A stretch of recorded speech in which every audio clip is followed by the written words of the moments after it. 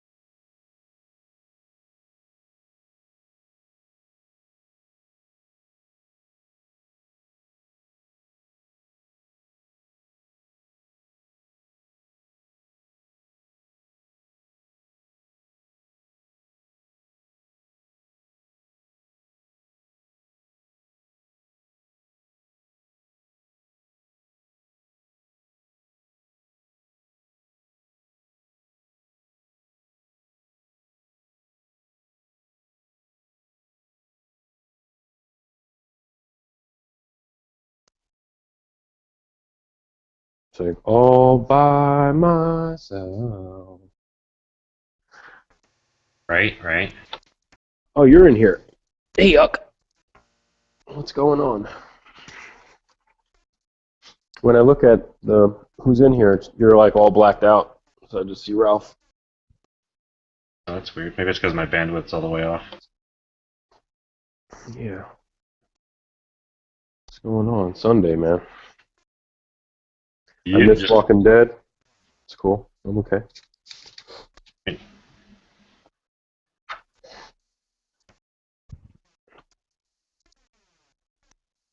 Everyone's saying, "Oh, it's the greatest 2 episodes ever," and I'm like, "Yeah, right. Okay."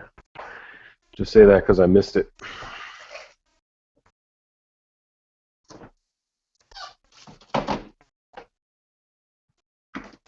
yeah, I missed tonight's chat too, but apparently there's a lot of bleedy vaginas. Oh yeah, a lot of vagina whispering. I'm trained in that though. I took a training class. I'm trained, bitch. Vagina whispering, tactical 2-day course. I don't know what's going on. They had a chat. I It don't know. was like, should you carry an empty gun or not? And I don't think people should carry empty guns. But I think Girk was the voice of reason. He said, if you're going to carry an empty gun and that's the only way you're going to carry a gun, then carry an empty gun, man. It's cool. Nothing wrong with it. That's the only way you want to carry. It's an interesting chat. I bet. Shit. I mean, it's a topic that never, ever gets old. Like, I could hear the arguments forever.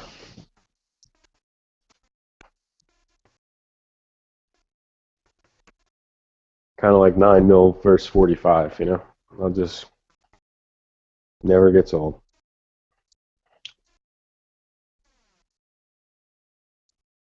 Yeah, I had that Russian guy I was talking about over at my house last night visiting the workshop. Guy really fucking carries a governor Yeah, shit. in his What does he shoulder. load it with? He has the first couple rounds or the first round snake shot, and then there's double up buck or whatever, and then there's the Winchester home defense rounds that have the little hockey pucks in them, Yeah.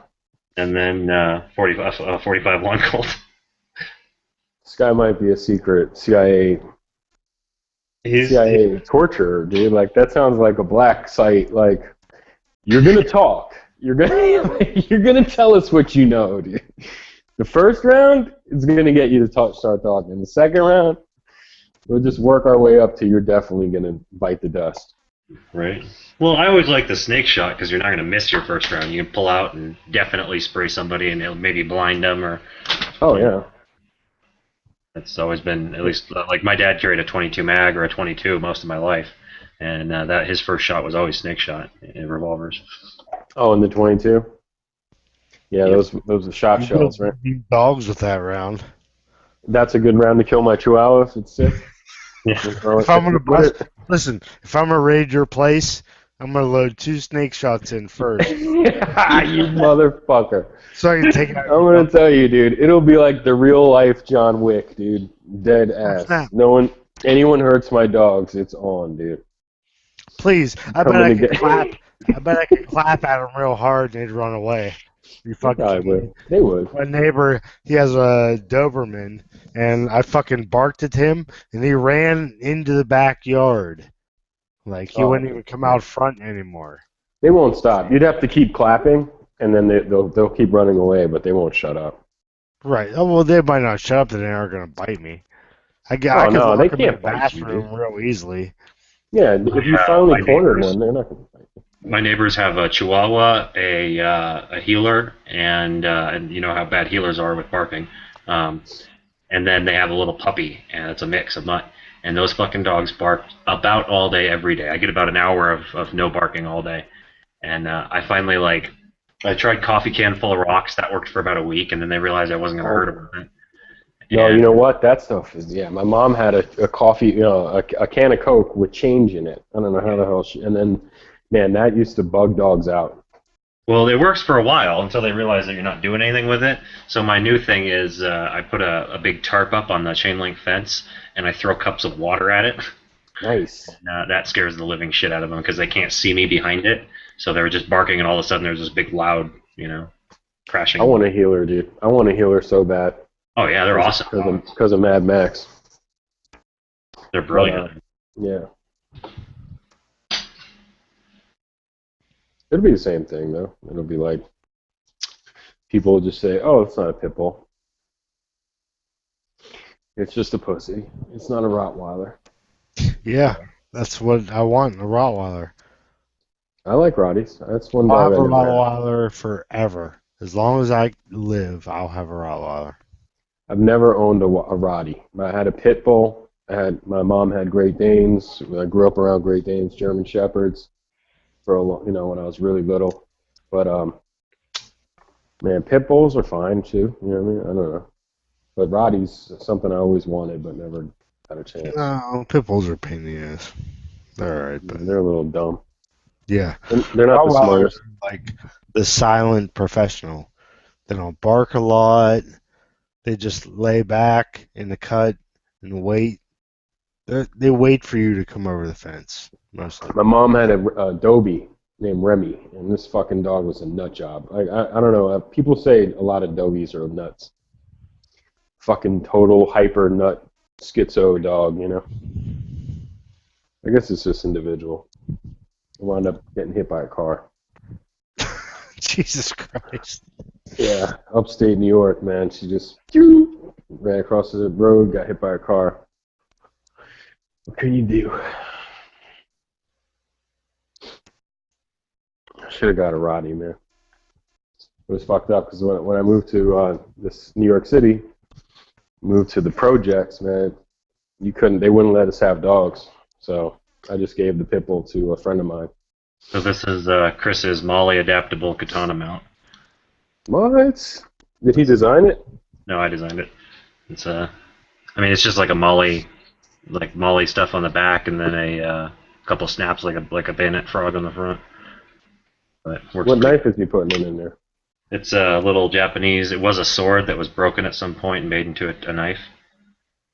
And really, really nice little piece. And I did some custom work for it, thinned out the handle a little bit, wrapped it for him, and re-dyed it and stuff. It had like a kind of a crappy lacquer on it, or a beat-up lacquer at least. Hey, you guys, Thin Blue has an off-air chat going. If you guys want to go join that, he posted it in the internal, so feel free. They're talking 1911, so. I hate 1911s. I'm a hater. Put on your I would jump over there. Head on over. Marthritis bothers me too much for 1911. Oh, you have a VP9. That's cool. VP11s with your VP9. I can go over there and be like, the VP9 is sort of like a 1911 in the fact that it's got a trigger. There's bullets in it, and it has a trigger, and it has a sight, and a barrel. So there's that. But beyond that, Well, no, I have an HK-45. That's sort of like what a 1911 should be nowadays. You really shit on Glocktober. Yeah, that's funny. I hope you didn't get any prizes. If you got a prize, just send them back. I won the very first prize, dude. The very first one. I'll have you know, I haven't gotten a single, not one. Not one prize? I didn't get a prize. I don't. Look, I'll see it I'll believe it when I see it. I'm not. I know it's coming, but it was whatchamacallit, Edge's chat, and I was in there like I was full blown Glock fanboy, fully Glock fanboy. Can someone send that chat to Glock so I can try to get a part-time job or something? I went full promo. I doubt one of their rinky-dink marketing guys could do a good enough job like me. I was like, they were shitting on Glock, talking shit. Who? What are you talking The about? chat, man. It was like Edge's chat, the first Glocktober chat, and I won the prize because I jumped in there and I was like, man, Glockity Glock, Glock, I don't Glock. listen to that motherfucker. Yeah, me neither. He smokes fucking BD. He smokes kind of He smokes cigarettes he those smokes? Indian cigarettes. Yeah, I can't. He smells like patchouli and No, Dejarum. What's no, Dejarum Black? He smokes, dude. no. The Swear to clone God, dude. smokes. Cloves. He sits and smokes cloves like some weirdo chick, dude. With black, like with black fingernail polish. No wonder he keeps his garage door open and his gun condition 3, motherfucker. Dude, carrot. How do you smoke cloves, dude? It's 2014, bro. Get those American spirits cracking, Have you dude. Those seen them? black, You seen them? Come on. the black pack. You ever smoke one of those? Oh, you don't smoke anymore, right? Yeah, I quit smoking and I've been real tempted to go back. So. Stress? Thin blue line stresses you out, dude. He's fucking Oh ending. yeah. Oh, I he's, have no fucking clue. he's What- ending chats early, dude. You're fucked up now. On that. Oh, Jesus. I wanted to have a cigarette the other day. I just know they fucking stink, bro. I'm a ball of emotion. I've had I can't one do it. within the last year or so, 1 or 2. You know, I'll be out drinking. Some chick goes out to smoke. I'm like, yeah, you know what? I'm gonna go out and smoke with you. And then I'll Yeah. cut the filter half off because they're smoking some ultralights or some shit. You know, I'll like stuff it in my lip like dip or something. You know, That's funny. I tried like to I don't smoke. like, you know, just go halfway. You know, I couldn't do it. I lit up a American Spirit Yellow like maybe a year and a half ago, and I took like 3 or 4 pulls from it, and I was like, holy shit! I felt sick. I just couldn't do it, man. Because those cigarettes suck. But if it was like a Marlboro Light or something, I'm sure I would have been like, okay, I'm back. you know, I don't even realize it, but the happiest is in the winter when I don't have to go outside in the freezing ass cold, smoke a cigarette. And I won't even get into vaping. Like I'm off of cigarettes. I'm off of vapes because I went to that too, right? Yeah. I want to go back. Like I want to go back and start vaping, but I'm just not going to. I'm not going to do it. Some dudes are serious about their vapes, man. I follow. I know, but you know, from a monetary perspective, like I should have gotten into it because I knew, like I was on there early. Oh, you mean business-wise? You should have made some money from it. I Or could have, just- you know, if I think about it, I probably could have, like, because I was in on the early shit, kind of on that. You know what I mean? Like, Yeah. probably No, could no. have. Vaporizer stores now are like the old we buy gold stores that were popping up like fucking 8 years I ago. know, it'd be so easy. You know what? I should do it. I'm gonna put it on my list. You Yeah, can, just open up a little hole in the wall brick and mortar. you vape want to? Well, store, I know. I mean, I know people, but vape world. But I follow this dude on Instagram. Tough Thumbs, I think it is. He used to do custom tough nuts. tough thumbs. Well, actually, I think it's Tough Knives now. But his fucking vaporizers are like $900 or some shit. Like they're all, I swear, dude, they're all customized, touchscreen. They're the sickest things I've ever seen, dude. They have like vaporizer mod like parties where people like just go hang out and like mod their vaporizers and all this crazy shit, and they're custom, super high-end vaporizers, man. And I never thought it was gonna get to that level where like where it'd be like a status thing. Like, check out my vaporizer, you know. Oh, that's nothing. Like, check out my $400 vaporizer. That's cool, man. I mean, at least in my opinion, here's my thing. Like, if it gets you off smoking regular cigs, then great. If it's bringing you into smoking tobacco, then that's probably not the best thing, right? So. No, most of these people were hardcore smokers, and they're just. Well, that was my thing. Like, I smoked like pack and a half a day for a long time. You know, over 10 years. And It's then the vape chat. well, whatever. It's my chat. I don't really give a Oh, fuck. you're running this chat. Okay. Well, I don't care. I don't know, As long as we don't lose Huck. tell me different. Oh, he'll be back. Didn't Huck used to vape? I don't know. Is Huck here? But I started traveling a good bit on the airports and rental cars and hotel rooms and shit like that, right? And you can't smoke cigarettes and that shit. Oh, no, yeah. I know a lot of people started vaping, other stuff besides the other Well, stuff. I don't know about that. I just know from, like, the, MTV and stuff. Well, I don't, VH1. because I don't get the MTVs. My You're friends, good, I don't man. have You're good. cable. So. You're living the proper life, man. Like the Wrangler Star No, life. that's a whole nother discussion. I swear to God, I could have a whole thing about. Like, I try to tell people, like, you don't have to live your life around when television's on, and they just don't get it. It's the Oh, weirdest. I fucking hate TV now. It's the weirdest thing ever. Like, so I mean, I travel, right? So, I'll go to whatever town, and decent room, whatever. And I won't even turn the TV on the whole fucking time I'm there. Because I turn my TV on when I leave my house, so that someone knows, like, thinks I might be home. You know what I mean? Plus, it's good for the dogs. Keeps them calm. I think. it's purposeful watching. That's what. Like, I'm like, oh, I have a free hour and a half, 2 hours or whatever. Like, I'm gonna watch something, blah blah blah, right? And I'll find something and I'll watch it. Like, it's not like, oh, let me flip through the channels. It's such mindless bullshit. No one on their deathbed ever was like, man, I wish I flipped through or watched another episode of. I don't even remember, man. Like, I was with a group that was talking about, man, what's this stupid fucking shows on anymore? With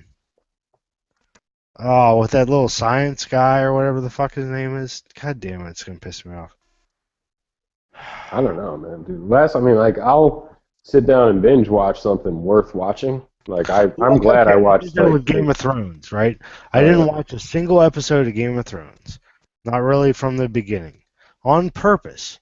So that someday, whenever I was, like, deficient and I wanted to watch something, I'm like, oh, hey, there's Game of Thrones. Breaking Bad. I didn't finish the last, like, 3 seasons or whatever, right? Because so someday I can be like, oh, I'm going to watch Breaking Bad because I can fucking do that. There's way too much content out there when you do it that way versus, like, oh, let me scan through the channel and see what's on. Redneck blah blah blah. Crocodile killers, Yeah. All kind of stupid horse shit. I can't even believe people fucking pay money to watch. Oh, my favorite is the, like, Dancing with the Stars bullshit, or like it doesn't even exist in my house. I swear to you. You're lucky. I can't do that shit. Lucky, man. I'm really not. Like, I'm the standard. If you look across the world, like, most people don't have access to that shit. So No, I'm just saying you're lucky that your wife's not like, we're watching, I'm going to watch that. I don't give a fuck. Like, some people are addicted to it like drugs, so they're not going to. Like, I know people that their wife will go watch the shit in another room. Like, she don't care. Like, she'll go watch Dancing with the Stars. I'm not going to lie. Like, if it was limited, I could deal with it, but if it was like life or death, like, no, I'd find some other shit. Like, yeah, our lives are not determined by when certain things are on television. It's like guns in a way. And people don't understand that. Like, try to bring it back to guns real quick. It's like guns. You don't need to fucking go buy out every single gun that comes out. The hot new gun. It's like TV. Like, I don't need to go. Yeah, like a VP9. That's like VP9 is like if you started watching, some stupid show that's brand new, like The Blacklist or something. Oh, go watch The Blacklist. But, I watched a few episodes. I'm done with it. I can't even watch a whole season of shit. But like True Detective or something like that. Yeah, like True Detective or Breaking Bad or something decent. They're not around a lot. It's like once every few years. Good TV comes. I mean, Walking Dead, to me, has already jumped the shark. They're trying to redeem themselves. I gave up on them a while ago. They fucking jumped the shark, like, real early. That whole season where they were on the farm, and it was just so fucking bullshit, it was over with. But they, they maintained their viewership, and then they tried to redeem themselves at the end. Even that last season, like, where it was like half boring, lame, and then like the governor was out of nowhere. Like, the governor storyline was cool. Whatever. I mean, it's just fucking garbage, dude. Hopefully, this season is good, but they're not. It's another show that's like I could live without it. That's it. Like, Walking Dead is the only show right now that I might watch. So, missed it 2 weeks in a row. And then tomorrow night there'll be I like these chats. I watch these chats like fucking TV almost. Even if it's background noise. So tomorrow I'll listen to the Walking Dead chat, and then I won't have to watch it.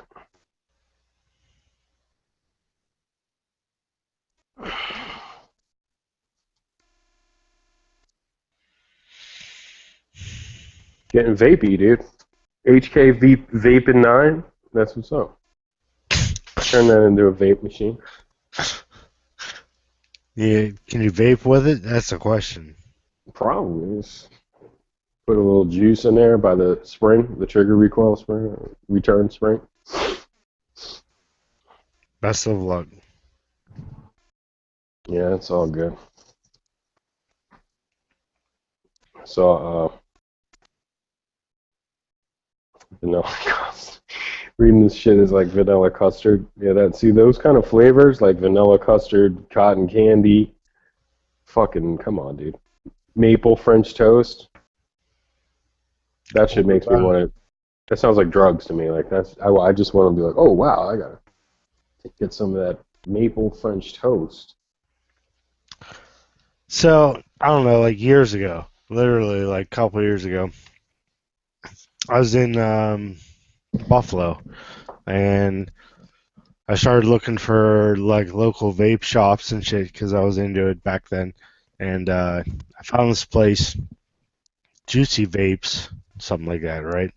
And I'm like, oh, this looks like a nice local shop or whatever. I go and check them out. And by the time I get there, I realize they're like one of the biggest in the country, really. You know what I mean? So they had like samples. I tried out some shit. I got some juice. They make it fresh, like as you order it. Like they go back in the back. They mix, the base mix and then the flavors and all this shit. And then I tried to get them a franchise with me, but supposedly they already had something else going in my area. I don't know what the deal was, but they've made good shit ever since. Like, so I tried to do that with the Asian massage parlor down by the highway. I was like, come on, man, let's do something together, Rubmaps.com. Yeah, I just want to open up a chain of Asian massage parlors, but then the Asian gangster dudes, they were like, no, they just looked me up and down. So they just said, get out. I don't know, Korean, they must have their own stuff or something. Was a good guy? He covered. They were Korean. He's Filipino, so I don't know. I'm sure they all have their version of organized crime. Yeah, baby. He's a coyote killer. It's just me, you, and Talon in the chat. Robbie. That's it. Just cool. Robbie and Talon. It's cool, man. We'll talk shit. Yeah, IWI is bringing in that Galil. I think that looks pretty cool. Not buying it. I'm broke. Yeah, I'm not buying it either, but it's only 10 years behind or more, but whatever. You got the 300 blackout system, so the weapons platform, the pistol weapons platform system. So you're fine. That's like an American Galil. What's the American Galil? Yeah, it looks pretty good, man. I don't know what you're doing with that pistol stock. Brace thing. You like that, don't you? Is that you just trying to go against the grain to just be different, or? You mean compared to the SIG? No, that's a purposeful decision. I sold my SIG brace to Profit for like next to nothing. Where was I, bro? It's gonna undercut it. The undercutter. Not a chat. I sold to him for like $50. What? Oh, I would have offered you like 52. He even threw an extra 10 for shipping, like a gentleman. Sweet. Like a gentleman. So what is the deal? Like, what's the advantage? Well, number one, the footprint's smaller. Number two, it's not rubber. So I don't fucking like rubber. Like on your cheek weld and all that stuff. No, I don't care about the cheek weld. It's on my shoulder. Like yeah, catches on my kit. So whenever you're moving from low ready to shoulder position or high ready or high port to shoulder position. It doesn't catch up on your fucking sling and on your shirt, Okay. shit like that, right? So the lighter it is, the better.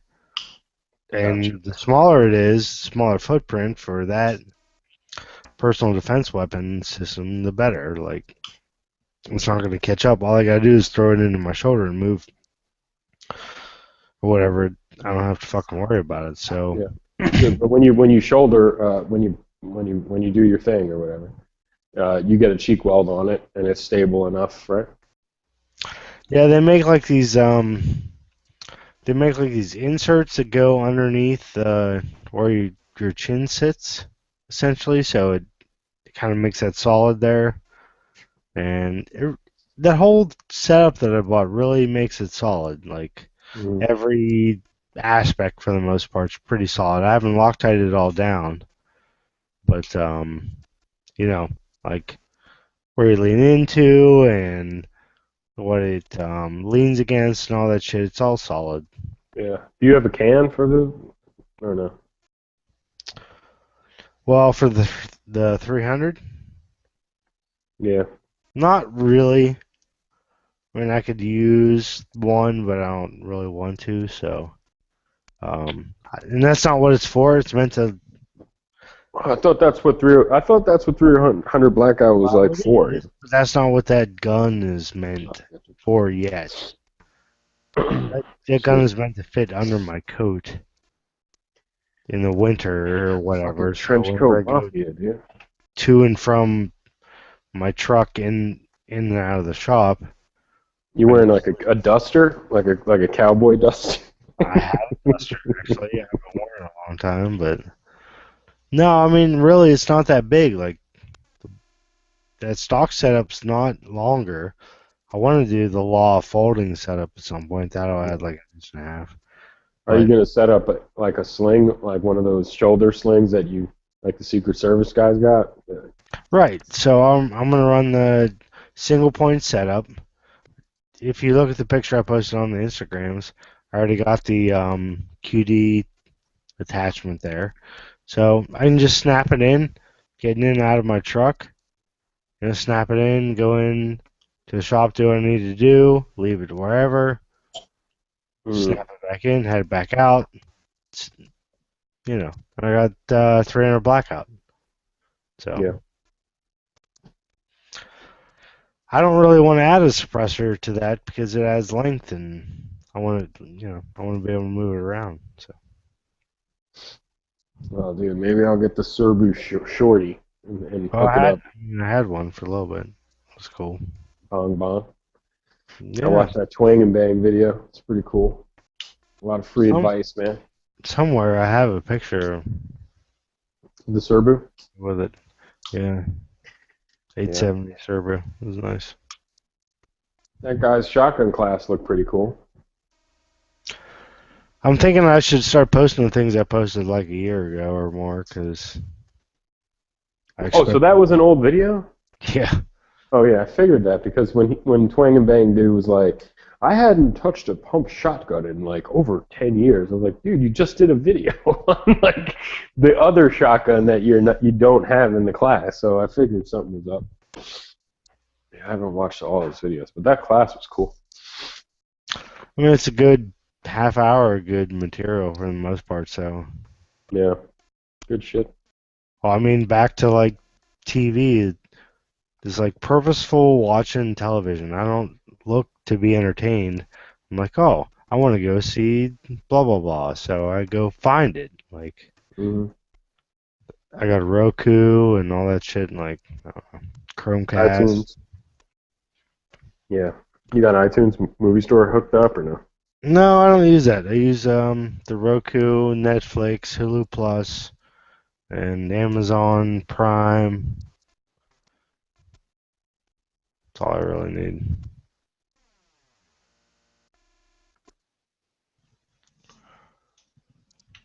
Man, Thin Blue must have the cool chat going on. Yeah, I think that's where Huck left this for. Oh, Huck was like, you tards are going to talk about fucking vaping? So last year, man. I know. That Well, sounds old school. I'm so past vaping, I'm over it. Like I gave up on it. I already went through it. Need to go get something to eat. Shutting the chat down. No. You can just leave me in here. I'll listen to the smooth sounds of country music, man. Sounds Sturgill Simpson. Some Sturgill. Some sturgeon. Hey, man. So Rogan had this chick that's like, I don't know, a ways from like the North Pole or something like that. Mm-hmm. Had this chick on. She's talking about like wolves eating bears and shit. Oh yeah, in her music or just in general? Oh no, she don't have no music. Like she just lives up there. Like that's her thing. She has like she's a lighthouse captain or some shit. Like Sweet. she lives up in the middle of nowhere, and it's fucking awesome. It's a really good interview. I've only watched like the first hour or so, and I recommend. Doesn't he live in the middle of nowhere now? He lives in Los Angeles. What are you talking about? I thought he does his show from like the middle of fucking nowhere, like Colorado or something. No. I didn't know that. Maybe someone on his show might come on. He moved to Colorado like a couple years ago. Yeah, I think I watched one where he was saying like he was in Colorado, like doing it. It was like a couple years ago, Mm. and then his dog got eaten by like a mountain lion or some coyote or some shit. His wife was pregnant. Was like, all right, we're gonna move back to civilization. So. Oh, okay. So I don't want to get food. Keep this. I'll keep talking to myself. You better. I'm gonna be like, watch some Iggy Azalea videos. Tell everyone how great $3.99 for a 642 is. Besides the one you sent yours in. That's a lie, dude. I thought you said 686. Okay, I got you. Yeah, I can tell some stories, man. Let me tell you some stories. I bought a 642 Smith & Wesson. I brought it to the range. I put like 25 rounds through it.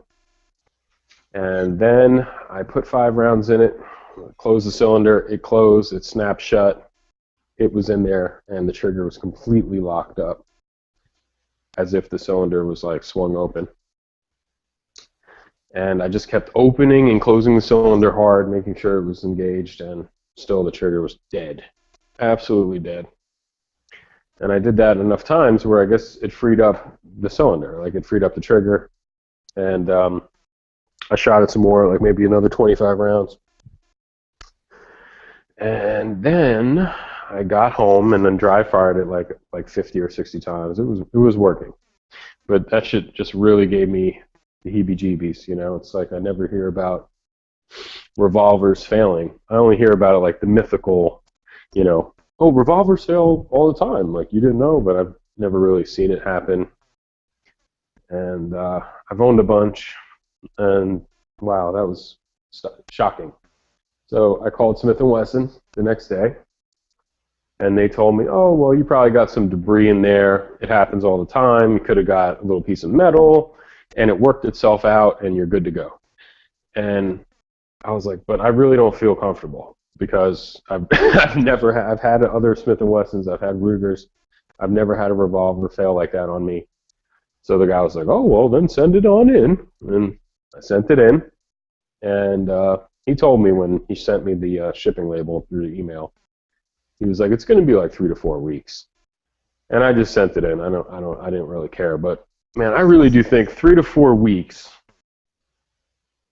is way too long for a repair, or even for them to look at it. I mean, I can see if it was like, oh, I want to send it in to get new sights or a trigger job or something like that.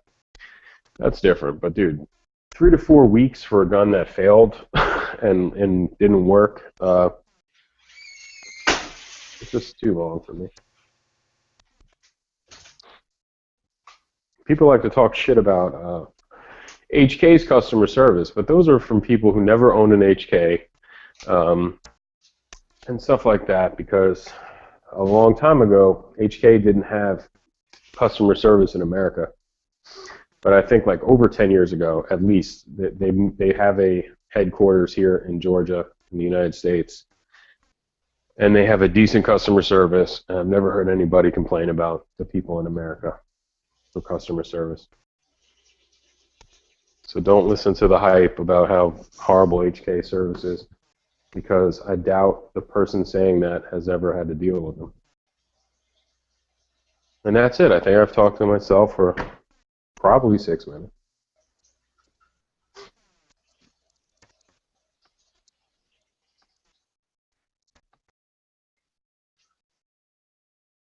Hmm.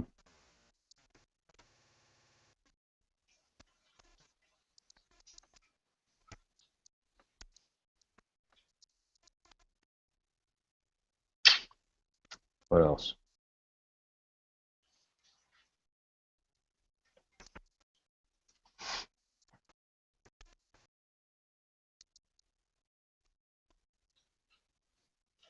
Titanium finish GP100? I've never seen that.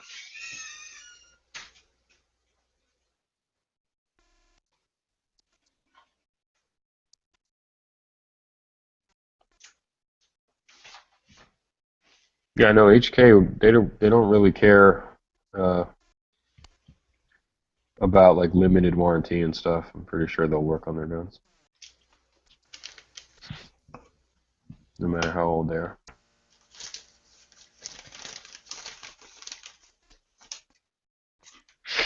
You're not going to get much better customer service than Glock. So that's pretty much the gold standard.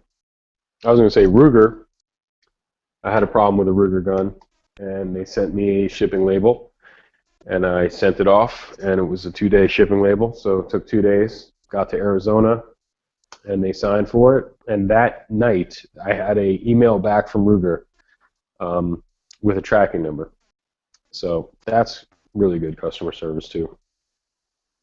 They fixed the gun, made the repairs, test fired it 50 times, which, you got to take their word for it. I'm sure they shot it once or something. But yeah, good turnaround over at Ruger.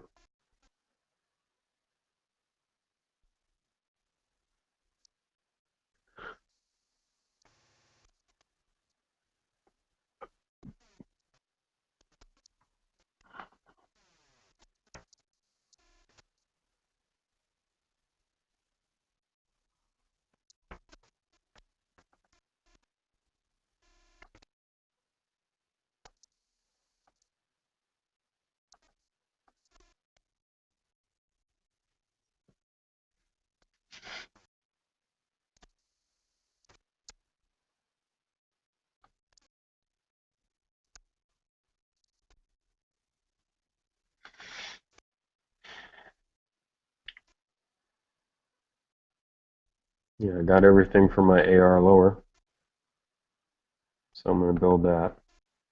Probably get another one this year.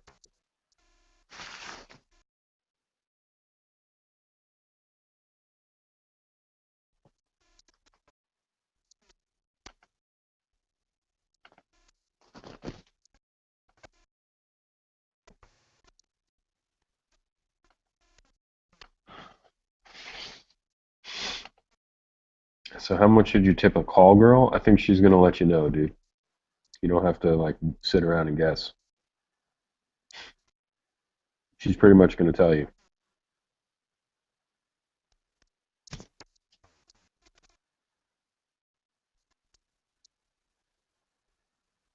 Yeah, I think right now the deal right now would be those $550 like NPAPs made in Zastava. Those are what I would buy. I bought a Spikes Tactical lower because it was cheap or whatever, and I bought a Daniel Defense parts kit for the same price as every other parts kit on AIM Surplus. And I really must say, I have a Daniel Defense AR, so from what I understand, they're excellent quality control, make excellent parts kits. And what else did I get? And I got a Spikes Tactical buffer extension, receiver extension tube, and ST2 heavy buffer or something like that. I mean, when it was all said and done, it would have been cheaper for me to just buy a complete Spikes tactical lower, but at least the only thing now is like I have a Daniel Defense parts kit in there. Might make me a little bit happier about it. But you can go right now and buy a Spikes tactical complete lower for like $240. You know, have it shipped, pay the $25 transfer fee, and you'd probably be cheaper than what I'm into this thing already for. But right now, lowers are like super cheap, man. Andersons are $49. Spikes tactical, it's at $79. I see it all the time. I mean, if you're not buying lowers, if you have money to waste, you should be buying at least a lower every few months.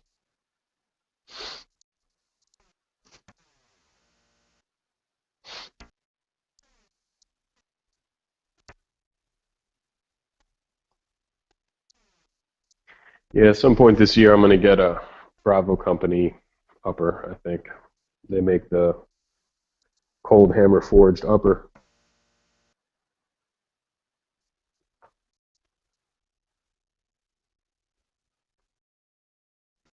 Yeah.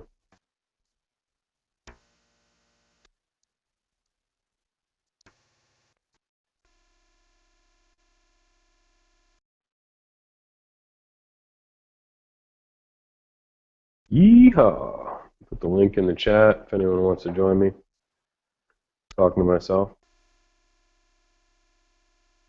I feel like Bob.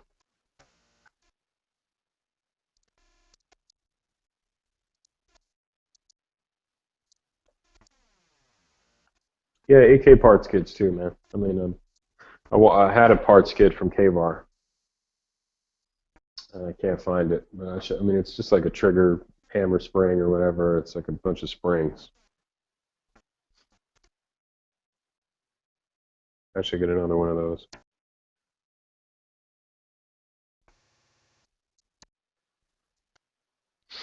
No, I don't have any tools, bro.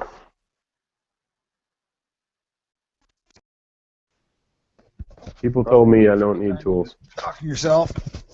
One night you were talking to yourself and you had like 40 viewers, so be proud of that. I was like, I think it was We Like Shooting, and then I was watching them, and I saw you were by yourself talking to yourself, and you had like twice as many viewers as them. But they're not in it for the viewers. They have like a podcast. So. Yeah, exactly. Oh yeah, man. Yeah, I get bored and got to do my drunken babbling chats. You were talking to somebody about something, but I think it was about airplanes. It was probably about airplanes or something like that. Oh yeah, it might have been. Yeah, I love airplanes. I really should get my pilot's license. I've got like, I don't know, 50 hours, but it's just don't have time. No, I'm retired. No, I don't have the money. Sweet. Well, you'll be able to fly kites with Good Guy. Remote control plane. Does he fly those fighting kites? Those are cool. Yeah. I got a couple. No, I don't know. He's probably working too much to fly kites. Yeah, probably. Yeah, I don't know what I'm gonna do when I go down there. Like I say, G-Webs gave me that tip on the gun range that's right, like got a camp ground attached to it. That sounds badass. So I'd really like to do that. Oh yeah. When are you planning on leaving?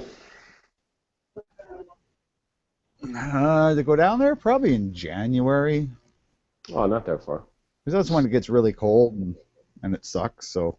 Did you see that the World Health Organization said that there'll be 1.4 million cases of Ebola in Africa by January 15th, they said? It's shocking to me because there's only 10,000 cases right now. So that's like more than 100 Yeah, but it goes times. up fast. Oh, okay. I know with World of Warcraft, they did an experiment where they induced a disease into the game That's that fun. would be contacted from one person to another person, and fuck, like within a month, the whole goddamn 9 million people were infected. That is Really scary. bizarre.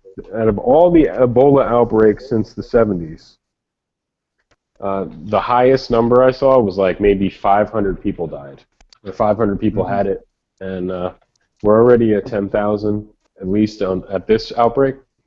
But to get to 1.4 million by January 15th, this sounds outrageous to me. Like it's impossible. But I had an argument about that earlier this evening. I was like, yeah, I'll believe it when I see it.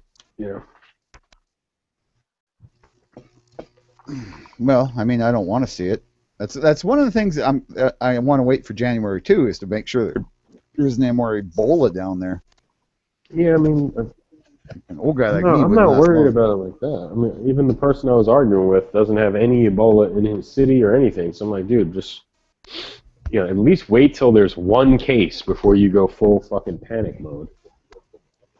Don't go panic Yeah. mode now, like because of Well, something there was far that away. doctor.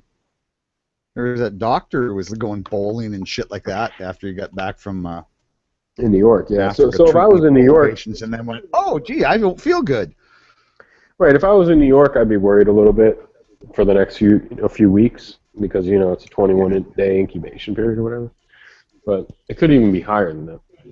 But if I was living in like Los Angeles or something where there's no cases at all, I don't know. I wouldn't be worried so much now. Yeah, but the thing is, people travel so much, right? Like if the cases start popping up in New York, how do you know that somebody from New York is going to fly to LA or, to Hoboken, New Jersey? You just Oh don't. yeah. Oh yeah. That's why I say it's better to Wait wait and and see. make sure that Wait and your see. country's clean before I'm coming down there, because ours is. I don't think Ebola works here because it's too fucking cold. So Oh yeah, dude. I mean, I'm waiting to see too, because if we start getting a lot of cases of Ebola, I plan on quitting my job, charging off my credit cards. I always wanted an Ed Brown 1911. You know what I'm saying? I'm gonna get a Nighthawk custom. yeah, I'm just cabin up in the mountains. Yeah, I'm just gonna start. All those mansions for sale where I live. I'm just gonna move in. What are they gonna do? No one lives there. It's for sale. Well, that's true. People have done that, eh? And you can I get mean, away with it. that's my plan. Yeah. Back in '08 and '09, where the foreclosures were happening, you would see so many huge mansions and estates for sale that were like taken away from them, and Yeah. they had power. Like, I know they still had power on. I don't know who was paying for Well, they that. have to leave the power on. Yeah, Exactly. it'll ruin the wine in the wine cellar otherwise. Or the pipes will freeze or whatever. I don't know what the fuck's going on. See my barrel, There's a hell of a boy. lot of plumbing in places. Yeah, 1.4, 1.6 million people. If they got that, then that would mean, like half of them would die. It's a 50% chance of dying. Yeah, Can and you that's imagine? actually gone down from what it was originally when they first discovered Ebola. Well, that's over there. I mean, here we're batting like pretty good averages, like Well, as long as you're white. or Filipino and hot, cute, and get to. Yeah. I'll make out with her. Yeah, it's like, no, we didn't give them the experimental drug we gave everyone else. Oh, we'll give it to them, but it was too late. I can't believe Like, really? that girl was with the president in the Oval Office and he was like hugging her and kissing her and like rubbing up all over her and stuff. Because she was cute. Yeah, maybe he's Clinton in disguise. Yeah, that's it. Like, look, you keep that girl away from me until we know for sure she's cured. Yeah.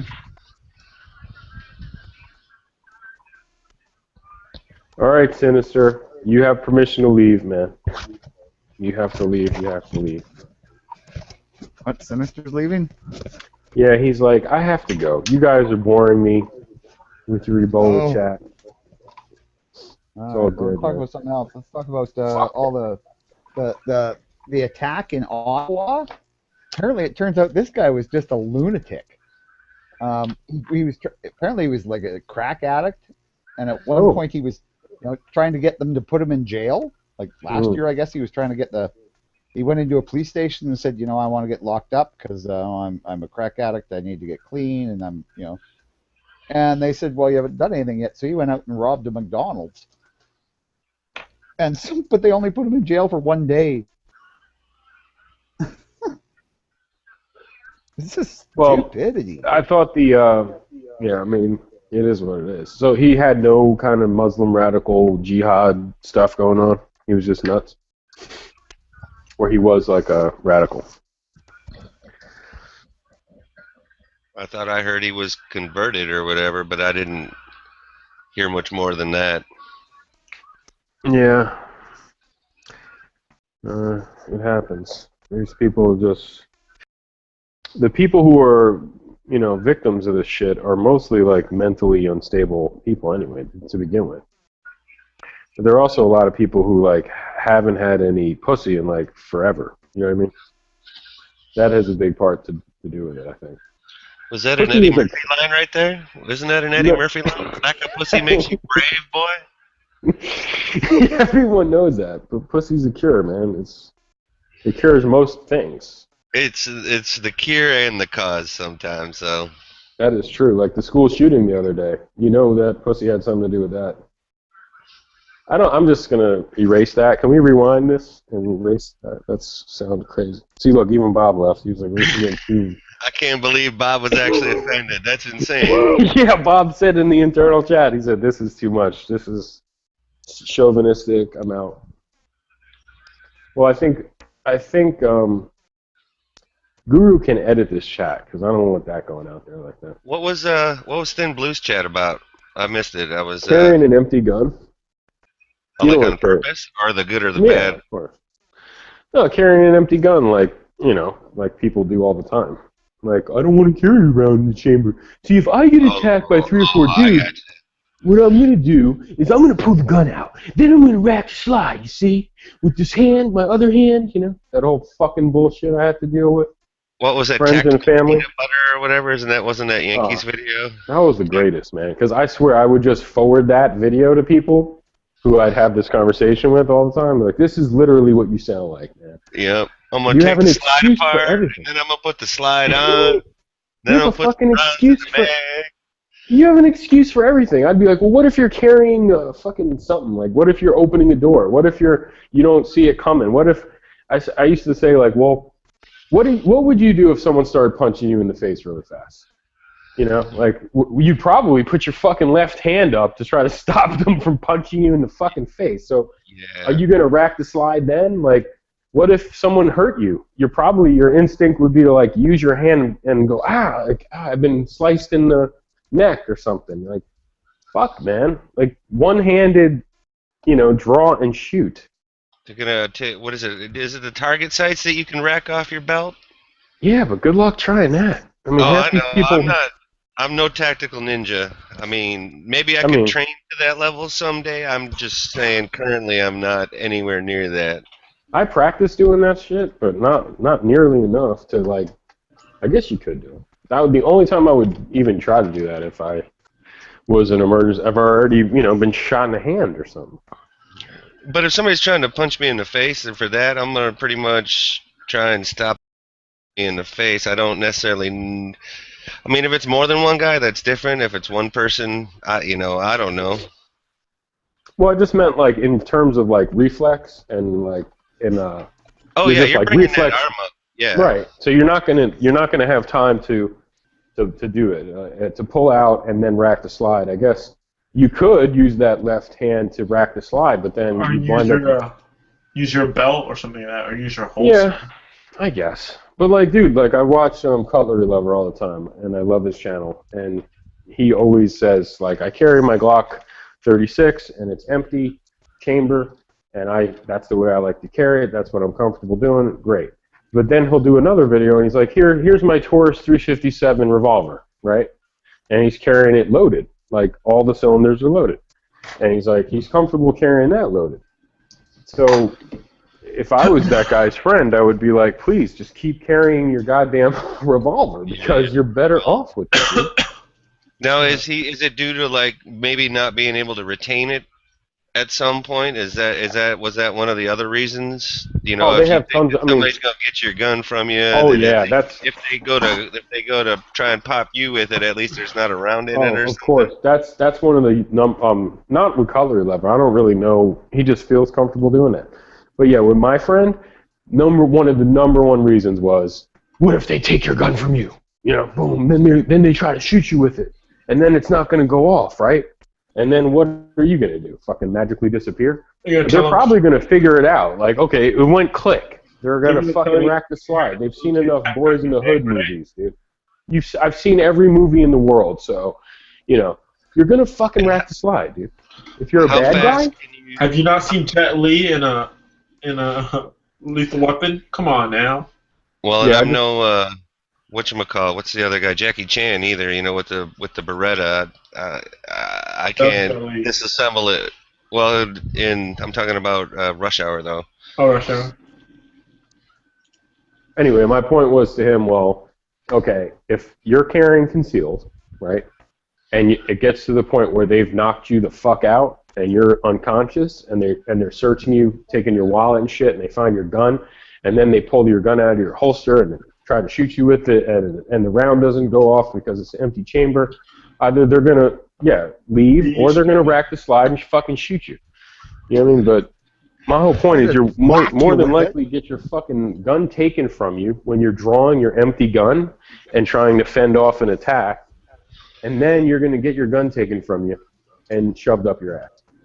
Yeah, that's what I think. That's probably what's gonna happen. The old lead in 'em.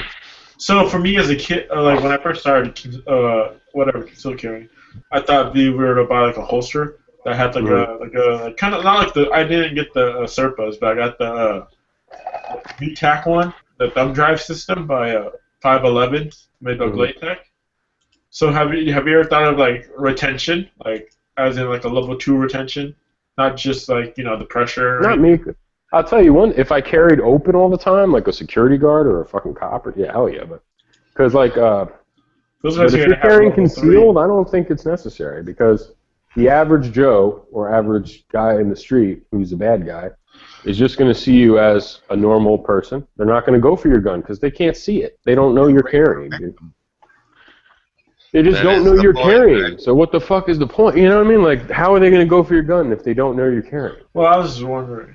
No, but I also- agree. I like retention all the time, dude. Like, I was at a Starbucks the other day, and I come out, and this dude is a big security guard, and he's talking to some dude who's like totally not paying attention. And I'm walking real close to him. He doesn't know I'm that close to him, behind him. You go And I'm like, wow, his big ass Hey, aren't Glock you is Tom just Hanks?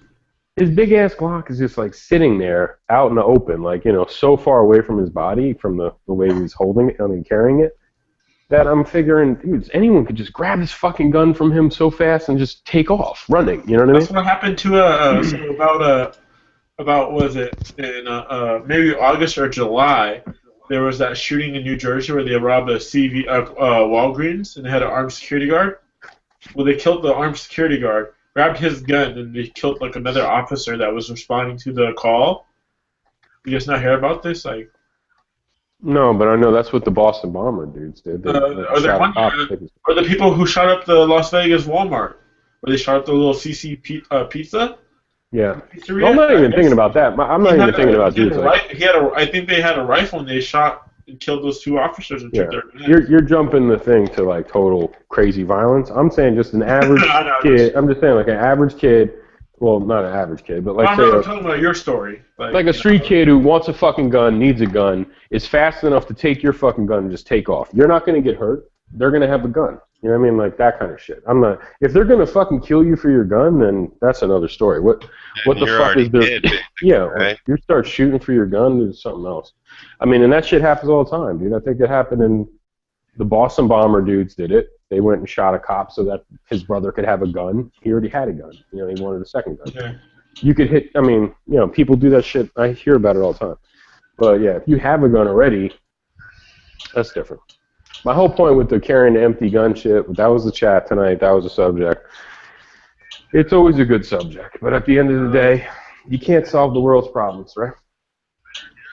Well, not by yourself usually, that's for sure. So for me, when I carry my 1911, I have one in the chamber, but the hammer down. What do you think about that? Better than empty gun. I think I would rather have a SIG if that was the case, if the hammer's down, so that I would still have the double action. Double action, single action, whatever. But I hear what you're saying though. And I when I do carry my whatever 19, I do train to like cock the hammer if I do need a draw. You're way better off than someone who carries an empty gun. Yeah. But yeah, you're still in a disadvantage because you still have an extra step before pulling out and shooting, and you have to pull out and cock your hammer back and stuff. If I was to have it cocked and locked, the motion is as if I had to hit the slide or hit the safety off. That's true.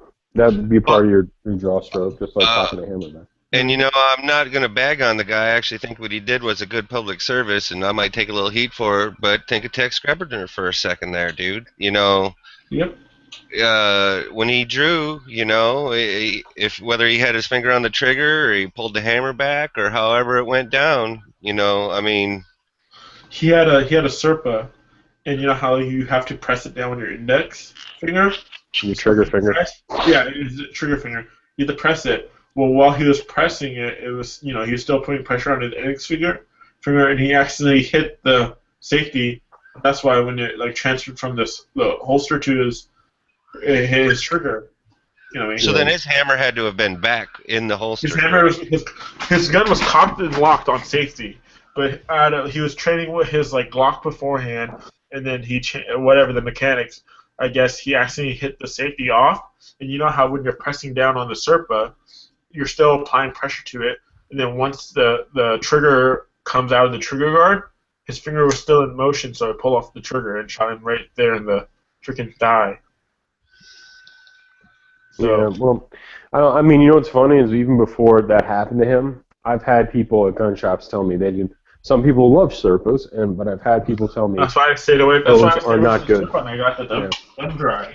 Unfortunately, my buddy was like an Army Ranger and everything, and he was showing me videos on a Viking Tactics, how they were doing pull-ups and shit with him. So I'm like, oh, I'm sold. I bought it. This is. I'll show you exactly what I bought. This is why I bought it. All right, let me turn my camera on so I can see. No. I'm gonna show you a video. Okay, you're gonna link it. Okay. And then again, here's the other thing, though. If they're Army Rangers or whatever, they're already being indoctrinated into a lot of that stuff that you or I are not, Yeah. Well, he's always been what I mean. He likes whatever. So level 1 is when it's just the friction of the holster itself holding it in. Level 2 is when you have an extra step, like an actual a Serpa lock or a thumb drive lock, or the Safari plan has a little thumb pusher thingy, where it pops it out. And then level 3 is where it has the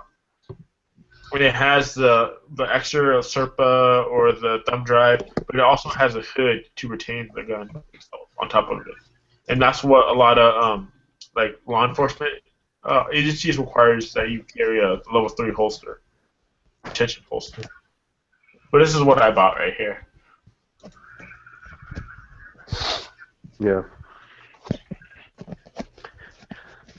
I just feel like if you're carrying concealed, you don't need that shit to me. That's just my opinion. What do I know? I don't know shit.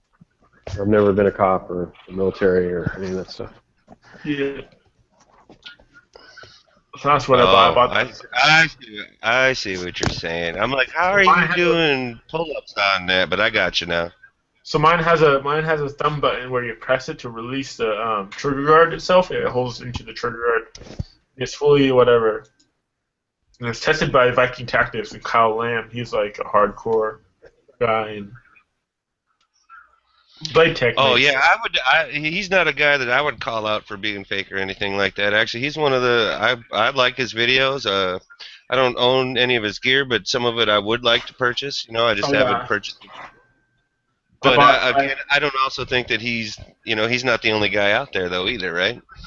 Yeah, I bought that, and I bought the Viking Tactics sling where it's adjustable, so it adjusts to your size or whatever. But it was the first on the market, you know. And my buddy, Jason, he swore by it, and he had the Gen 1 where it's not like the padded one. Then Gen 2 came out, and I bought that. Jason was the guy. I shot an AR-15 twice before I bought one, and the second time was I shot Jason's gun. His I'm glad whatever. you clarified that you shot his gun and not him. Oh yeah, I shot him too. Yeah, so he brought me out, and he's like, "Oh yeah, just buy the ammo, and you can take out my gun, and we'll take out my gun and we'll shoot it." And then I bought it, and then I bought the ammo, and we went to go shoot it, and then I'm like, "Well, time to get me an AR-15." And I don't think I had fired one before I purchased mine. But you know how you guys had talked before. It was like, you watch a million videos, you do some research online, you read some magazine articles, you talk to other people that either do own them or have owned them or whatever. And having some family members that were in the military and stuff like that, they gave me their opinions on the M16 and stuff like that, which of course it's not the same thing, but it's relatively so. Yeah. So And I bought an AK because I went to Cabela's, and I forget, like on Sundays they close at like 6. So I drove I would say what was it, 30 minutes away, 40 minutes away. Went over there. I'm like, what? They're closed at 6? Are you serious? And then you came back to a gun shop and they had an AK. I'm like, oh, time to get an AK. I'm glad I bought the AK instead of the AR because I would have bought like a cheap old the Patrolman. So the Bushmaster Patrol. The Bushmaster Patrolman, the M4A3, and I would have decked it all out, and I would have paid more than the gun I have right now. Is the DPMS about the same as the Bushmaster for quality? For the I think they're a good entry level gun. They range right now. You can buy a Bushmaster brand new for $650, and then you send in the receipt, and you get a $50 mail-in rebate. So you get one for $600. You can find DPMS for around $600 too. I think they're a really good entry level gun. But for me, with the prices being so low, I'd rather tell you to build one, so then you know how it works mechanically and everything, and it's for the same price and probably the same, as good. I might build my next, but I ended up going with the M&P Sport for my first. I think that's a really good option. The other day, I think I linked it. I don't have the link now, but it was a actual Armalite, and it was a deal, and it came with a cheesy scope, some mags, sling, all that kind of stuff, and it was just in that 600 range, and I thought it was a pretty good deal, other than some of the accessories or whatever were kind of borderline junk, I guess, but at the same time, if you didn't have anything, they would possibly be better than nothing. But I do like the fact that if you do buy a gun from Bushmaster or Wyndham Reparee or anything like that, you do get the the safety or the satisfaction that you do have a place where if your gun does break, you can send it over to them. You can send it to, right? As opposed to if you build it yourself, correct? You build it and you break it, you gotta pay out of pocket yourself. But I do like the option of that. But again, it's so modular that most fix or whatever. I also think that if I end up building one, that I'm going to end up spending more than that $600 or even $800, because if I'm going to build one, I'm going to put in it kind of what I want in it, as opposed to, oh man, lower for $38, and this is only that and all that. I'm probably going to try and go for a little bit better build if I'm building it myself. Yeah, well, I have a main rifle, my Yankee Hill, which I decked out, and then now I'm just building these ones for fun, and besides my AR-10, I'm probably gonna deck that one out. You are building one of those? I do. I have a lower and have the lower and upper receiver set already, and I already bought the Armalite tactical 2-stage trigger and stuff like that. I just need to order a barrel and the handguards and get them all put together. So my rifle right now is probably about, I would say, about 50% of the way there. My AR-10. How long a barrel are you going to go on that? I'm probably going to go with a 20-inch barrel. So I'm going to get a 20-inch barrel with a 15-inch Troy rail, and then Yeah, no, that should work good for you. Yep. So and I then know I bought the regular. I just bought the regular. Was it A2 style fixed stock? So I'm gonna probably change it out to the Magpul PRS later on down the line. That's $200. So I just still need about another grand or so. Hey Hunter, what are you doing? Yeah, 'cause that thing's gonna have a lot more recoil than any AR or AK you shot. It's gonna be a heavy gun. I Yeah, but if you're ballpark gonna it build at that, least get 10 the pounds. At good least. buffer. Get the good buffer end or spring or the JP silent capture spring for it. You can Yep. get the good muzzle brake for it. You can try and mitigate some of that recoil. I would think. I think it's fine. I think it's gonna be a heavy gun. I shoot like regular hunting rifles and stuff like that, and they kick. You know what I mean? So I'm not used to like. Well, I am. It's not like I'm not used to heavy recoiling guns or anything like that. So Well, you got a like the Mosin, difference don't you? between I don't have a Mosin. I don't have any milsurb guns yet. Okay. So I have a 700 was it 30-06, and then my dad has a 308 778. Yeah. Well, those got some kick to it. Oh, That's yeah, for they sure. do have my dad's gun has like an 18-inch barrel, so it kicks pretty hard. And it's like the older style, so it's like made in the 70s, so it has that hard plastic red backing, and Oh yeah. No shoulder pad at all. I Just can plastic shoot butt plate. shotguns like no other. I can shoot 12 gauge. I can probably shoot like 200 rounds of 12 gauge and not get tired. But it's no big deal. Yeah, you should be fine. But yeah, it's I mean, Were you first shooting time- out of a pump or a double pump. or a single? I shoot out of a pump. I shoot out of 870. I'm like a night. Yeah, I gotta let my dog out. yeah, 870 is a good Okay. gun. I gotta say that Model 59 that I ended up gifting to my friend, it was a semi, and it definitely kicked less than the pump that I have. But again, slightly a noticeable amount. But at the same time, that pump it isn't hurting me at all. Well, You just make sure it's in your shoulder like a good guy, and then everything will be all right.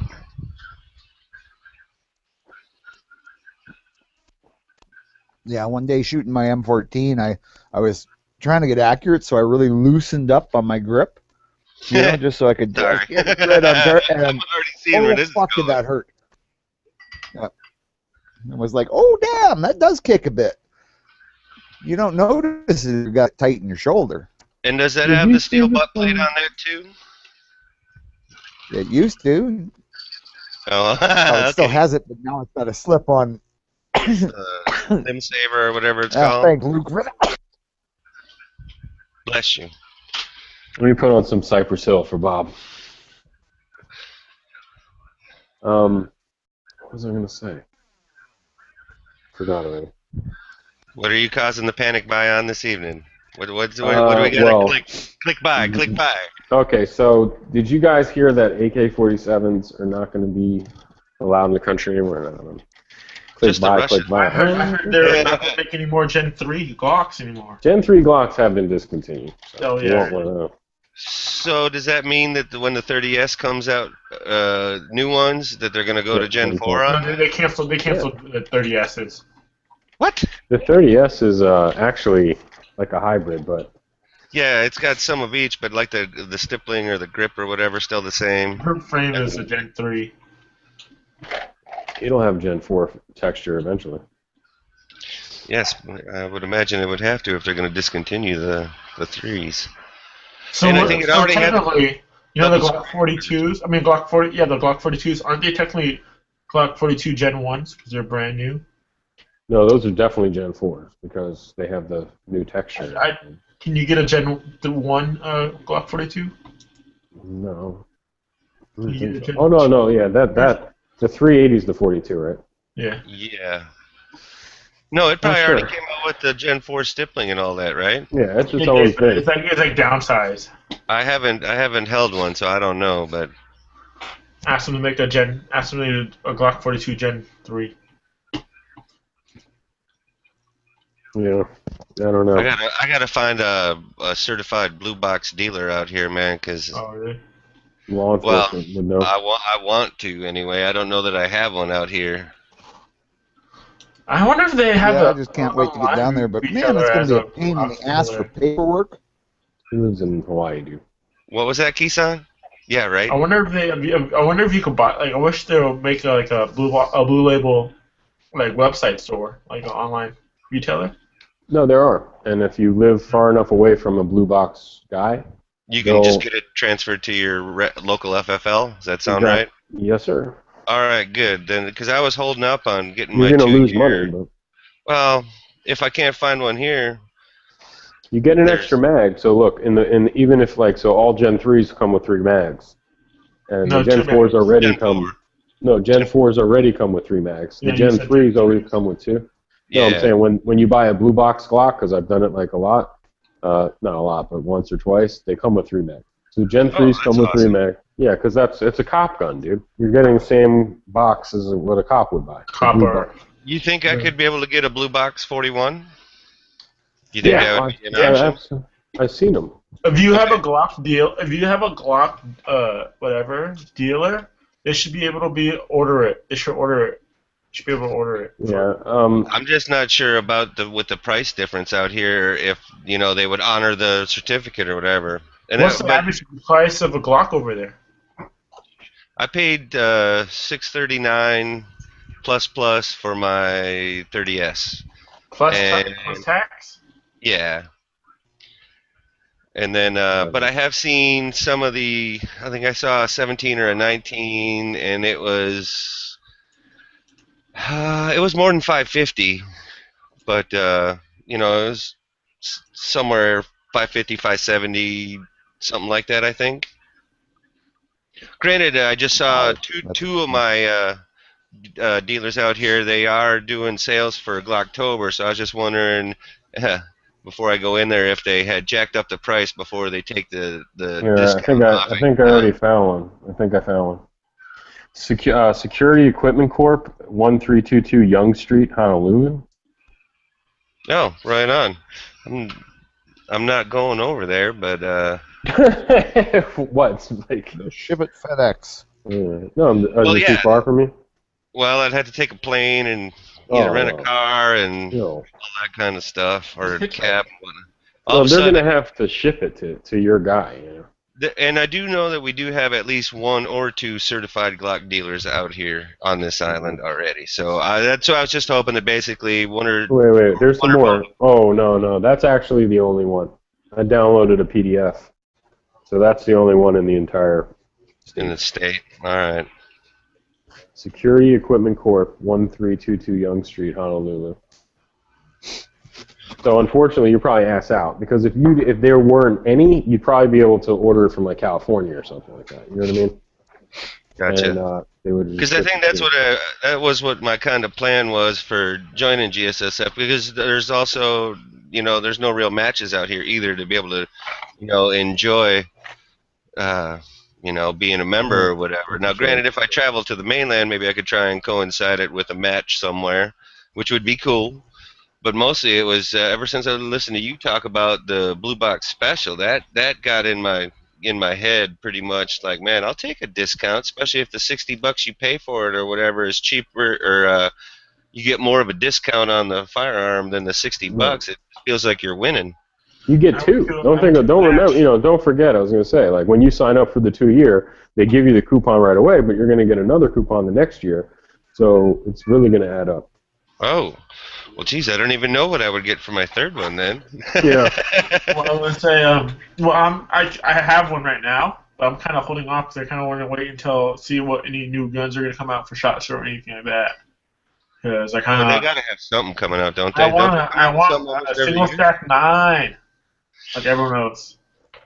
This could be the year, dude, that they introduce the carbine. Ooh.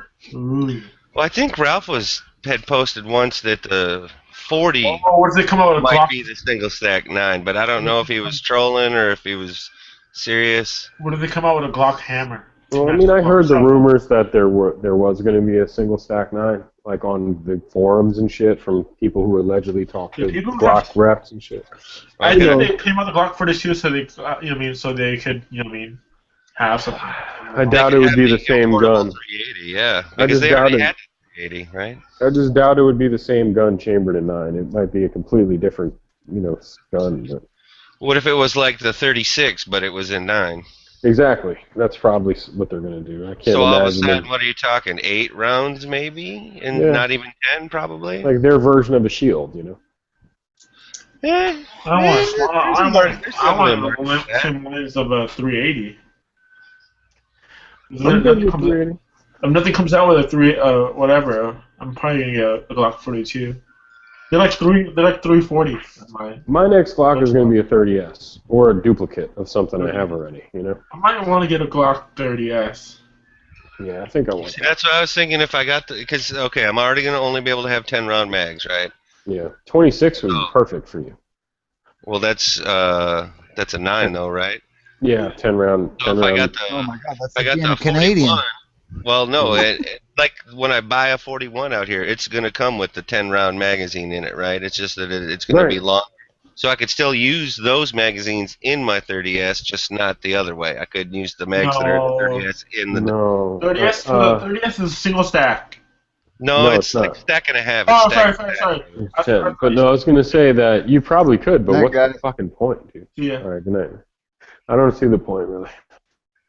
Because, like, the way I'm sure other people would argue, but No, because like the magazines are not designed to have. They're not designed to be 10-round mags. Okay, so like they're doing things like cutting the coil and doing all this other shit.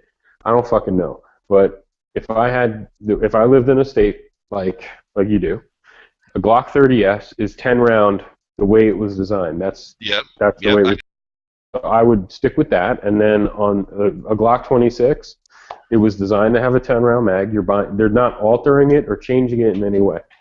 You know what I mean? My next gun after that would probably be like, I don't know. I guess. I kind of like the ones that if you're gonna get a 26, you might as well just get a 27.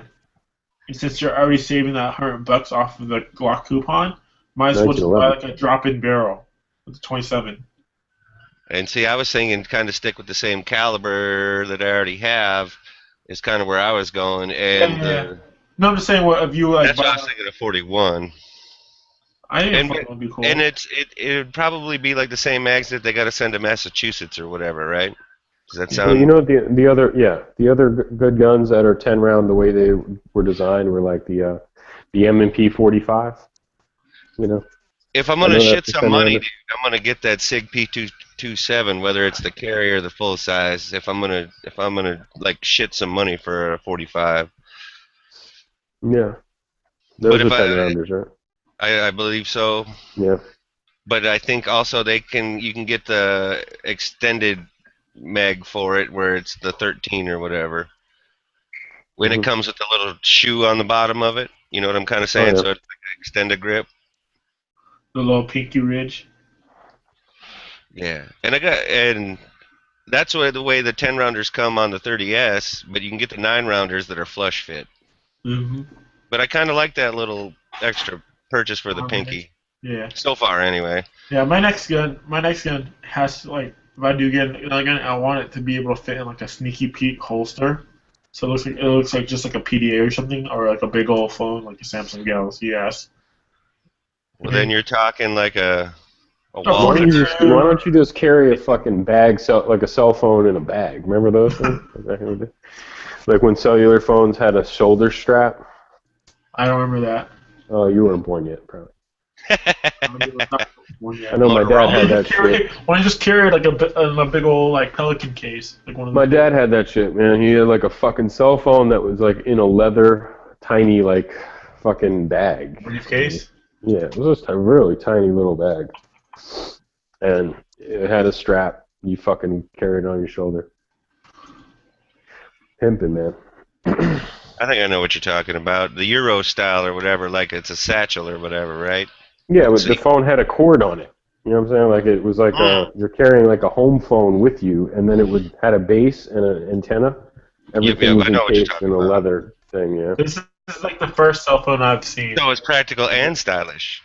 Oh hell yeah. These ones right here. These ones were the legit ones. And I'm just like, saying, I a remember Sneaky Pete is pretty fucking like. Look at my gigantic BlackBerry pager that I have. Well, look, leather- And my incredibly small penis.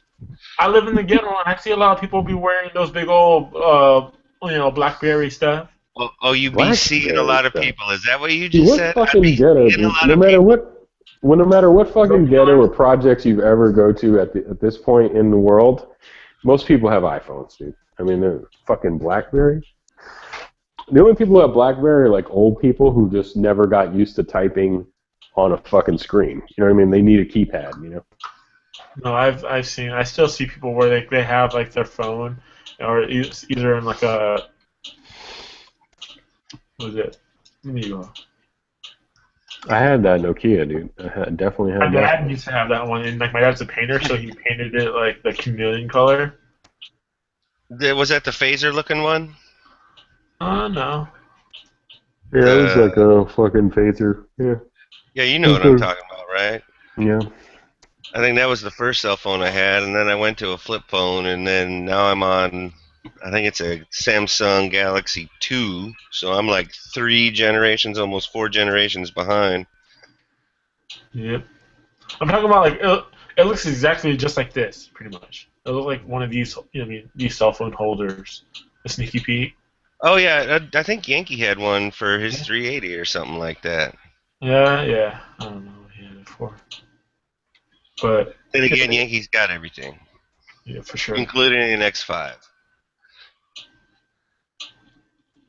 Yep. Yeah, like one of these guys. Even though that's an old school phone, this is Ja Rule, right? Yep. I mean, dude, if you're talking about shit from like fucking 10 years ago, yeah, No, people used to have people used to have gigantic fucking, two-way pagers and shit. Before that, Right. then remember when the fucking T-Mobile daily Sidekick? On a daily basis, I probably see Where at it flips least out and you 5 can people. text At only, least right? 5 people. At least 5 people that have this. Like, Exactly, text only. There you go, Talon. I had a Motorola StarTAC, or Star Trek, one or the other. StarTAC. I think that was one of the big ones. Oh shit. my first phone was what is it? Let me see. Samsung S3. Hana. It's the one that flips both ways. It flips open normally and then flips to the right, and it has like a full keyboard. No, yeah, Okay, but the I Sneaky see. Pete shit is like, wow. Okay, I get it. I don't dress nice enough to wear that, I I guess. dress business attire.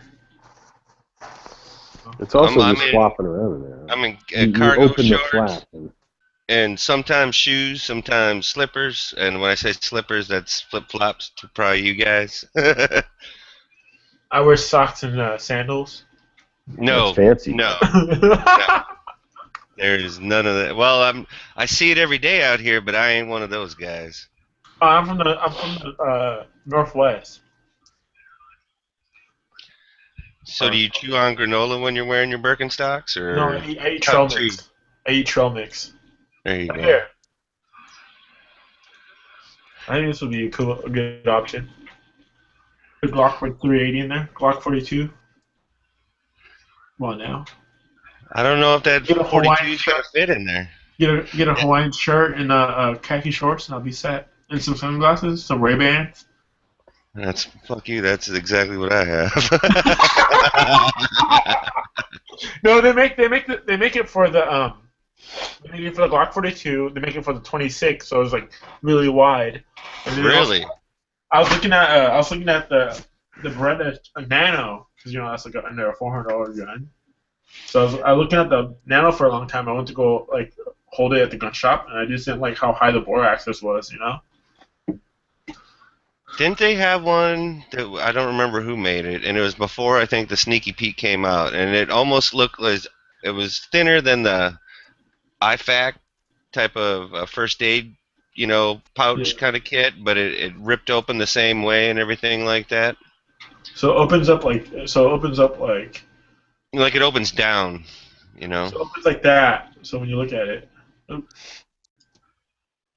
so view image, zoom in.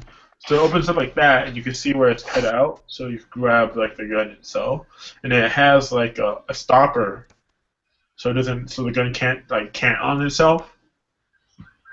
Well, So it it's like an yeah, it looks like it's just as wide as the frame is from the bottom of the grip to the top of the slide. It looks like it's just wide enough, so it shouldn't really be able to move that much.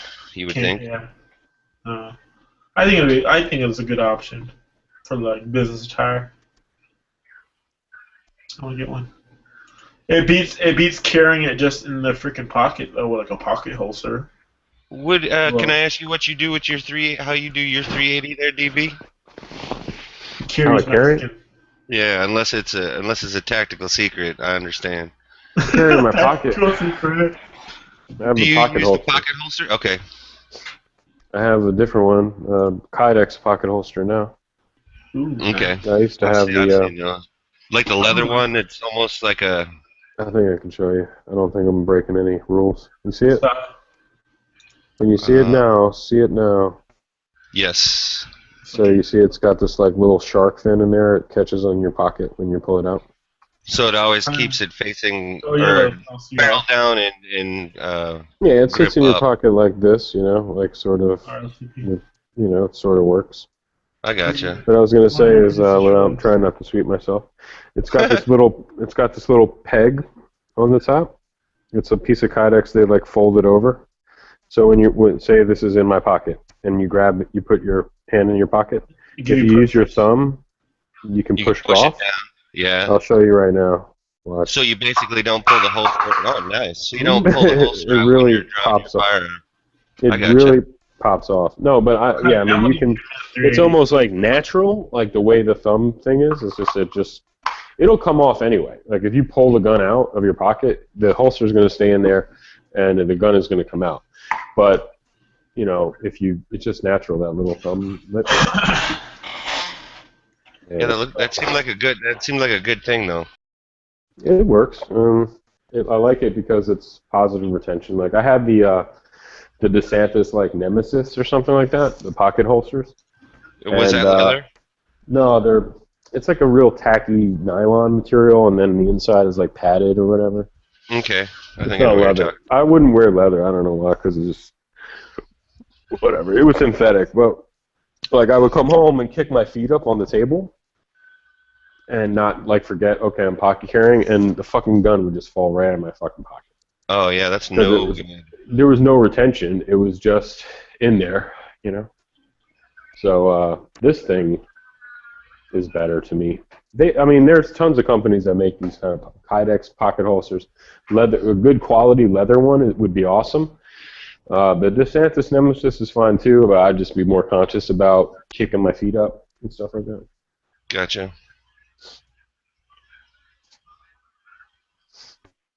And that's kind of the thing for me out here is that any holster that I get, it's gonna, since there's no real concealed carry issued licenses, it would probably be on if I ended up getting like a battle belt or whatever. So it would probably be an outside the waistband anyway, or at least for the beginning.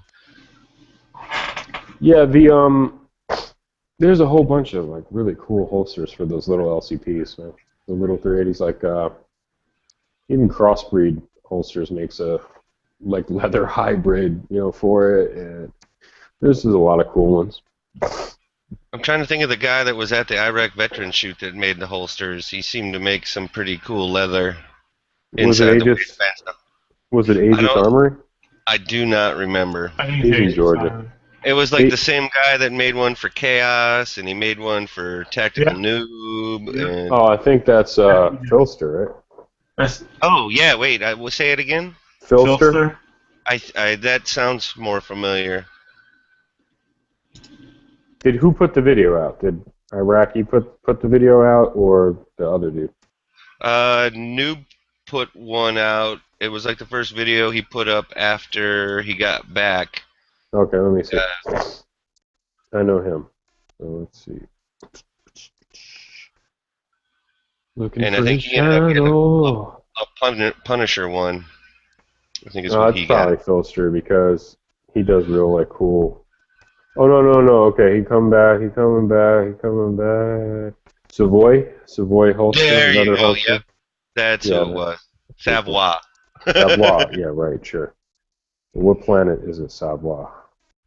I think you got to Just be avoid French. it. Well, that was one of the jokes in the video too. He just trips over it the whole time, and he just pokes at it. You're fancy. Yeah, it looks, it looks sweet. I think he was saying, the timetable on getting one is a little while, but he made it seem like it was worth the wait. Like the quality was fully there. It's got the clips though. You're not a big fan of the clips? No, I don't mind it, but I like how you can do both with this thing. I've seen holsters like that. Well, and isn't one of your other inside the waistband just the single clip, like a money clip style almost? Yeah, I like that one. I like the ones with clips. Yeah, I carry that the most. I've probably been carrying that for 6 years now. Like I've had tons of them. I put a video of some dude doing a review of them today on Gun Channel. Oh yeah. I'm trying to remember Yeah, if I watch. like. It's a good video. I love it. I mean, with the proper belt, 1.5 inch, with that clip, it's rock solid on there. And I've drawn my gun plenty of times, dry practice, and I've never had the holster come out with the gun, ever. So I'm happy with it. And the way I found out about them was like researching, doing a lot of research, and a lot of people used to say, "Oh, Fist Incorporated, the best clip and holster in the business," because they would say you don't even need a belt. The way this clip is, the way it's the proper thickness of the metal and the spring tension and all that, the way it's got the claw on it, like, and they're probably right. Like you would work without a belt, it's just that sturdy of a clip. Well, that's quite a claim too. Yeah. It's that badass. A lot of the clips I have, like I've had DeSantis, I've had like other clip holsters, and there's fucking no retention. The spring clip is like thin. It doesn't grasp. You know what I mean? Like it's not grasping. The plastic clips are the fucking worst. Like they're just horrible. Do they end up not remaining stiff after an amount of time? No, or they something? just wind up like if you yank hard enough, the whole holster's coming off. Oh, I gotcha. Yeah, I just can't stand it. The way the Fist holsters, it's other companies have done it, where the clip has an inner clip, like an inner it's got an inner capture system around. Watch that video because you'll fucking want one, trust me. And All right. I've had like a lot. Well, and that's the thing that I've learned over, the past few years of watching probably, thousands of videos on firearms and firearms gear and all that kind of stuff. That, yeah, I've definitely seen everything from, the Uncle Mike's to the Blackhawk, like Universal, to, El Paso Saddlery and Oh, yeah. They're nice. Forest Tactical and all those other ones. And, it's like it just seems to me like you could spend a lot of money getting holsters that you might use for a short amount of time, and then you might get it and you might just basically say this is a piece of shit after a week. It's just a convenience factor of now I can take my holster off, now I can put my holster on, now I can take my holster off. I don't have to undo my belt, I don't have to do none of that shit, I don't have to thread it through.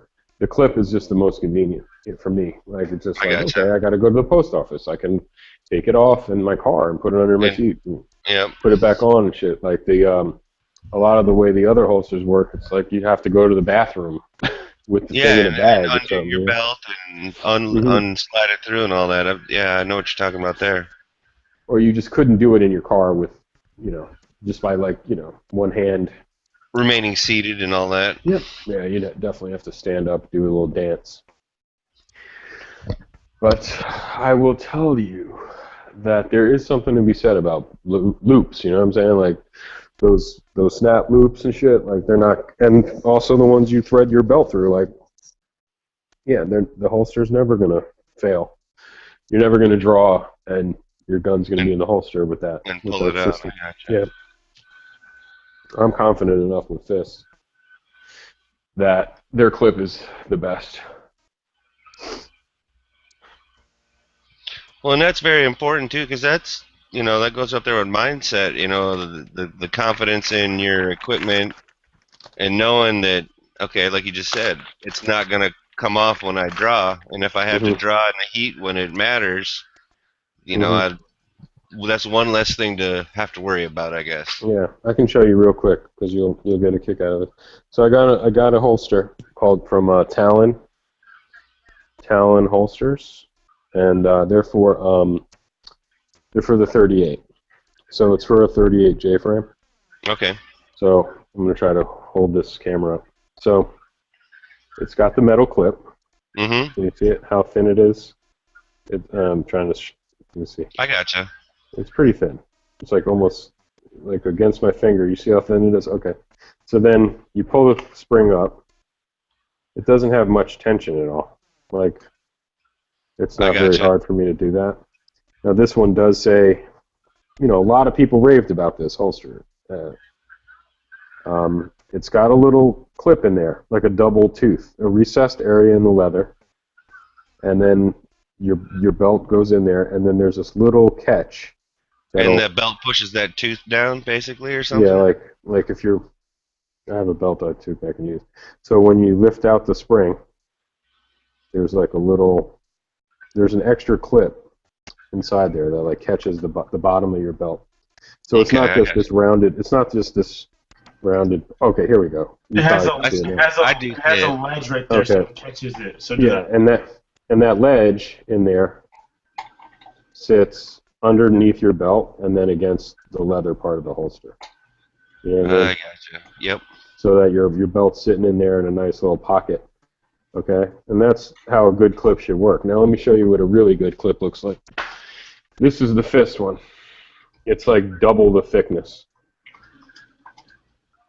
Okay? I mean, and it's really hard for me to lift this up. To lift that spring. I have to like totally adjust my hands. I can't even do it. I have to use it. So it's super stiff, and then look at that little. Oh, that tooth is way more bent. Oh yeah, it's way more bent. It's more sloped. It's definitely thicker and way more sturdy, and the recess is in there. So when you're wearing this on your belt, it's definitely hooked underneath your belt. Did you find that there was a big difference in price between the two of those? Oh well, this is the Kydex one. You know, the Fist Incorporated Kydex. They kind of use it like leather. It looks like a leather holster, but this is Kydex, and it's super thin. So is that for your G19? I have one for every gun I have. Like if I buy a gun, I usually buy it. That clip is wide. This is for a 26, but I had them cut it open so that I could put a 19 in there. I could put a 17, whatever. It doesn't fucking matter. But I got two more of these just for the 19. I got also. You see how the clip is canted on this one? Yes. I have one I have a straight up and down one too. So that's canted, so like your yeah, when you're wearing it, it's like your this. It doesn't pop out of your back, you know. But I got a straight one too, so I got canted ones, straight ones. I've had them for pretty much. If I'm gonna buy a gun, I'm gonna get one of these. All right, that says a lot. Yeah, well, that's just me. What's it called? Fist Incorporated. Fist Incorporated. Get fisted. Yeah, it's an old company in New York, in Brooklyn, and they make leather holsters. This is like their specialty, and they used to make like fighting equipment for like boxing gloves, sparring, exactly, sparring equipment and stuff. And they've been doing holsters for decades. You know what I mean? So they have super experience with leather, and they just started maybe 5 to 6 years ago. Because I had leather versions of these. When they only made leather, it still was the best clip holster in the business. You know what I mean? Like the clip was so hardcore, it was so much better than a DeSantis clip or a Galco clip. That's one of the widest clips I've seen. Actually. Oh, it's wide as shit, and it's just thick, and the tension is just incredible. So when people on the forums like used to say, "Oh, buy a Fist," like on AR-15 or M4 Carbine.net or whatever, they'd be like, "Get a Fist. It's awesome, man. You can wear it with sweatpants." That's what people used to say. Like, you don't even need a belt. It's like I can wear my Adidas Pre-Stripe, and it's no problem. Exactly, dude. Like, okay, so with this Talon holster, I put it on with the one with the 38. I put it on and like just practice like drawing and stuff, and man, one time it came off. Like the gun came out of the holster, but the holster was completely canted and about to fall off my belt. So I can tell that clip isn't is hardcore. You know, definitely. Which one is it? Is that the number 1K? Yeah, yeah, exactly. Whatever holster they make in leather, they make in Kydex. So yeah, 1A I think is the canted. 1AK is the one I get, or So the 1K is straight up and down. I think. Yeah, the 1K, that's it. But the other thing is that when you get them from them, they're ultra thin Kydex, even thinner than what I just showed you. You have to pay extra to get a thicker Kydex. Usually it's the opposite. Like these companies, you have to pay to get the thinner Kydex or something like that, I think. Anyway, so it comes in ultra thin, which is paper thin Kydex, dude. I mean, it's as thin as it's gonna get. It feels like you're Mexican carrying, you know. So, and I don't think that's an insult to Mexicans because it comes from like the old bandoleros and shit. Like, and they just didn't have holsters. The old Mexican rebels and shit. So I just give them $5 extra and get instead of ultra thin, I get the thin, which is still super thin. Like, what are you doing? Anyway, that's my holster selling points. Ooh, no one listens. I'm looking to get one. I'll probably. I was just gonna say, how many clicks do you think you just caused, DB? You're like the butterfly effect. I'm already on the website right now. No one's gonna buy shit. What was I gonna say? The leather ones are awesome, dude. Seriously, I had a leather one. I used to keep it. I stashed the Glock underneath my sink, and I had it like actually in a Pelican case. So I had the holster on top of the Pelican case, and I had a leak into my sink, and the fucking leather holster got ruined. But the Pelican case is waterproof. Yeah. That was a few years ago where I used to live. So anyway, I never replaced the leather one, but I should have because they're fucking awesome. You know what I mean? The leather ones are great too. They make the ones with the loops. They make this strange, expensive holster that's like a cross-straw holster, a convertible cross-straw or something, like for if you drive a lot and you want to have it like canted cross-straw. It's weird, but they make a lot of good shit. So it would almost be canted back instead of forward? Is that? Yeah, it's like canted more like vertical, you know. Okay. So my bad. More horizontal. Did you ask them to cut it off? Like. Yeah, that they didn't offer. They didn't offer it. You just asked them, and they did that. Yeah, and it was awesome, and it worked. So like I can name off and right? I've had them for the PPQ, huh? So they custom order it, right? Yeah. Well, for that, I mean, he was like, I explained it to him, and he was like, oh, that makes perfect sense. I told him so like you weren't really clicking. You called him and were talking to somebody. Yeah. I wouldn't order from this place. When I try to go click order holster to see like what options it give me, it's saying a connection error. No, this is truly mom and pop. Like it's like two people there. Nice. So you call them, that's awesome. That's awesome. You're helping support that. That's cool. I'll take a look at it. I'll probably call. I'm just trying to tell you, it saved me a lot of fucking pain and strife because I would order clip holsters from like Comtac or Blade Tech. They either carried too high from it's a personal thing. But in terms of the clip being hardcore sturdy, I would put this clip up against anything. It's gonna beat it because I've had a lot of clip holsters and they suck. A lot of them don't have that extra lip that catches under your belt. They're just relying on the spring tension with a rounded piece that touches the leather or the Kydex, and it's rounded. It's perfect to slip up over and out. Like you pull it off, basically, is what you're saying, exactly, right? Dude. I don't trust them at all. Well, I agree with you, and I say, fuck that. Oh, yeah, man. I got a Comtac Kydex with the belt loops, and I like that a lot, too. I'm not going to lie, that's great. I had this holster right here, this 511 inside the waistband.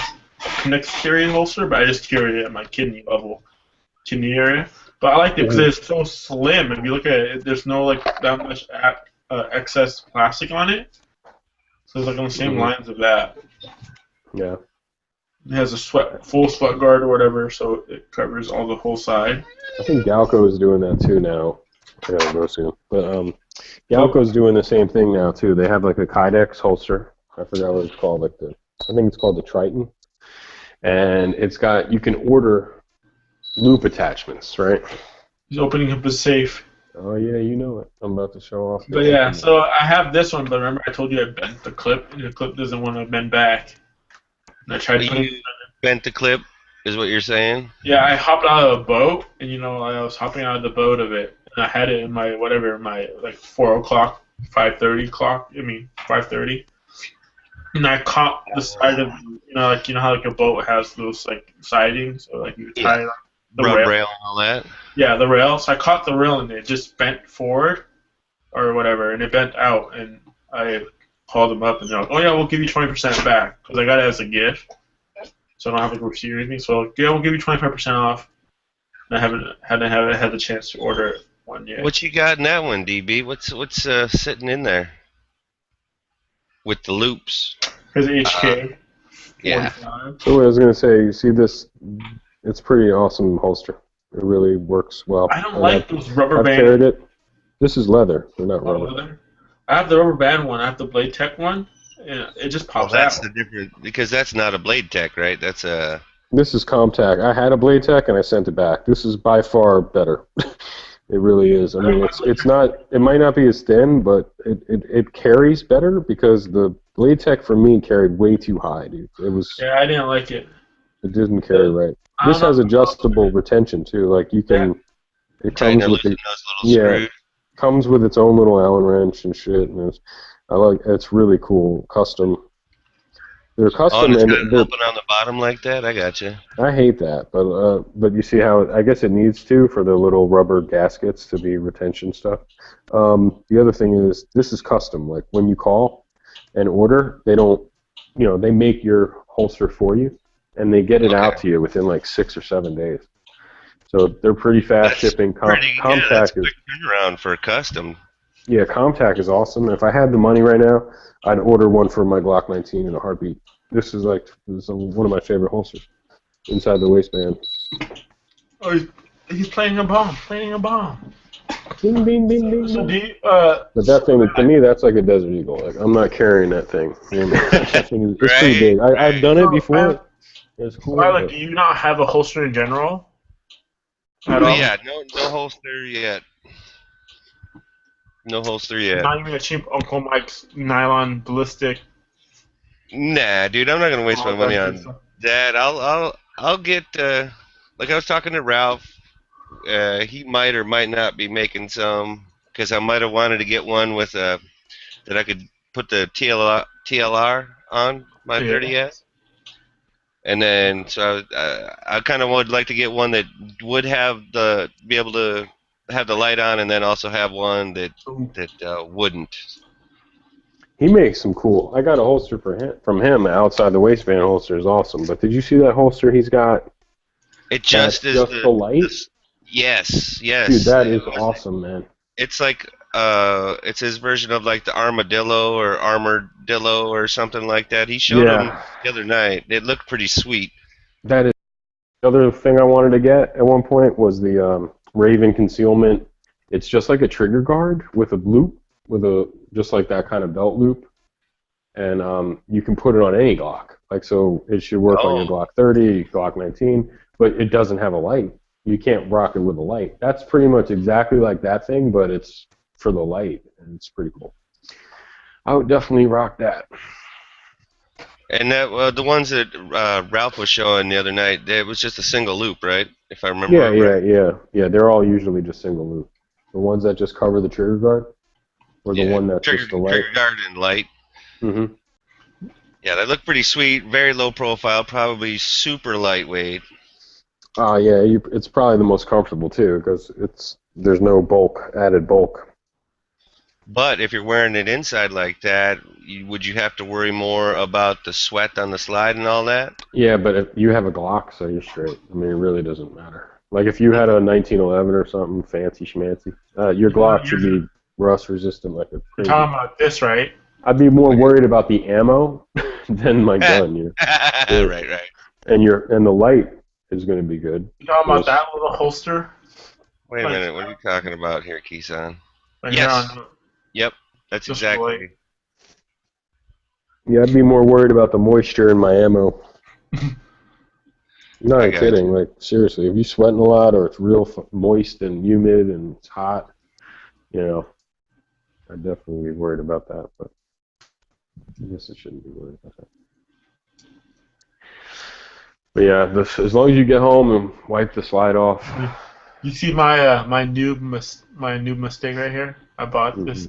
That chest rig, that vest? Yep. I Who bought it told you back about that? when I first got my AK. I bought that. I paid like $45 for it. It's an NC Star cross draw holster. Oh, okay, I see. You know, cross draw vest. So it has 3 AR-15 mags. You're channeling your inner nut and fancy, what? Oh yeah, for sure. Sure, totally. I'm a fancy fanboy. I Me have too. to admit, dude, he was one of the reasons I started or continued watching gun videos and stuff like that. The first video I was looking at was I was looking up like axes. I went to go look like the Gerber axes. It's like I found like my sister used to do eBay, but then I made my own eBay account when I started working when I was like 16, and I'm like, oh, I'm gonna buy me my Gerber axes. And he's like, I don't like these Gerber axes. I'm like, screw you, I still bought it. But was he right or was he wrong? No, he was way wrong, dude. I love, but he's. Well, now I'm his not a- thing is I'm not- about that weight stuff, you know. I'm Weight. not If it a, weighs too I'm not much, a nice he's like guy, a junk. so I don't really like, I don't, I don't go baton like wood with like a knife or a fixed blade or anything. So for me, I just go split it with a freaking axe, or like the camp hatchet or whatever, which is like an 18-inch hatchet. And I'd have to say, like, all the different models of firearms, that was one of the other things that got me, or continued me watching YouTube videos. So it was like nothing fancy. It was G-Webs, it was Yankee.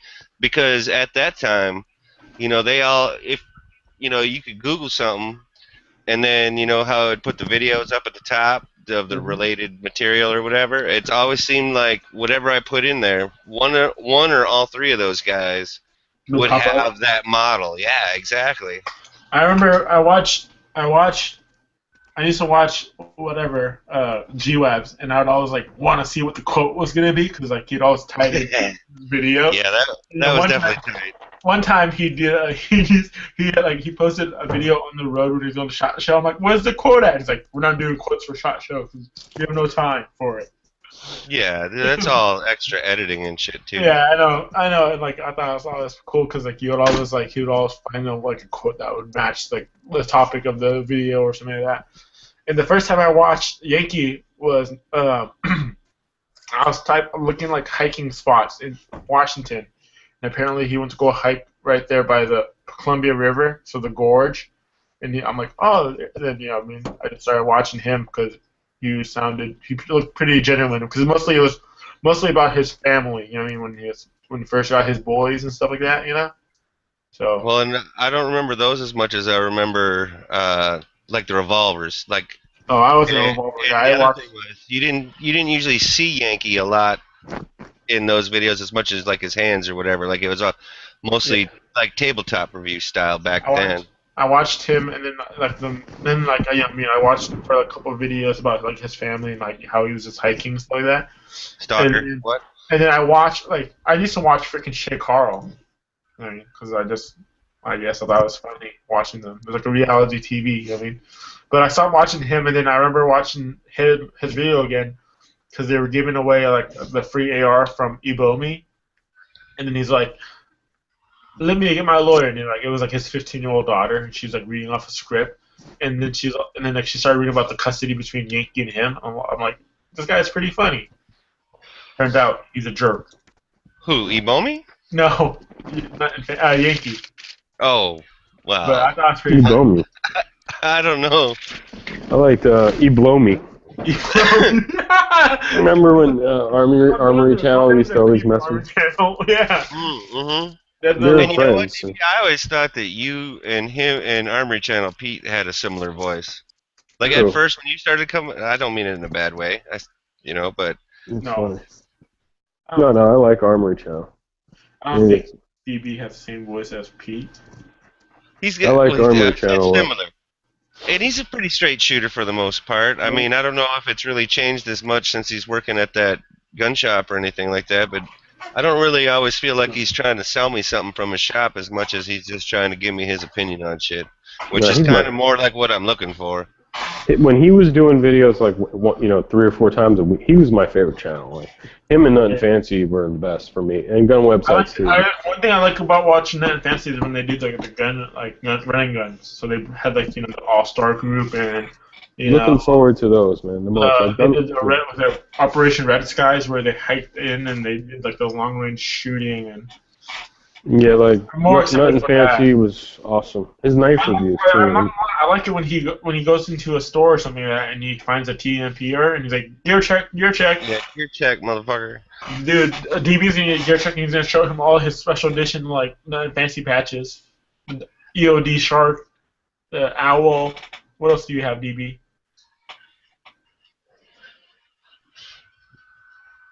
He's probably getting them right now. Yeah. But I like when when I was talking about looking up models and stuff like that of guns. I also found like Gun Blast. That was another one. But then after an amount of time, I realized that it was a pseudo commercial-ish. But I didn't mind. It was Yeah. see how That's why I like being able to see the recoil of whatever it was that he was going to be shooting. I liked Nothing Fancy because he never really like told you to buy it.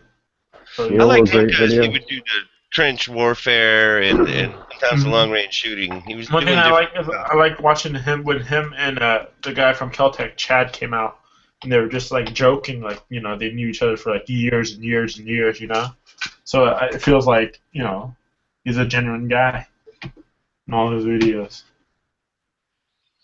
But What were you saying, DB?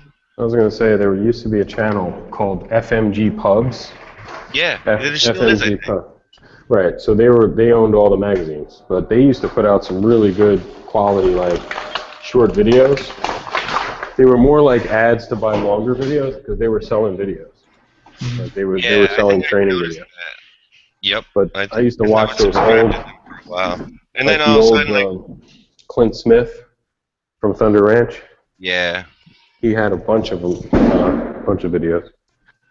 Is it a desk pop? What? Oops, no, I'm leaving my work area. Underground bunker? No, I had to bring the garbage out. I blew a primer at my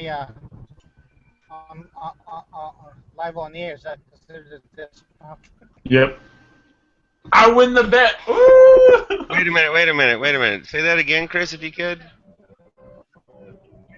You blew a primer and doing what? Primer. He I blew activated a I primer. just did a primer while on the chat. Okay, yeah. I called it right. I put a I'll be back. I put a casing.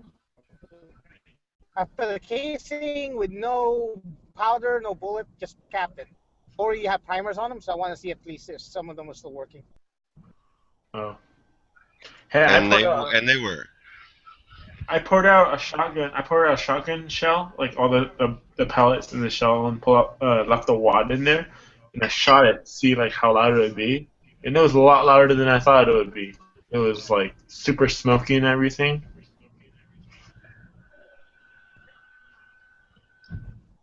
I don't think I've ever fooled around with that kind of stuff. Like Myself. the round was like the shotgun shell was like kind of cut, like like I don't know, it looked pretty messed up. So I didn't want to shoot it in the first place. So I poured out the powder, I poured out the powder and the pellets and the wad, and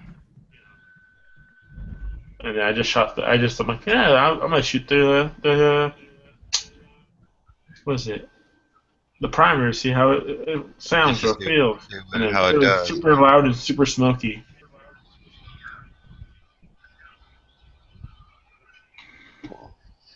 Yeah, but you fired it. You discharged it through a firearm, right? Or did? Yeah, with a shotgun. Okay. It didn't sound like Chris did. I took a hammer and a nail and went, hey, a vase. No. No, I poured it. You know how like I was watching like Les Stroud, and like you know how he was hunting, so he used the shotgun powder to cause a fire or start a fire. So, Survivor Man guy, right? dude, yeah, he's super legit. Yeah, I used to he's watch his Rambo show. I watch his show. I still watch his show. I watch it on Netflix. He has a new one that's like Beyond whatever, Beyond Survival, where like he goes like interviews like the people who are like the last of their kind, like you know the people in like Papua New Guinea or the people in the South China Sea and whatever. That's some pretty wild shit. And like he doesn't survive, but he shows how they survive, and I watch it. Pretty cool. You were trying to say something, Chris? I think Can you he's hear me driving. okay? You're really You're a little quiet. low.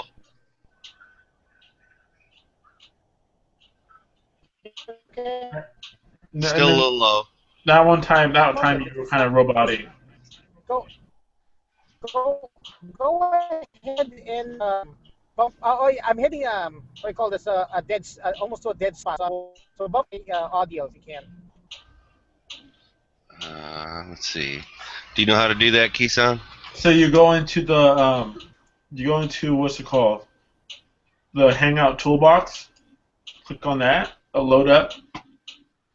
You got it. And then you go to the speakerphone thingy. And then you click on that, and then you'll have like a dial, and you just increase him. Let's see. Here, I'll screen share my screen. Screen share. You see my screen? My screen. Okay, now I do. Okay, so now click on this little red toolbox. This little Got it. briefcase. And then it'll load up, and you'll see like these different options right here where my mouse is at. Click Oh, on he the- just dropped out. You click on the speaker, and if you want to Yeah. increase like I just grab this and bring it up all the way, and you'll be really loud. Or if you're too loud, I can drop it down. And then if I go all the way, I can mute you. So right now Gotcha. you're muted. But you're fine. All right. I gotcha. Island, how old are you? Do you mind if I ask? I will be 42 on Friday. Ooh. Thursday. Ooh, that's a given. Now you gotta get a Glock 42. I wanted to still get a Glock 41 while I was 41. Oh yeah, do that. Get a couple days.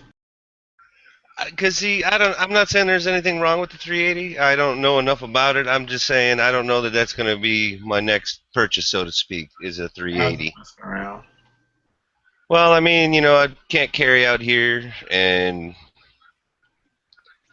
it either has to be for home defense, sorta, or range, or you know, whatever. Competition or something like that. Yeah.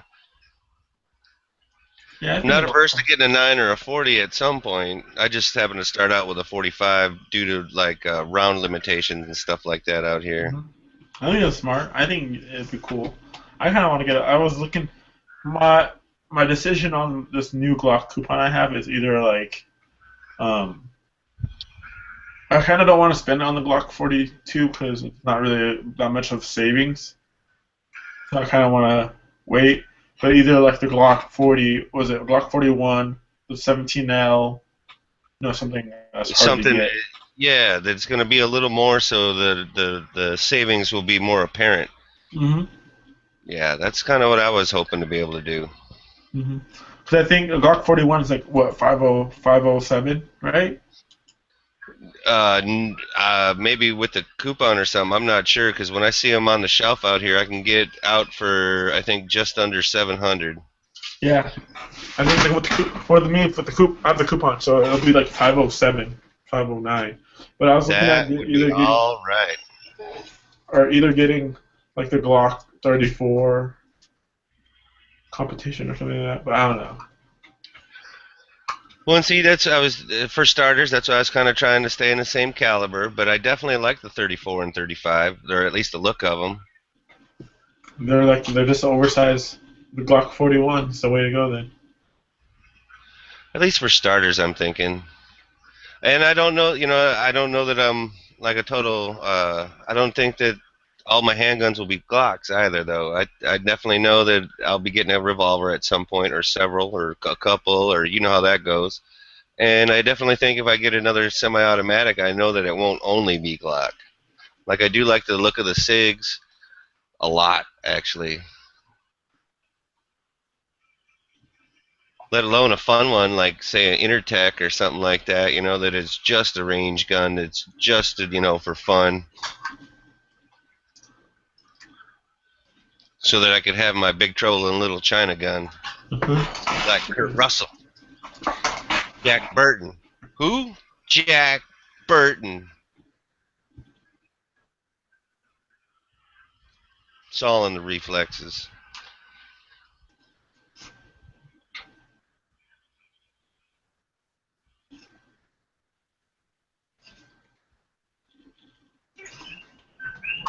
Hey, how's it going, everybody? Aloha. Hey, brah. How you doing? Good, good. You know, Cokie frogs. Right. It's that time of day. Or Yeah. evening. Yeah. So, yeah, one of the things I was looking at was the SIG 556XI and 762x39. That's one of the things I'm kind of geeking out towards. That looks nice. I had one guy at the range with one of those. Actually, I think he had the the regular 556 where it's shot the 5.56 and Yeah. he needed to adjust his gas because it's like, oh, it's misfeeding and failure to eject and this and that. And I had never fired one before, so I told him, like, I was just watching a video on that the other day, and I was like, sometimes you got to be able to adjust your gas on that, but it's supposed to be a really good rifle, from what I understand. Yeah. I have a bad habit of expensive habits, so I saw the price on it, and I was like, oof, I want it, though.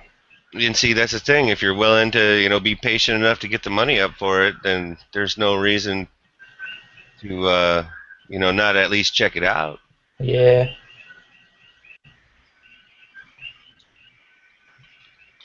How's that VOG doing over there today? Oh man, it wasn't too bad. I went to the Kohala pumpkin patch earlier, and it was pretty bad out there. But Because we were getting some of it over here today. It seemed yeah. like. Well, the lava's already crossed the initial part of the, like, where all the town is. Is that So- Pohola? Yeah.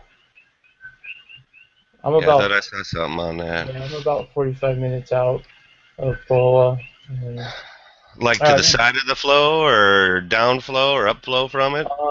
we're more to the east than they are. They're more southeast than us.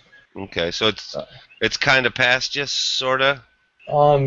It's about maybe 30 minutes away from where we are, but we're not in the direction. It's Okay. downward sloping. Yeah, it's heading more east, I guess you could say, versus where we're more we're above them as far as Okay. south. Yeah. So unless like a new flow started or something, you should be for the most part all right. Yeah, we're closer to like Mauna Kea than the Kilauea area. And there you go. That's the thing about Big Island. Big Island don't mess around. Yeah. Mauna Kea, Mauna Loa, Kilauea. Yeah. Take your pick. Yeah. Did anybody go shooting recently? It's been probably 2 weeks for me, and it was the first time I had gotten to be able to go since I went to Texas, like in May. I hadn't been able to get time to get to the range since then. Yeah. Yeah. I think I went like 2 weeks ago to our local indoor range. It's not bad. It's in an industrial area, has a rubber trap. 25 What are they meters. charging per hour? So it's $15 an hour for one person, and then for an additional person, it's just $5 extra per hour. And That's then, not bad. Yeah, it's not bad. And then they're pretty lenient on ammo because they're like in the preliminary stages, so if they run out of ammo, then you can bring your own, and they don't charge you any fee or any sort of that. So. Oh, so you can only use range ammo, their range ammo at that indoor range? I spoke with the owner, and he said, they don't really, it doesn't really matter. He just wants people to use the range at this point. But you know, maybe down the line they will, because they're relatively new. Like maybe not even 6 months. So they want people coming in, get Yeah. bodies in there using the stuff. Yeah. So the indoor range, he does rentals as well. Then I would imagine, right? Yeah, and it's $5 per whatever firearm, I think, as far as handguns go, and it's only a one-time charge. It's not like a $5 per hour. So.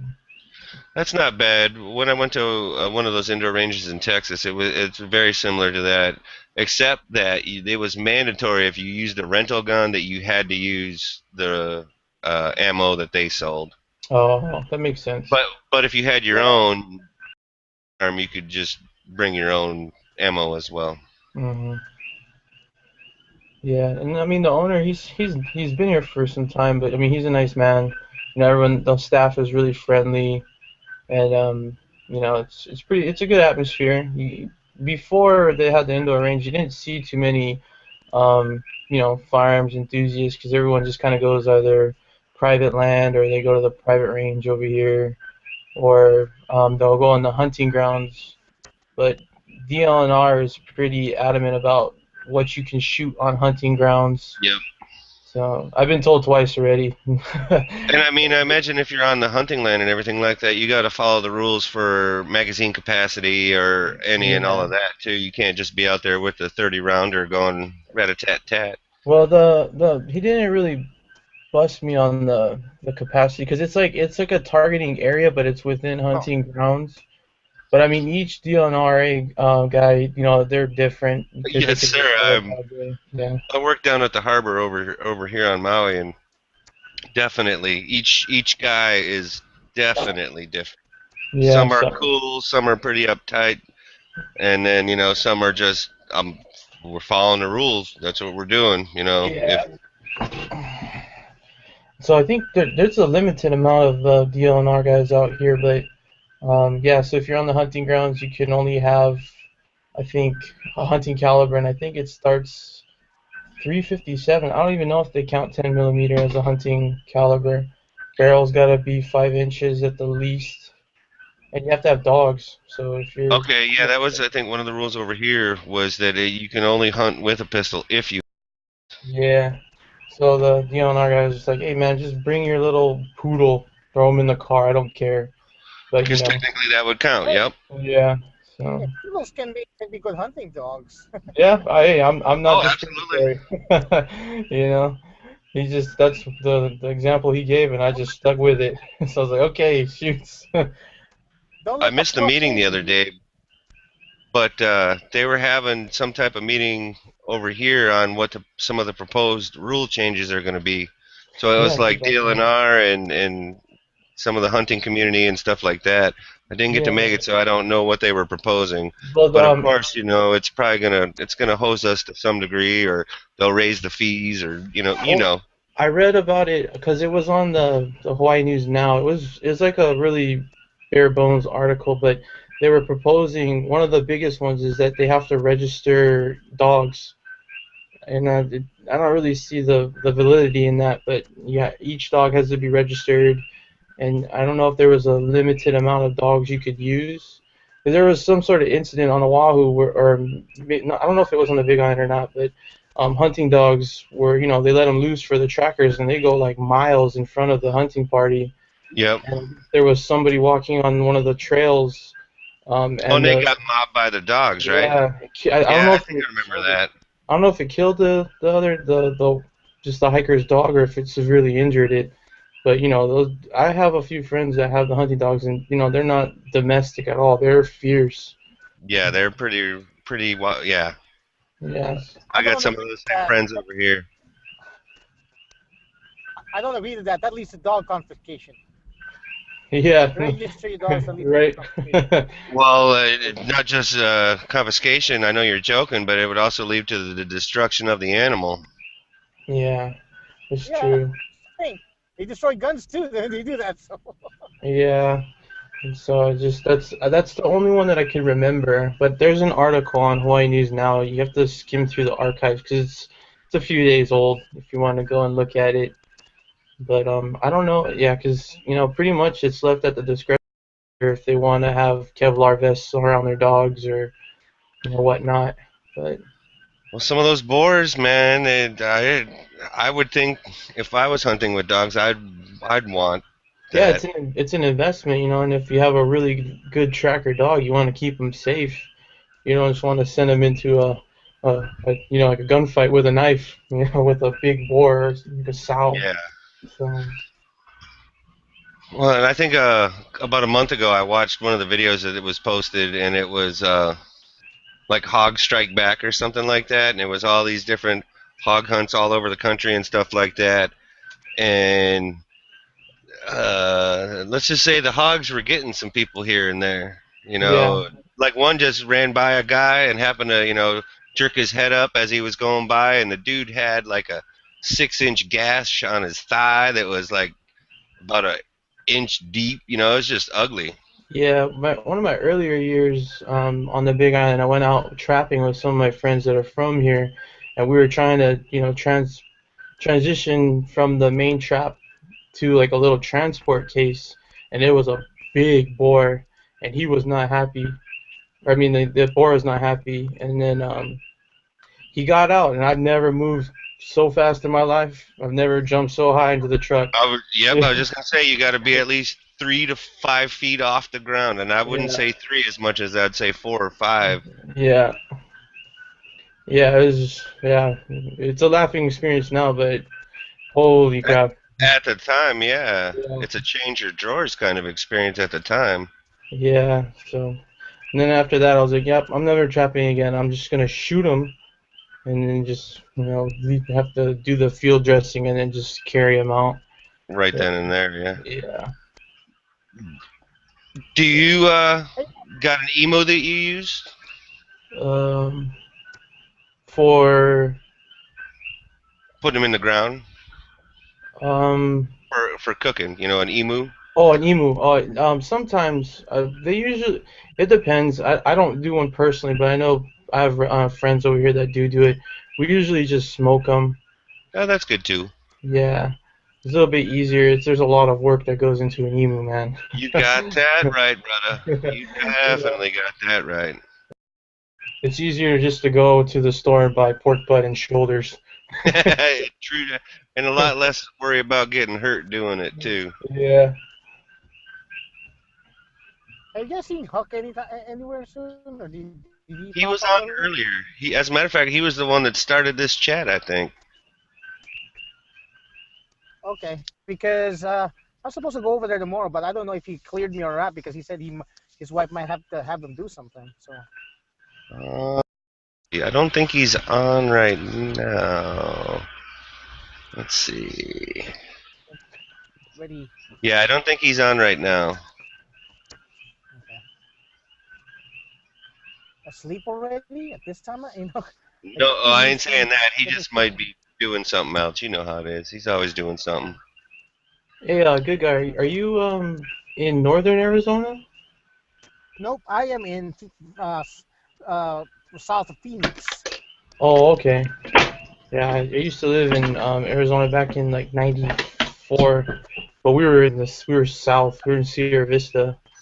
Yeah, I'm in Maricopa, right Oh, outside okay. of Phoenix. Yeah. Right outside Chandler. Yeah, we were stationed at Fort Huachuca, and that was Huachuca. yeah. Yep. That's quite the place from what I've heard. Yeah. I should have gone MI.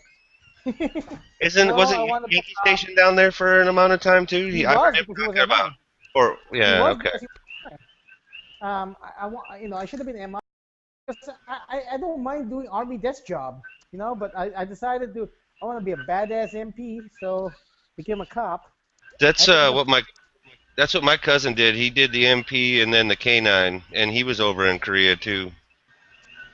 Oh yeah, canines are pretty popular. Job.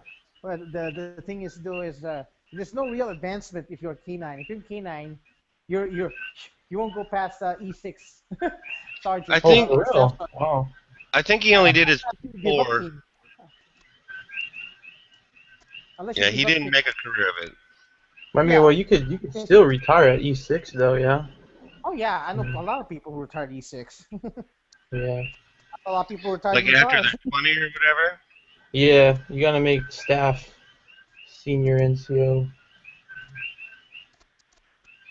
I had plans to be a lieutenant, but my body didn't become. I didn't become the picture of athleticism as I hoped I would be. Instead, I got broke. Oh, yeah. My time in the army, I got I hurt my back, I hurt my leg, my knee. You know, it's like I thought I was supposed to be gonna be this. I thought I was gonna have six-pack abs and can run for miles. After a while, but nope, the reverse happened. Hey, yeah, I've seen it directly with my father. It takes a toll on your body. Yeah, well, their physical fitness program is never consistent. That's why, and it's never on your time. They just force you to do something. Yeah, and I don't know. Did they revamp the PT test? Did it get changed? I know they were gonna. It's a mile and a half now. That's exactly what my father said. He's like, "What the hell is this? This is some bullshit." Yeah, 2 miles. It's been 2 miles. I ran 2 fucking miles. Okay. Yeah. Everything, and I think. What's up? Go ahead. I was just gonna say, you got to run that 2 miles with all your kit and gear, or just. Oh, no, you're just in your PT gear. Okay, Yeah. I got. And sneakers. Yeah, you're in your PT fatigues. So. Yeah. Okay, I gotcha. Usually rock marches will damage the shit out of you. Yeah. Yeah. After So, a while, I was doing ROTC for a little bit, and those ruck marches, shit, man. I've never gotten so many blisters on my feet. Yeah. But yeah. Yeah, speaking of, I was saying with dogs, yeah. If you register dogs, they'll just come to your door one day and says, "We need to confiscate your dogs." Yeah. Well, was your dog involved in an incident? You know, da da da da da. We need to see da da da da da. Let me see if I can pull it up. Actually, yeah, I'll see. I know I was looking at it recently. Well, and like, what the other thing would be for catching people poaching too, then, right? Wouldn't that be part of the usage of the registration? Yeah, I wouldn't doubt it. Let's see what the hunting was here.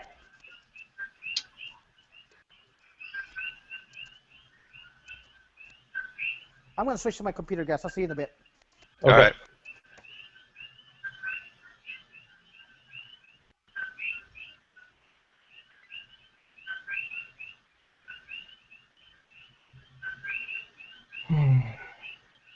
Where is it? I know it was on here. I was just reading it. I think they posted one on the Maui news now as well. That's what I heard. I think I was checking it out. Yeah.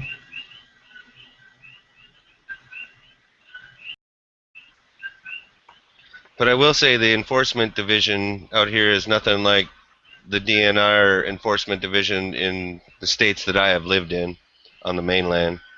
There are way more agents. There's way more enforcement of, like size limits, catch limits for fishing. Yeah. You know, they're way more on the poaching, because they're out there and everything like that. But, just like for you guys over there, they got to cover such a huge amount of area, and it's only a couple of guys. There was a story of, and I don't know if it received much press, but apparently some DNR guy went missing out here, and Really? yeah, like I don't know how relatively recent, or like I don't. This is a couple years ago, maybe maybe within at least 5 years ago or something like that, and I don't even know what happened. Like it just kind of got brushed under or something. Yeah. I wonder if he walked into somebody's patch or something like that. Yeah, or maybe he tried to catch poachers and just ended up disappearing. Because it is really easy for someone to make you disappear on this island. Yeah, I've heard that, and it's similar to that out here on Maui as well. Because whether it's the Cane Field, the Makawao Forest Reserve, or you're just out on one of the cliff areas and Bombay. Yeah. So yeah, there's supposedly, just from this real bare bones article, they're supposed to limit the amount of dogs you can use while on the hunt, and I guess the registration or carry some sort of form of identification. So For the dogs or for yeah, yourself? probably for the dogs and maybe even for the hunter who owns them. I guess that should to like establish some sort of backwards trail. Yeah. Oh, this was your dog, dude. And it it did this or that or whatever. And it probably is due to the liability of what happened if like we were talking earlier about those dogs, if they did kill that person's dog or if they attack the people or just attack the dog. That there's, even if there's no criminal charges, there's going to be some civil litigation coming up over that. So maybe that's I wouldn't just doubt to it. make that easier for court, I guess. Yeah, and I think so. And then the state wants hunting dogs to be restrained, except when they are in active pursuit of game in public hunting areas. So, but I mean, then it kind of defeats the purpose of hunting, because it's like, well, Well, but I think more of what they're saying though is like if you're around your truck or your trailer or however you're doing it, that you have them restrained up until the time when you're hitting the trail, basically, as opposed to. Yeah, that makes sense. Because you know how it is. Like we were talking, some of those dogs, they're a little crazy too. They're because of the way that they live and everything like that. So, they get out their cage and everything like that. They might be a little fired up and whatnot. And if you were walking your little Chihuahua or Poodle or whatever, there's potential for trouble. Yeah, definitely. And I mean, they'd probably have to identify what exactly active pursuit means, like whether or not you've identified that you see a game, or Oh, then I see what you're yeah, saying. that's what I mean, like what does that mean, or do you have to like hold on to your dog until or can you let him go ahead of the trail, not restrained to, because trackers, there's all sorts of different dogs. Yep. There's trackers, there's grabbers. I mean, some of my friends, they don't even use firearms anymore. They just dogs and knife.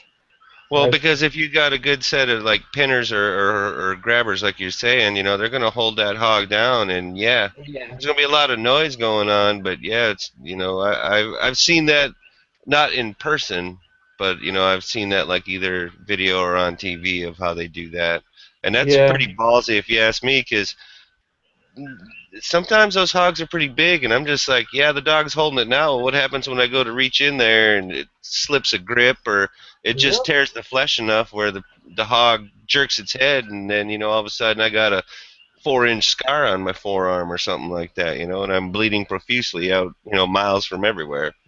Yeah, I used to track in like oh man, ridiculous amounts, but now I'm nowhere near physically fit to hump it up that distances. So no more pig hunting for me. Just maybe turkeys and other birds. You got turkey over there? Yeah. Nice. Sometimes they'll just cruise on Saddle Road. I mean, you can't shoot them. No, I know what you're saying. Yeah, but I mean, you just look at them, and only hunters know how they're just like, oh man. Well, we got some pheasant over here, and I think there is a season for them. Oh yeah, well that's cool. And pheasant, as you know, tastes good. Yeah. And then when I was living in Oregon, we used to ducks, man. Oh, duck. That is. You gotta cook duck right, in my mind. It's really fatty. You can make a duck taste terrible, or you can make a duck taste good. Yeah, definitely. So are you originally from the state, or I mean, why are you from the mainland? You just came over here. Originally from the mainland. I've been out here. I made 20 years last month. Oh wow! Oh, okay, nice. I bought a one-way ticket to start it all off, so that's part of the reason that I've been here this long. Yeah, Maui. That's crazy. That's one of the most expensive counties, man. Oh. It definitely seems like it. Yeah. One of my friends, back when gas prices were going ridiculously high, he was like, everyone wants to complain, but check these prices in Hana. And it was like almost. Oh, yeah. $5. For real, over $5 or more, yeah. And I was like, okay, I'm not going to complain that much anymore, but still, yeah. Like when I'd hear about them on the mainland complaining about like $3.75 or something like that, I'm like, yeah, we're $1 higher than that. No joke, huh? Well, and here's the other thing, though. As much as we think we got it high, think about what they're paying over in Europe, where they're paying, $6 to $10 for a gallon of gas over there. And granted, it's probably not even gallons; it's in liters. Yeah, definitely. And then I mean, just even crazy is diesel it went up ridiculous too. Yep. Man, that's crazy. I remember when It's diesel just now starting to come back down on diesel. Yeah, it's like there's got to be some conspiracy behind that. Well, you guys got a biodiesel plant over there too now, yeah? I'm not sure actually. I think you guys opened one up a few months back, and the reason I say that is because one of the boats that I work with, they just went back to biodiesel, and I think it's coming over from the Big Island to the distributor over here. Wow, that's cool. It's interesting. Because we used to have a biodiesel plant here, but I think now we just have the distributor type stuff. Yeah, because I mean, during my college organic chemistry, it's relatively easy to make biodiesel. Like, I'm sure there's a lot more chemistry than what we did, but just the whole. You process. just made a basic biofuel, yeah. So, it'd be pretty cool. I mean, you can basically make it out of fryer fat if that's what you want to start doing. I think a lot of the companies out here they contract someone to take it all, and then that may exactly be where they drop it off as the new biodiesel plant. Yeah. Well, and now I've seen that some of the biodiesel plants, they'll be doing it through algae. I saw one that's down in like Argentina or Brazil or something like that. They're using sugar cane. Yeah, definitely. And then like, man, this is like years ago. I saw like Iceland was developing like a hydrogen-powered car, and then I didn't hear too much after that. But I mean, it just created water vapor. Yeah. So. Yeah.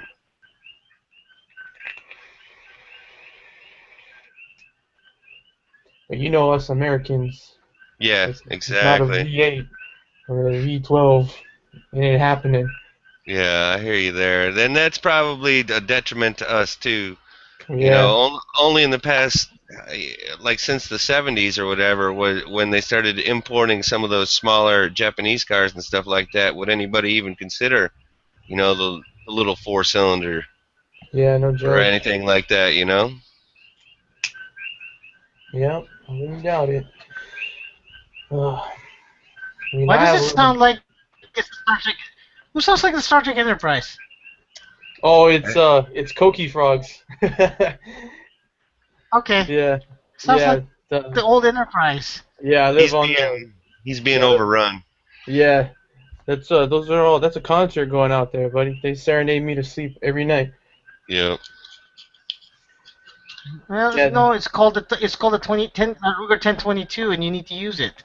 Oh man. No, man, they lay down on think about it. They eat centipedes. They'll eat well, maybe not those. I'm thinking of those toads we got over here. They eat centipedes and scorpions and stuff over here.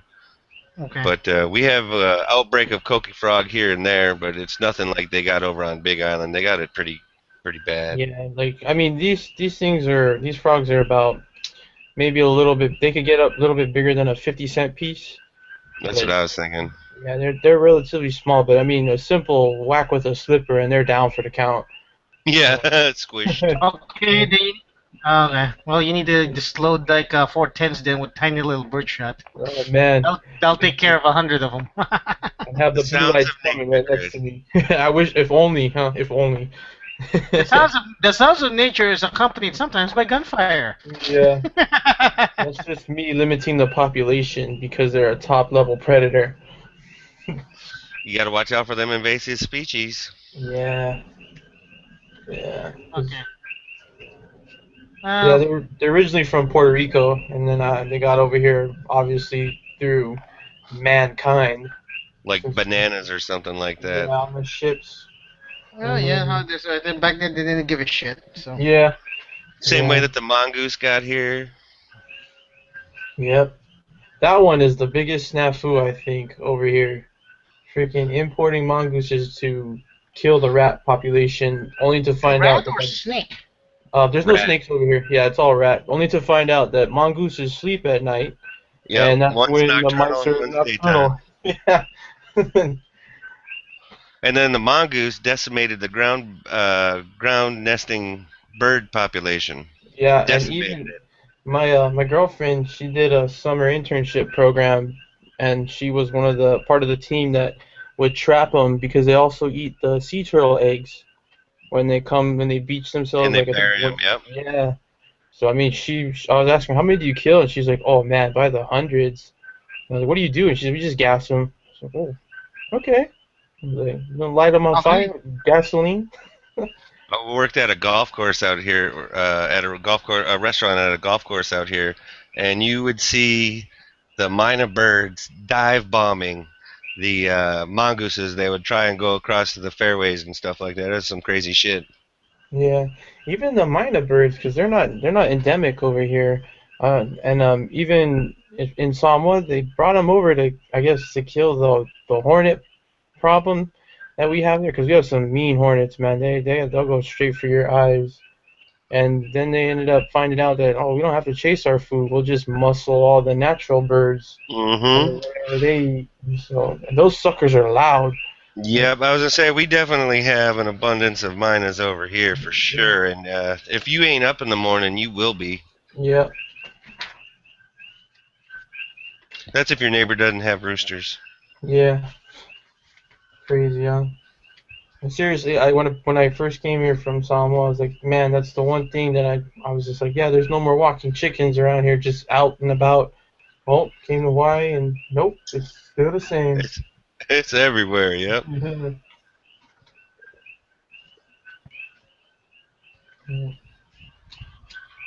Is there a private range in Maui? Uh, I don't know personally if there's a private range. I know that there's a couple of hunting clubs that are private, and so they have like private land that you can go hunt on. And then there's some of the state land that is allowed for hunting, but there is a public range. Oh, okay.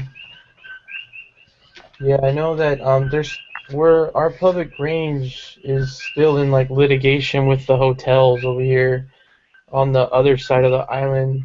They're doing all those decibel tests. They still have yet to do that environmental study, but The impact statement. yeah, yeah. I mean, you would because Big Island is known for hunting. You would think that they would put up, public range within the hunting grounds. All you gotta do is just, put up some. Couple. Yeah, that's all you gotta do. And I mean, there's tons of state land that's for hunting, and it makes it so much easier because that's what you're getting anyway. You're still, getting shells spent on the ground if, hunters are careless and not picking them up after they discharge it. But that's politics for you. Yeah. There's the ones that respect the INA, and then there's the ones that don't give a shit. Yeah, we have a lot of those over here. Oh, we got them over here too, unfortunately. Uh, if anything, it kind of shocked me to see how there's such a lack of respect of the resources on some levels where you have limited resources, and you would think that since it was part of the Hawaiian culture to begin with, like that's why things were kapu and all of that, Yeah.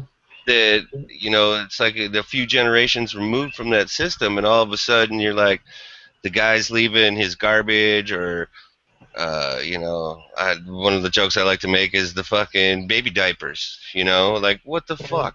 Yep. Yeah, I don't know what it is with that, but yeah, just the whole lack of respect for the land. And whether it's, it also goes with, whether it's in the hunting grounds or whether it's on the shore for fishing or whether it's the guys on the boats, there's some that do try and do it right and manage the resource as best they can. And then there's other guys that are just going to whack them, Yeah. I got it. Yep. Makes total sense.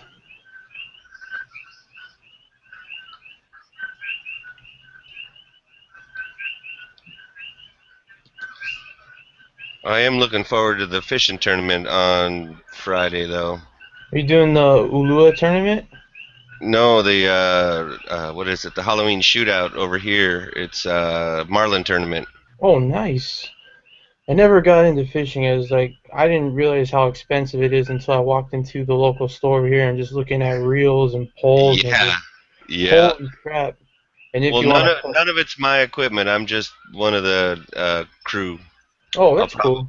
Yeah, I'll be one of the anglers, like the boat, and they have all the material and all that kind of stuff, which is pretty much the only way I could go.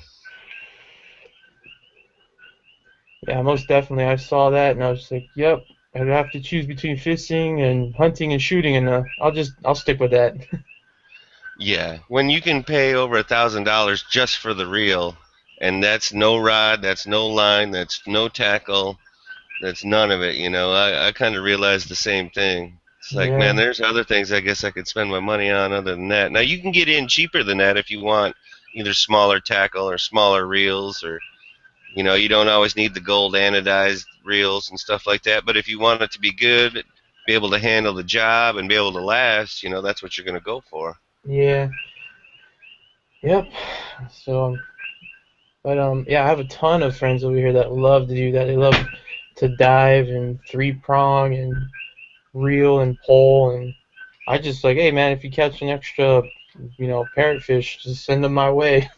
You like uhu? Yeah, stuffed uhu was really good.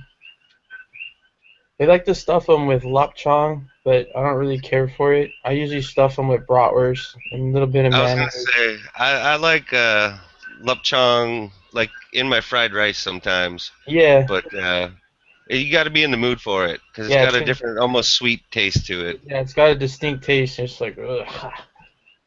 When I was every time I go to Hawaii, I only go to one place over there at the international market and eat like Filipino food. There's Man, like one it closed Filipino restaurant. down. They closed down the international market. What? Yeah, I don't know. Oh, What? Yeah, they closed it down, and they're doing supposedly renovations, but from what I was told, yeah, they kind of muscled a lot of people out. All of the restaurants over there. So I was just like, wow. Was it like, because didn't they just change the health code? What? They Yeah. changed the health code out here not too long ago, Yeah, where they did. you have the gradient system and stuff like that. Yeah, they have to display their grades in their window. And but I mean, there was a bunch of stuff because like I remember I was in Oahu, but I couldn't make it into town. That's usually where I go, is the international market, and just to catch all sorts of different cuisine because Big Island it's not really that diverse. And then somewhere Yeah, on I go to international. I go to Yeah. international market all the time. When I'm there, last time I was there like 3 years ago, I mean, and I would. I yeah. get in there. Yeah, and then I could be totally wrong, but I thought I remember like, yeah, this is the last week of the international market before they. I think I remember hearing something about that on the news, and I think it was some of it was due to some of the violence sometimes, and then other part of it was, well, shit gets a little crazy towards dark sometimes. Yeah, But, especially in Honolulu. But I mean, it's nowhere near as bad as the larger metropolitan areas in the mainland. But shady I stuff think happens. most of it was the changes in the health code. I definitely think that that was a lot of it. I smell fucking liberal lawmakers on this one. This is Oh, that- Hawaii's democratic, dude. That's Yeah, and not just and incumbent. They're incumbent. Like it's yeah, they're entrenched pretty much. Yeah. yeah.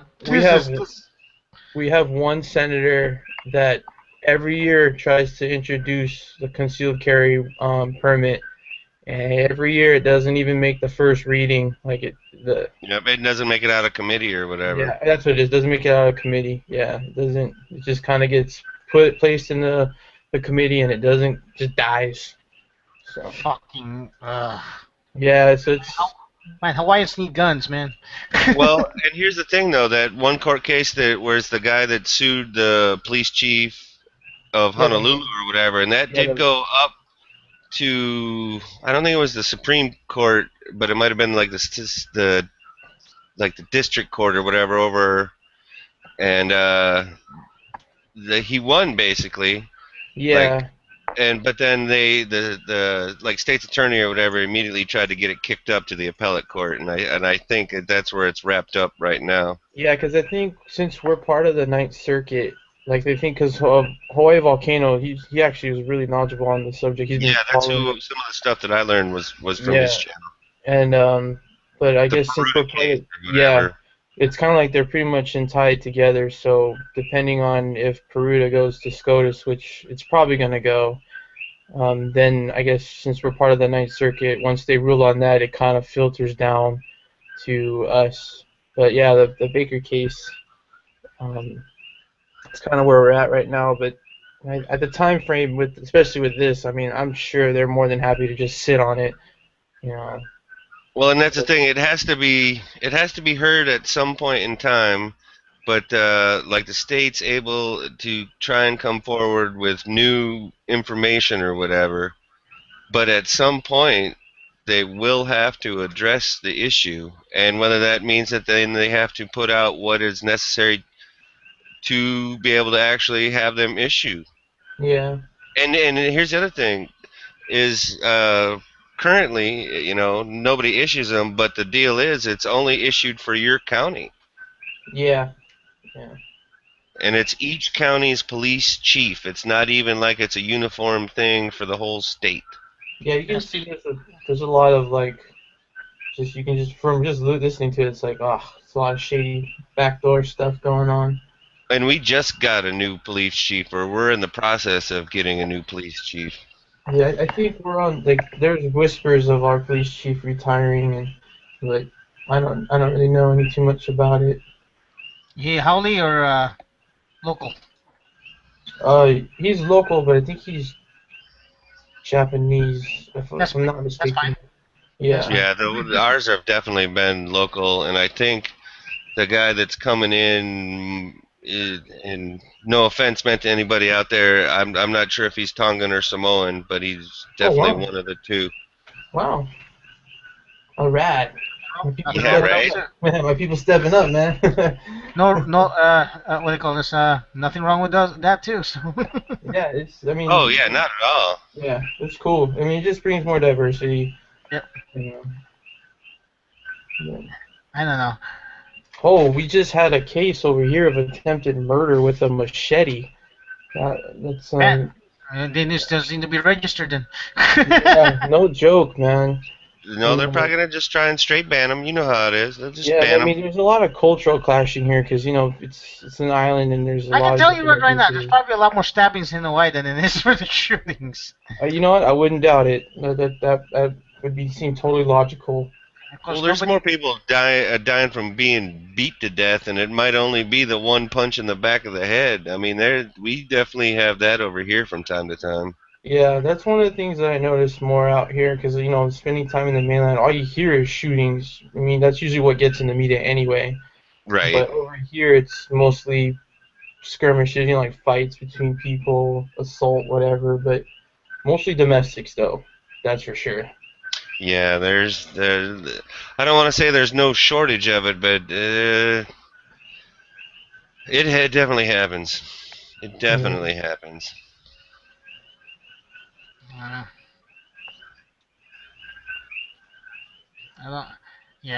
That's Hawaii is such a disappointment. I mean, the thing is, you know, I was once thinking about moving there because after a couple of visits there, it's just lovely.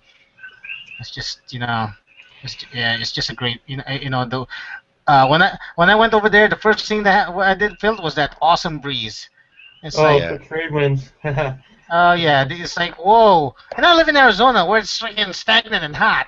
Yeah. But then I go over there, it's like holy crap, this air is perfect. It's not too windy. It's just nice, nice and perfect and cooling. You know, you don't need, now I know why there's so many homeless out here because it's air conditioned year round. Oh yeah, you kidding me? There was talk that states were sending their homeless over here on a one-way ticket. That was a fact.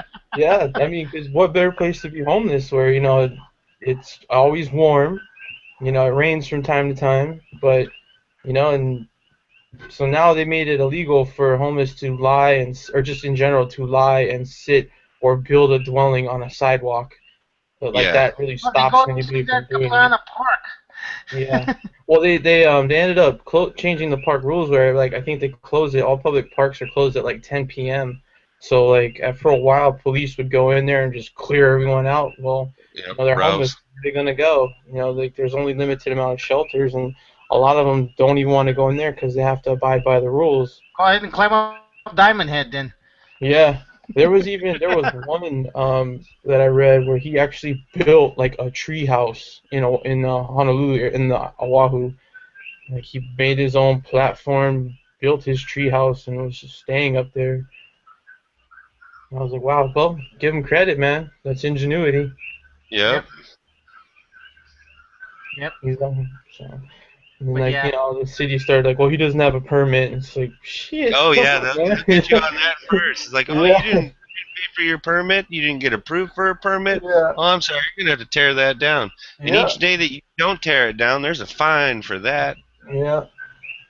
So it's just. Good luck at collecting. I ain't got no money. Yeah. Well, then they can inter you if that's the case on that. Yeah. Basically, so they can put you in prison where you get food and shelter anyway. So. Yeah, but then think about this. Then you've been jailed. For something that Yeah, you true. were just trying to make do. You were Just just trying to trying to survive. Yeah, Yeah. That's a problem, within yes. the circumstances of your situation. So I know that sucks. I know. yeah, there's a huge homeless. But you know what though, more in like Oahu than there is here. But there is homeless people out here. But just like anywhere. Yeah, I'd have to say we got choke over here too. Probably not as many though as they do over on Oahu, just because Oahu's got pretty much 1 million people. Yeah. Definitely. 'Cause, Yeah. even at one point in time, a lot of the homeless they started kind of like pushing them to the leeward side, which is like Waianae, Makaha, and I remember driving down there, and you could just see like there's like this huge berm like that kind of like sits parallel to the beaches, and people were making all sorts of structures out there. What are you gonna do? They don't have a place to stay, and it became like a tent city, like. Yeah. Like Tijuana kind. Like, it was just like, wow, this is crazy. But then they ended up chasing everybody out of there too, and they have a homeless shelter there, but it cannot, logistic-wise, it cannot support the homeless. Yeah, it can't sustain the amount of people for not even close. No.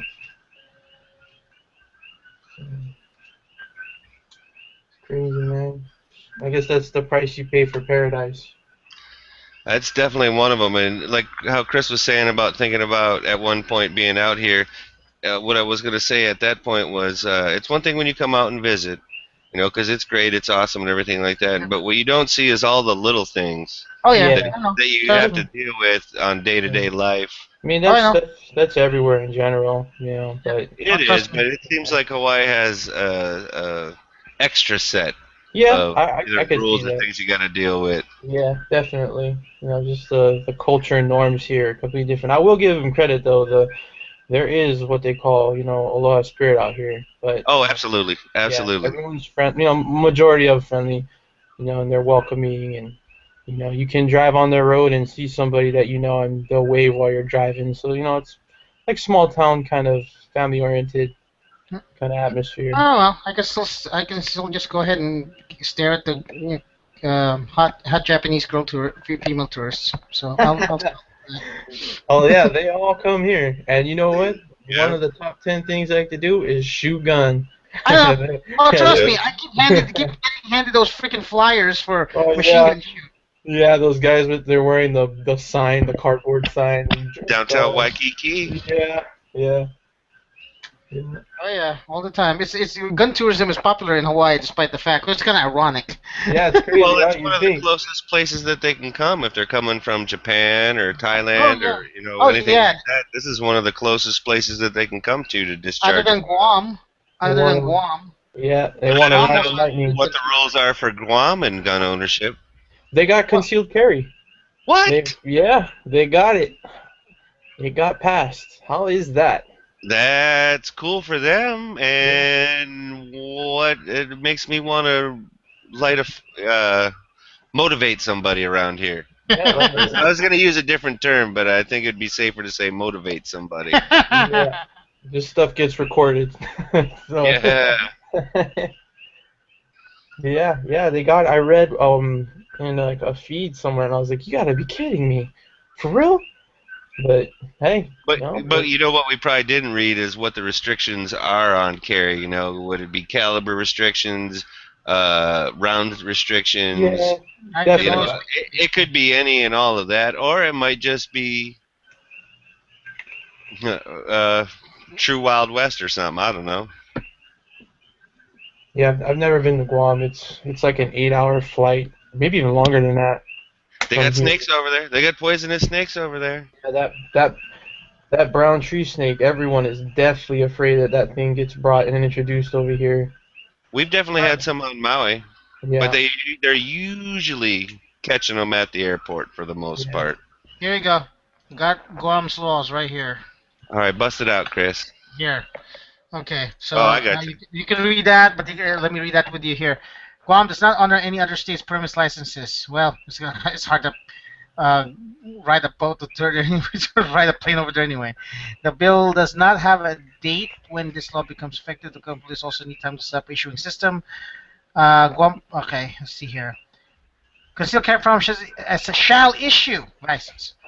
Yeah. Is a resident of Guam and a citizen of the United States, is 21 or age older, does not suffer from physical infirmity which prevents the safe handling of a weapon firearm, is not ineligible to possess a firearm by virtue of having convicted of a felony, has not committed abuse of controlled substances, yada yada yada. Yeah, pretty much the same as a lot of other places that are decent. Yeah, everything's just all identification. There's nothing else. Desires a legal means to carry a concealed firearm for lawful defense, self-defense. Yeah, this is just like the competency with the firearm. I don't see anything like that.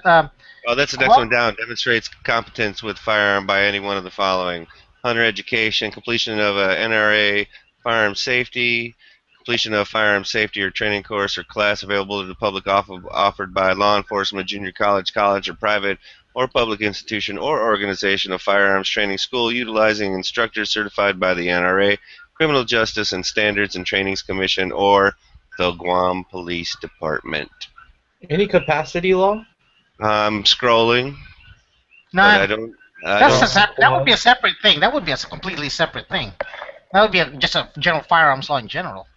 Well, yeah, but I think it would be at the bottom. Nice. Cost is here you go, $60 to $75 if approved. That's not bad. Okay, gun laws in Guam. I'm looking at another page here. NFA weapons, yes. Constitutional right to bear arms, yes. Permit to purchase license, yes. Firearms registration, fuck you. Well, they're gonna do that. Yeah, they're definitely gonna do that. No assault weapon law, no magazine capacity. Hey, where was that NFA thing that you read? What was that under? It's a wiki. Give me a second here. Okay. Because I'm on that PDF. And Okay. Here you go. Let me know. Did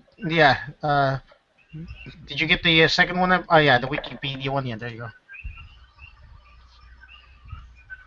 let's see. I will check that out. Registering shit. No, dude, you don't register a handgun out here. It's a felony. You don't register a long gun out here. It's a misdemeanor. I think but if I don't know if it has to be anything pre like whatever 92. It's like I don't know if you're. It's grandfathered in if that's. Yeah, the case. like it's encouraged but not mandatory. Okay, so here's the deal. You said NFA weapons, yes, but SBR, SBS, machine guns, and silencers are prohibited, but destructive devices and AOWs are legal with NFA tax stamp. So yes, you could put an M203, I believe, underneath your I'm moving AR. to Guam. Or 37 millimeter. Civilians are only allowed 37 millimeters. So. Well, damn it.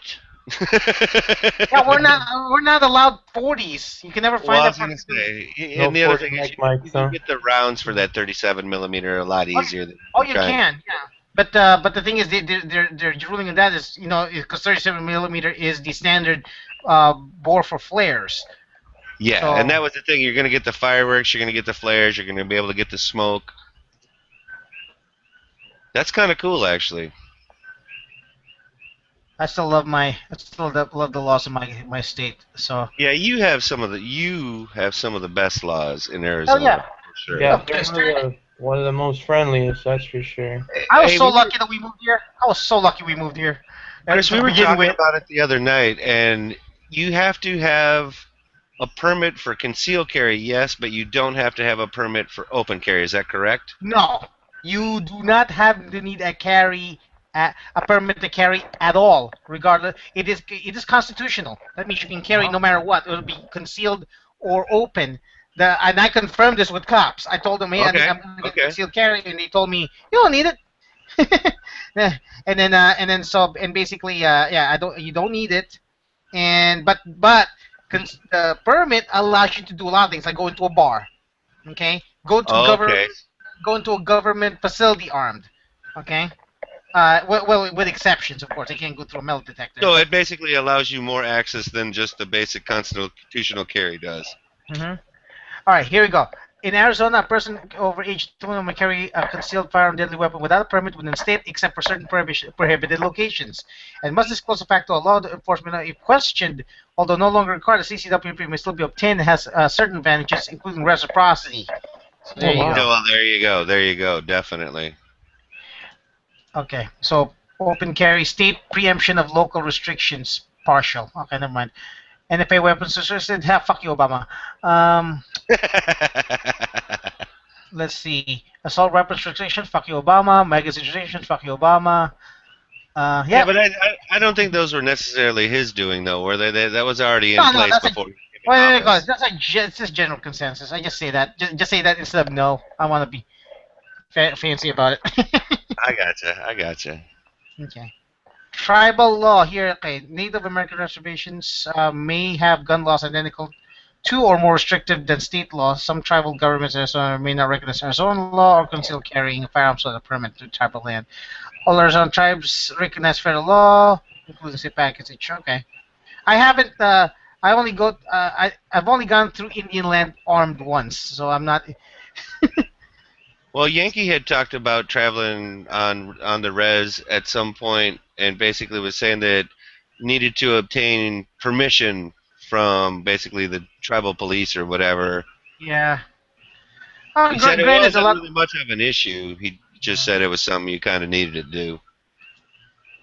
I think I've only been on Indian reservation once in Arizona, and that's because the casino.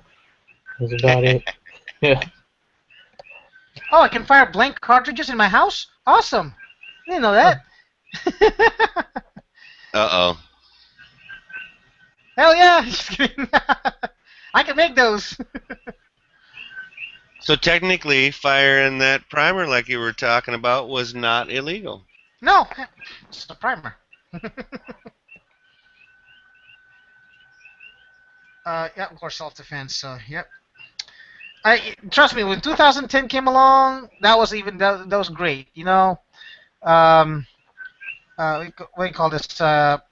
Constitutional carry came along. That was a major fuck you. We just, we went complete turn Republican because we still had a Democratic governor at the time, around that time. So it was a complete fuck you to those people when we went constitutional. People thought we'd be shooting in the streets.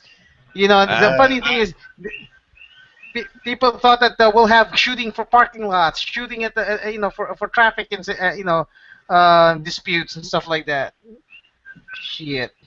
Like, I know you, Huck, and G-Webs and all that, right? But I also know personally some other people that are fully the other side of the coin on that, and they are staunchly anti.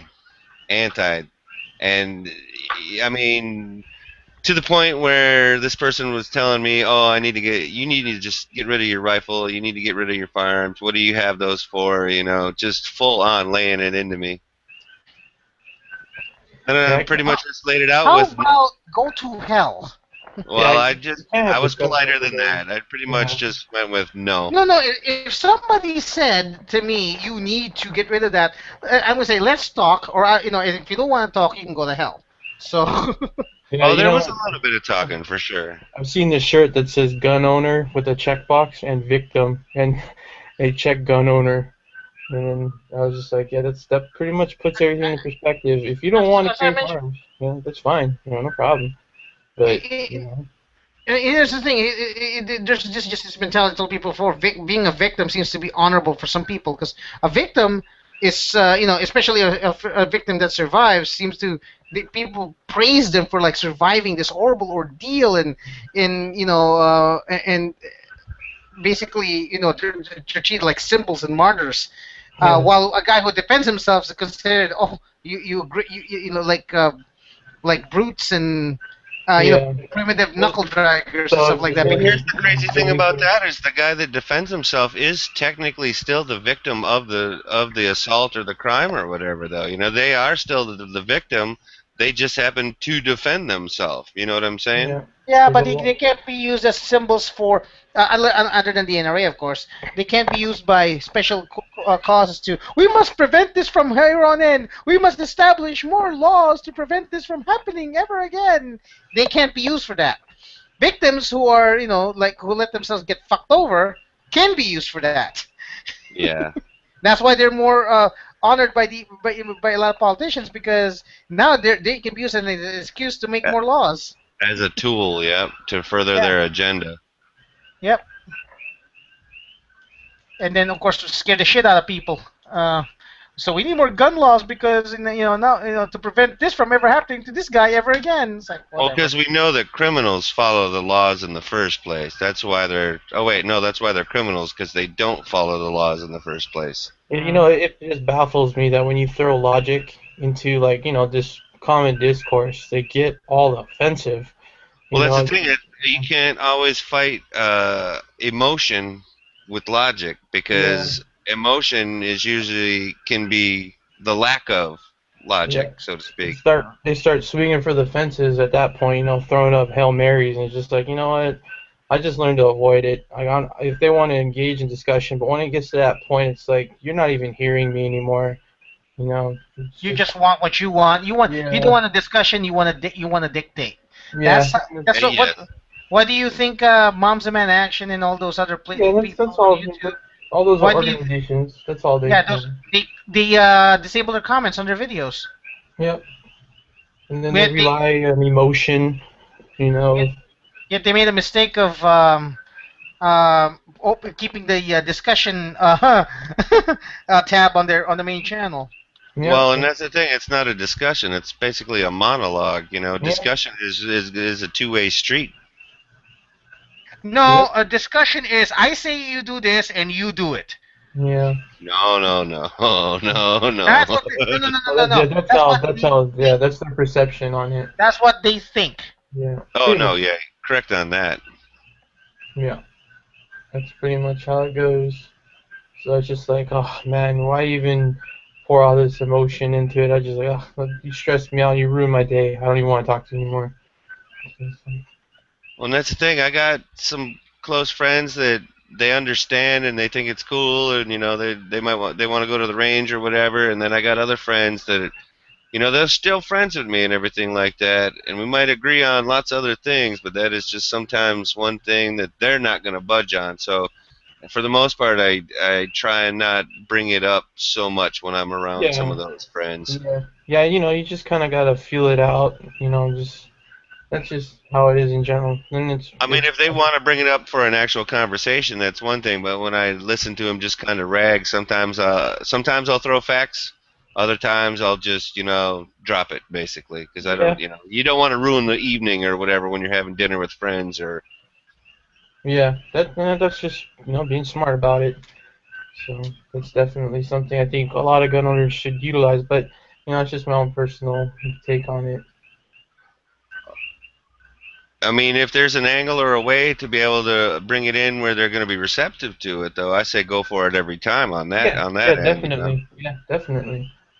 I've had long discussions with, friends too, and exactly how it is. You know, some are totally for it, some are on the fence, and some are totally against it.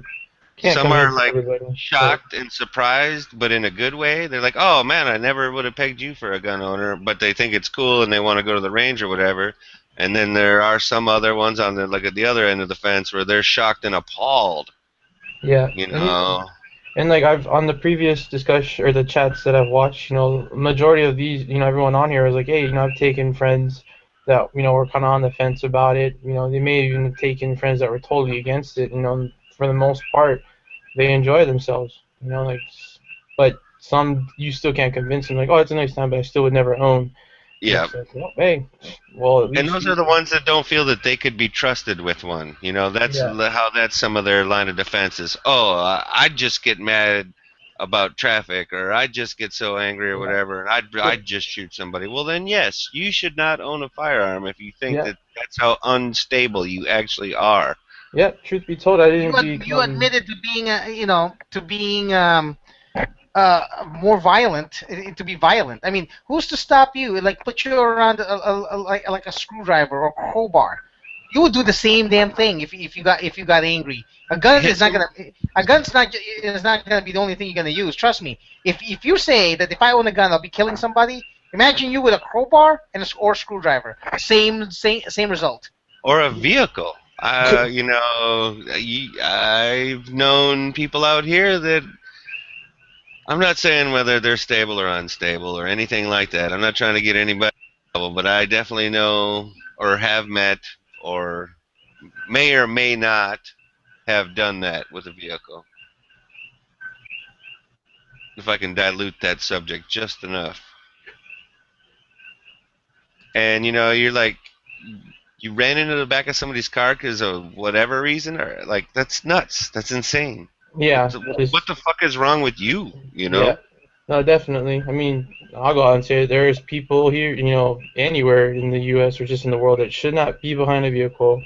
They should not consume alcohol. You know, and some of them should not even handle firearms, and I'm okay with that. But I don't do want any combination of those, yeah, you know? But I'm not one of them, so you know, I'm not gonna keep it that way. I've never walked the straight and narrow more so until I started, you know, owning firearms, and that's, you know, that's actually something that I'm proud of. It's like, well, that's a responsibility that you have to take upon yourself. So you're not out at the range trying to get all drunked up and then acting the fool. No, you know? You know? Yeah, definitely. You know, and then, you know, whereas you, in my earlier years, and, you know, differences between people at certain establishments, I may have gotten into altercation, but not anymore. Hell no, not now. You know. It's like at some point you learn that there's no point to it for the most part. Definitely. Yeah, it's just like it doesn't solve anything. It could potentially. Well, I mean, you'll get the temporary satisfaction if you're kicking someone's ass, but you know, there's a lot of repercussions after and consequences. So it's just like, man, might as well just avoid it. What do you call this? Never Enough Ammo put his 2 cents in that too on Every Town's discussion page. So the big three's there now: Yankee, Never Enough Ammo, and G-Whips. Good. Nice. Those are the 3 of the top channels that I'm subscribed to. All of them. So. And G-Webs, Yankee beat G-Webs on Thumbs Up. Yeah, for a while G-Webs was winning, and then all of a sudden Yankee came up. he's 1670, while G-Webs is 1338. Good. Yeah. But yeah. Good. They need another point of contention between the two of them. That'll be perfect. DB's just watching now. Doesn't want to join in. Oh, good. Good. All right. Time for me to make some bullets. Yeah, we were talking about that earlier. I was like, I really want to get into reloading, but I mean, the startup costs, you know, but I mean, you get it in return. But, the startup cost, amazingly enough, is low. I thought, I spent $250 if you know what you're looking for. Oh, for real? That's good. That's reasonable. Okay. That's not bad at all. If you piece it out, and in what do you call this? Daniel can help you piece it out. But I bought a kit. Yeah, I was thinking about doing that. The Lee Precision. Yeah, the Lee Precision kit cost me $130. Okay. Yeah. It came with the dispenser. These are what I use: the dispenser, the scale. There's a scale, but I use a I prefer using a digital scale, so I got this later. And the press. The press, of course, most important. It's also got the a hand primer, okay, which I don't use because you can prime with a Right. primers with the press. Then I got a separate. The dies cost me about $45. Okay, for the 38 Special 357 Magnum, I found used what do you call this, dies for 9mm for $20. And basically the brass is free. Okay. Right. Bullets cost you about an average $20 to $30 depending on what type of bullet you're getting from. For 250 to 500, well, for 250 on average bullets. Right. Okay, powder is a little bit more difficult because powder is on a crisis right now. I was lucky to find the powders that I have. Okay, and they'll cost you about $30 a pound, and a pound, depending on how much you're using, will last you at least 1,000 rounds plus. Okay, for a pound, and a pound's like $30. Overall, for 50 rounds, for 9mm, it costs me about $7 for 50 to make when I make them. That's the cost of the rounds. Okay, the cost per round. That's how I make them. 30 Special, a little bit more, maybe $12 for a box of 50. Compare that to $20 for a box of 50 or 30 Special, and $15 for a box of 50 for 9mm on average. So I cut my cost in half. I have more ammo now that I can shoot. I have a shitload of ammo right now that I'm planning on shooting. My 9mm is slowly growing because now I have 2 different powders that I use for it. So, so that's pretty much it. It's just it is going to cost you a lot. In total, everything I've spent over time is about $400. Okay. About a PS4, PS4 price. Yeah. So to start with, you can 450 if you want to start from the bottom.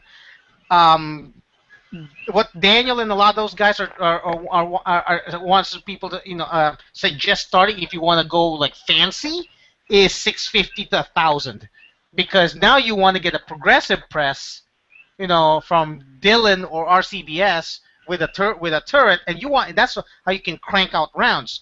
But if I did that, if I cranked out rounds that fast, in 200 to 300 a night, I'm gonna run out of components too fast. Okay. But here's the thing: I'm starting out. I have to write down what formulas I'm using. I'm also going online to look for my load data. A lot of them say go buy a book for reloading data. I would encourage people to do so the same. Don't do what I'm doing. And I'm experimenting basically a little bit more here and a little bit less there, kind of on my powder measure.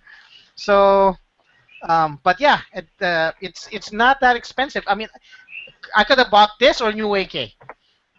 Oh yeah. And this is paying out in dividends. I have ammo now. I have more 38. I have more 38 Special ammo now than I ever had before that I can, and less than I would have spent buying them in retail boxes. Oh yeah, that's one of the more expensive calibers, because when I go to the freaking mortar store over here, I look at the 3.8, I'm like, man, that's might as well just shoot 9 then. Compared to 380 to 9, yeah, definitely. This is all found brass. Okay. Nice. And I know I'm going to be I'm going to find more. I think I have another set over there, but yeah, those are all found 9mm brass.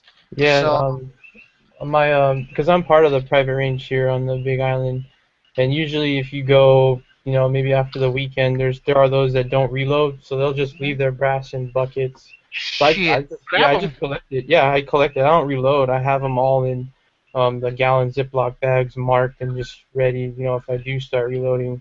Oh yeah. But if I relocate, I'll just give them to somebody that I know who reloads. But I have a few friends that are like, yeah, just come by and we can kind of fill you in and just show you how to reload. You can reload your brass and just bring your own powder in your heads and primers, and you know you can go from there.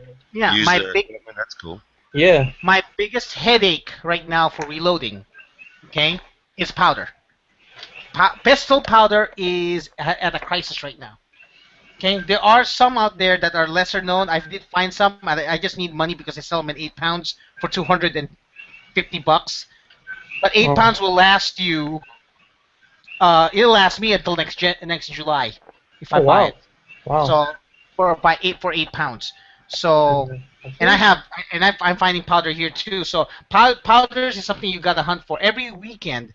Every time I go out, my weekends are Monday and Tuesday. I call my local gun shops and I ask them, "Do you have pistol powder?" And I'll buy a pound. I'll just grab it, whatever it is, you know. I'll just buy it because powder is right now is there's a crisis right now for pistol powder. Rifle powder is a dime a dozen, but they're expensive at $30 to $40 a pound. Yeah, if I were to get into reloading, it would just be. I'm not really a specialty caliber kind of. I don't have the budget for it, so it'd just be the normal 9, more than likely 45 for sure. Start pistols. Yeah, Start with pistols. You will save a shitload of money if you reload 45. I am right now collecting 45 brass because one day I will have a 1911 and 45. Yeah, One day. and then for sure 308. I love shooting 308. That's Rifle is a little bit more tricky. I haven't done it yet, but because they're neck cartridges, you just gotta be a little bit more careful. yeah. The good thing about the rifle is that the powder for those is plentiful. However, you use more grains per each cartridge. each cartridge. Right. You use more powder, so you are gonna run out of. So if I last 1,000 rounds on if I last 1,000 rounds with pistol, I'm only gonna last like 500 to 600 rounds with rifle, maybe even less. But then 308 is fucking expensive, so you're still gonna save money on that. Yeah. There's a lot more to consider too. Bullets for bullets for rifle is also a little bit more expensive. Because I don't know, it's just more material, but. And there's a choices. I use I do lead. I do lead for bullets. Okay. Do you It is hard cast your to. own? Not yet. I did buy my molds already though. And you why I bought went a grill last night. Yes, I bought a grill last night, so that's what I'm going to be using to. And some jumper cables. Did you put the charger in your car, buddy? Yes, I did. That was Didn't you? incidental. That was incidental. Oh, yeah. But I bought a grill and a cast iron skillet. That's what I got for Christmas was a grill, and I was like, oh yay, grill. She's like, yeah. So do you want a barbecue? And I was like, oh, that's why you got it. Yeah. There's But that. yeah, I got a grill. It's a tiny grill. I'm gonna buy a bigger grill for like. Oh, it's like a barbecue. hibachi, like a little Weber. Yeah, it's like a 14-inch tabletop grill. Hey, those things go, man. I've cooked like for 30 people on that thing before in college. So It just takes longer, that's all. Yeah. I just told him, hey man, when the chicken comes out, if it's not deboned, I'm not grilling. That's the Yeah, I'm with you on that, especially on a smaller grill like that. Yeah. Like I'll pass the tongs to somebody. Yeah, but yeah, it's I already got the molds. All I need now is what do they call this? All I need now is to get the molds, and I need to find a source of lead. And I'm gonna tomorrow, if I'm not gonna go to Peace, and I'm gonna need to go to my local tire shop and see if they got weight, lead weights that they can spare. That's There's a lot of yeah. there's a lot of reloaders out here, so I might get lucked out. So I may not luck out, but we'll see. I mean, as long as I have those molds, I'm fine. I prefer my favorite type of bullets is semi-wad cutters or cones. Oh, okay. That's why I bought them for 9mm. So I want to make my 9mm look really cool because they're all cone shaped. Nice. Last night too, I was shopping for and I know I'll talk to you about this later. Like it is not suggested to defend yourself with reloads because of Yeah. legal action. I was reading about that. And it's bullshit, but yeah, that's how it is. But I mean, it I did. makes why, like the legalities behind it, but There is no legality around it. It's just speculation. In yeah, fact, if you have a good lawyer, they'll destroy that argument because yeah. you can't. It's cost per. I just looked it up. I just researched it after everything. It's like, wait a minute, you can't say that. That's cost for my lawyer will say objection, cost for speculation. You know, you can't say, oh, so you reload, so you're basically you are a you're making bullets deadlier than than regular rounds. It's like, did you just listen to yourself when you said that? Or are you just trying to just grasping at straws? A Yeah, bullet's a fucking bullet. It doesn't Well, they're fucking going to matter. try and go with the multinational corporation that is Sammy Spec, and they have quality Yeah, control that's checks what I and meant, everything yeah. like that. That's what they're gonna. That's the angle they're gonna try and go at The with that. legalities that you have to face, not necessarily whether it's illegal or not. Just that whole, like, why even go through it? But still, yeah, I understand. You know what? I killed the other guy with a chair I made. That's the There you go. deadliest. I made that chair to be the deadliest chair ever in the world. It's Just not up to remember- spec too. So if you ever talk to the furniture what do you call this, makers of America, it's not up to spec. They'll probably say that he made that too deadly. That chair. Did you make it out of Chiave or did you make it out of Koa? Yeah, I mean, that's just, you know how it is. Common sense is uncommon.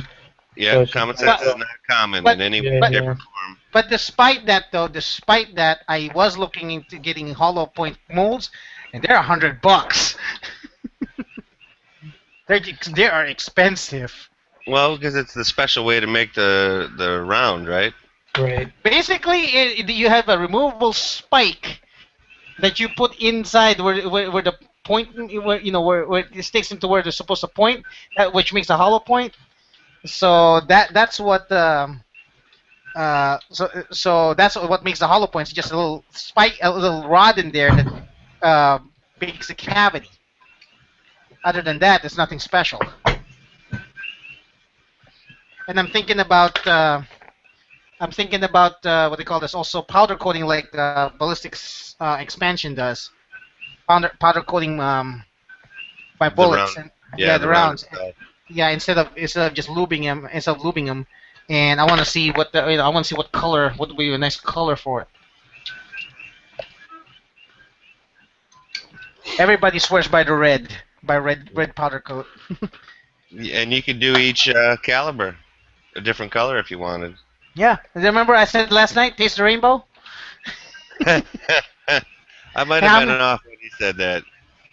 No, last night I said, what do you call this? I'm gonna make different colored bullets, different, like Crayola type colors, and I'm gonna load them, and then I'm gonna say, taste the rainbow, motherfucker.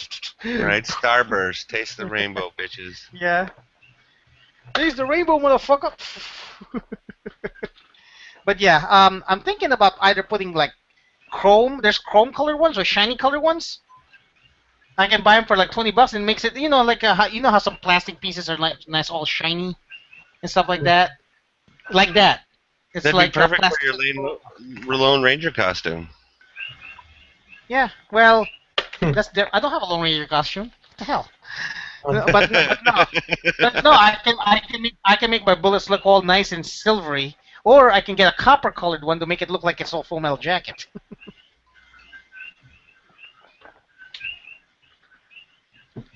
I don't know. It's just stupid. A bullet's a fucking bullet. A knife's a fucking knife. So if I stab somebody with the knife that Huck made me, it's deadlier than all the knives in my hand. All other knives. It's just stupid. I don't know if Huck made it. It's probably pretty sharp and pointy, if I had to guess.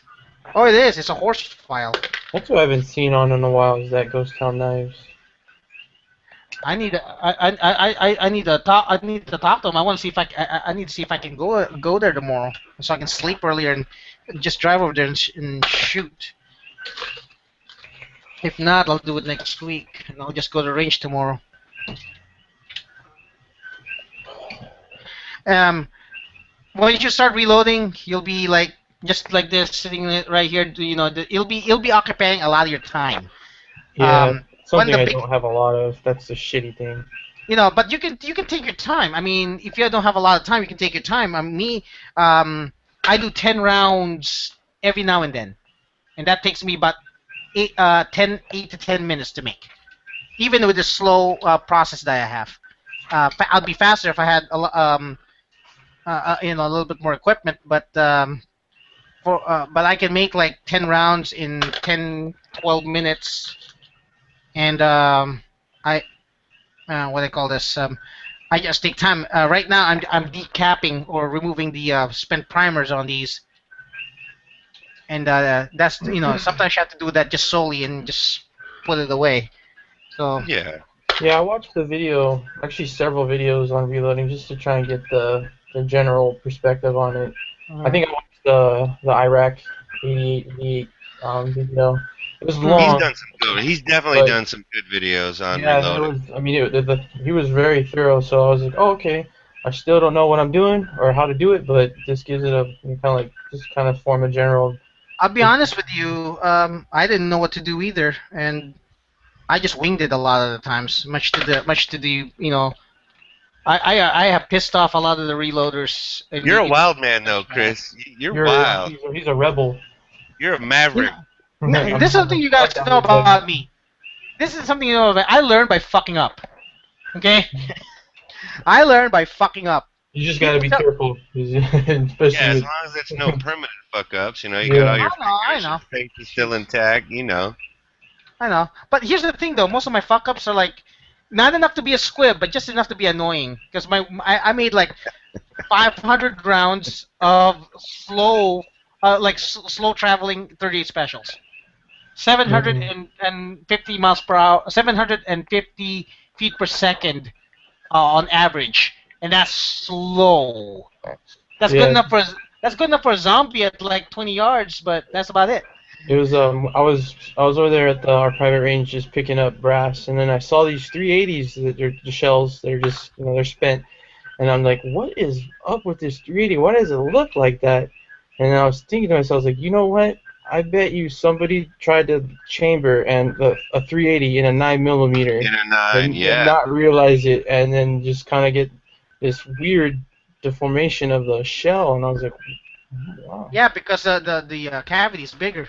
Yeah. Well, I was gonna say, so the open end of the shell, was it like almost mushroomed or flared out flower style, or? It was like just some of them were cracked, but then the other ones were just kind of bubbled out, like a mushroom, like that. So it went to fit the size of the barrel, basically, then. Yeah, I think so. Probably that makes sense. So I was like, wow. Well, just gotta be safety. It's the biggest thing. Yeah. I want to do 9x18 Makarov one day. Yeah, somebody when I went to the indoor range, is it Zastava Makarov? Is it 9x18? 9x18, yeah. It is, yeah, he brought it in, and because how it works at the local ranges, you bring out whatever firearms you brought, and they inspect it, do the safety check, and I was looking, I was like, what is that? Really? All right, that's interesting. Yeah, they just so that way you bring it in, and he brought in a Zastava, and I was like, wow, that thing is vintage. Like, wow. Yeah, Makarovs are very reliable guns. Yeah, I mean, I'm not into the nostalgia, nostalgic firearms. I haven't gotten there yet. I buy nostalgic firearms because they're cheap and they work. Yeah, there's nothing wrong with that. Like Tokarevs and what do you call this? Tokarevs and Makarovs. So. In fact, one day I want to get a Tokarev 9mm. Those things are still cheap. Yeah. And what are they? It's like 8-round mag or a 7-round mag on those? 8 rounds. 8 rounds. Yeah. They're skinny as hell. They're the only thing that people say that they can't stand is it is kind of heavy, heavier than most carry guns. But you know what? I carried the Ruger PED-5. For a longest time. time. Think about this though. It's metal, right? There's not the only thing plastic is like the grips. So basically, when you're firing that 9mm out of a small handgun, it's probably gonna be more controllable and all that because it's not gonna be so light. Yeah, my 9mm 1911 is probably the most accurate pistol I ever had. I could shoot very accurate at 50 yards with that.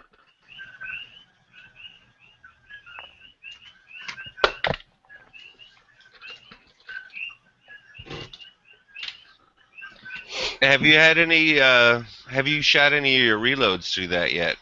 Through Through what? your Not gun? yet. Not yet. My P95 is my test bed right now. Gotcha.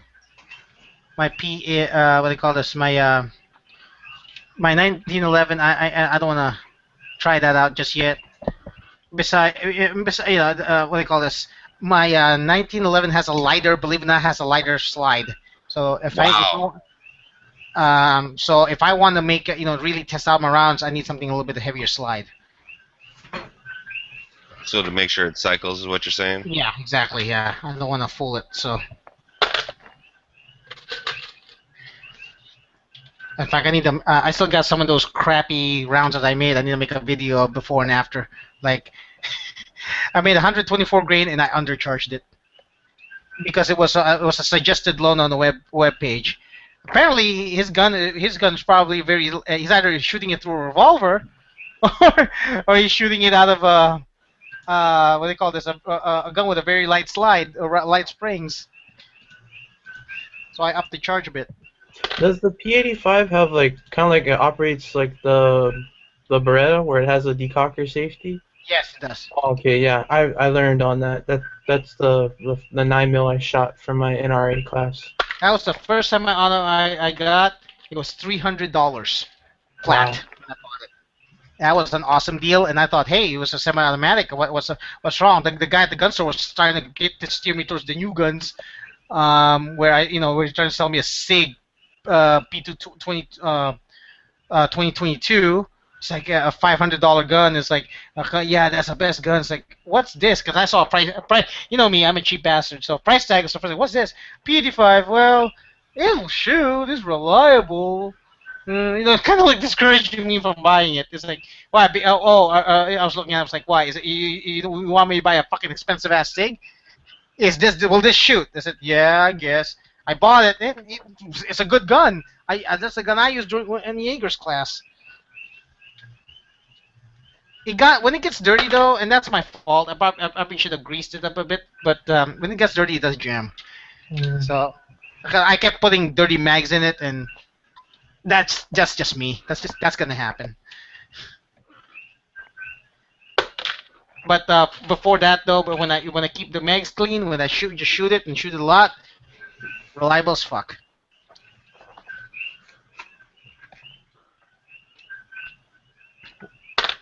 What do you guys have? I have a Glock 19. Of course. A Glock, right? Yeah, that's the first one I bought here. Then I bought a Glock 21, and then I bought. Actually, my first firearm was a Beretta PX4 Storm. That's the first one I bought. Oh, nice. 40. Yeah, and then a Glock 19, then a Glock 21, and then a Beretta 92 FS Inox. And then a Ruger 1911. So I'm pretty much set, but you know how it is. You get bit by the bug and you want everything. Oh yeah, you know what? My very first gun was a Marlin Model 60. Very first gun. After that, I needed a pistol, so I bought a Smith & Wesson Model 22A, and decided, you know what? I need more guns. So I bought 2 more 22 pistols. I traded in. I bought a Ruger 1022. And I decided, you know what? I need bigger calibers, and it's a good thing I did too, because this was the beginning of December of 12. Yeah, and then I sold I sold my PX4 Storm to a friend of mine, and I used that to put on one of my AR-10. So Oh, nice. Yeah. Oh, nice. Okay. But the first rifle, non-22 gun I ever bought, the first semi-auto rifle I bought was a Mini 14. Yeah, I think the one regret of the firearm that I bought, and I probably shouldn't have bought it, but just that whole cool factor I fell to it, is my ACR. I was like, oh. ACR? Yeah, I have an ACR. Oh, wow. Yeah, I bought it, and then, just with the speculation that they're going to bring out all the conversions, and then it just kind of went to just stagnant. So. Yeah, the ACR, it's one of those like cool novelty guns. It's cool to have, makes you look cool, but then you realize you've threw away a lot of your money. Yep, like, definitely. Feels like an AR, shoots like an AR. Yeah. And that's more expensive than an an AR. Yeah, costs twice as much. It's like shit. But it'll make you look cool at the range, that's for sure. Usually when I do bring it out, guys are like, "What is that?" And I'm like, "Oh, it's an ACR." And they're like, "Whoa, oh." Yeah, you want one? You'll Yeah. regret it after a I week. was like, "Yeah, I'll sell it to you 1900." Shit. Because what do you call this? I bought my Mini 14 for like $450. I got lucky on that one. That gun's normally $800 new. I am looking at what is the shoot? Our store, or my local gun store had a 5.7, and I was really looking at it like, oh man, I totally would get it. And An then FN 5.7? Yeah. And then I was like, oh, I totally want it. And I was like, okay, let me do some thinking. And I came back, gone. I was like, oh well. You wanna spend arm and leg for ammo? Yeah, no joke, huh? That's what pretty much what I was weighing on. I was like, I saw the 5.7 by 28, or the 5.7 by 28, and I was like, oh, that's too expensive. I only shoot it like once a year, so it's not really worth it. Yeah, that's for rich people. That's Yeah, what I'm not rich. what's his face weapons education wants you to buy. Oh yeah. Oh man, that guy. That and 10mm. Yeah. Oh yeah, he wants you to. It's not even a Glock 10mm he's offering. It's a What was it? I don't think I ever saw a Glock on his channel. I think it was a Kimber, or it may have been some form of 1911 style that was a. Good God! It's like stuff. It's like, hey, to defend yourself, you need a Kimber. Fuck you. Yeah, and then you see the one where he pulled out his knife. He's like, "This is my everyday carry knife, and it's a freaking." Espada? Yeah. I was like, holy Espada? crap. It's like you're definitely not talking to me. You're definitely not catering to me. Because every fucking thing you want people to buy is people making six figures. Yeah. I mean, come on now. He said, what do you call this? Thompson, what do you call this? Thompson pistol carbine. Is it good for? Is it for you? No, because it's $1,200 fucking dollars. Yeah. It's like, will you ever? You know what? I would love to see you tell me to buy a Keltec.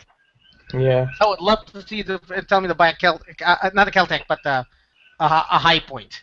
But that's a poor man's gun. Fuck you. Yeah. Hey, Chris, man. buy a High Point. You know what? The only thing that's keeping me from buying High Point is my brother. I've looked into the carbine. I kind of like the thought of that, the little. Oh, carbine's good. Yeah, carbine is like one of the best reliable. Ugly as sin. Ugly as sin, but just for range, just for fun.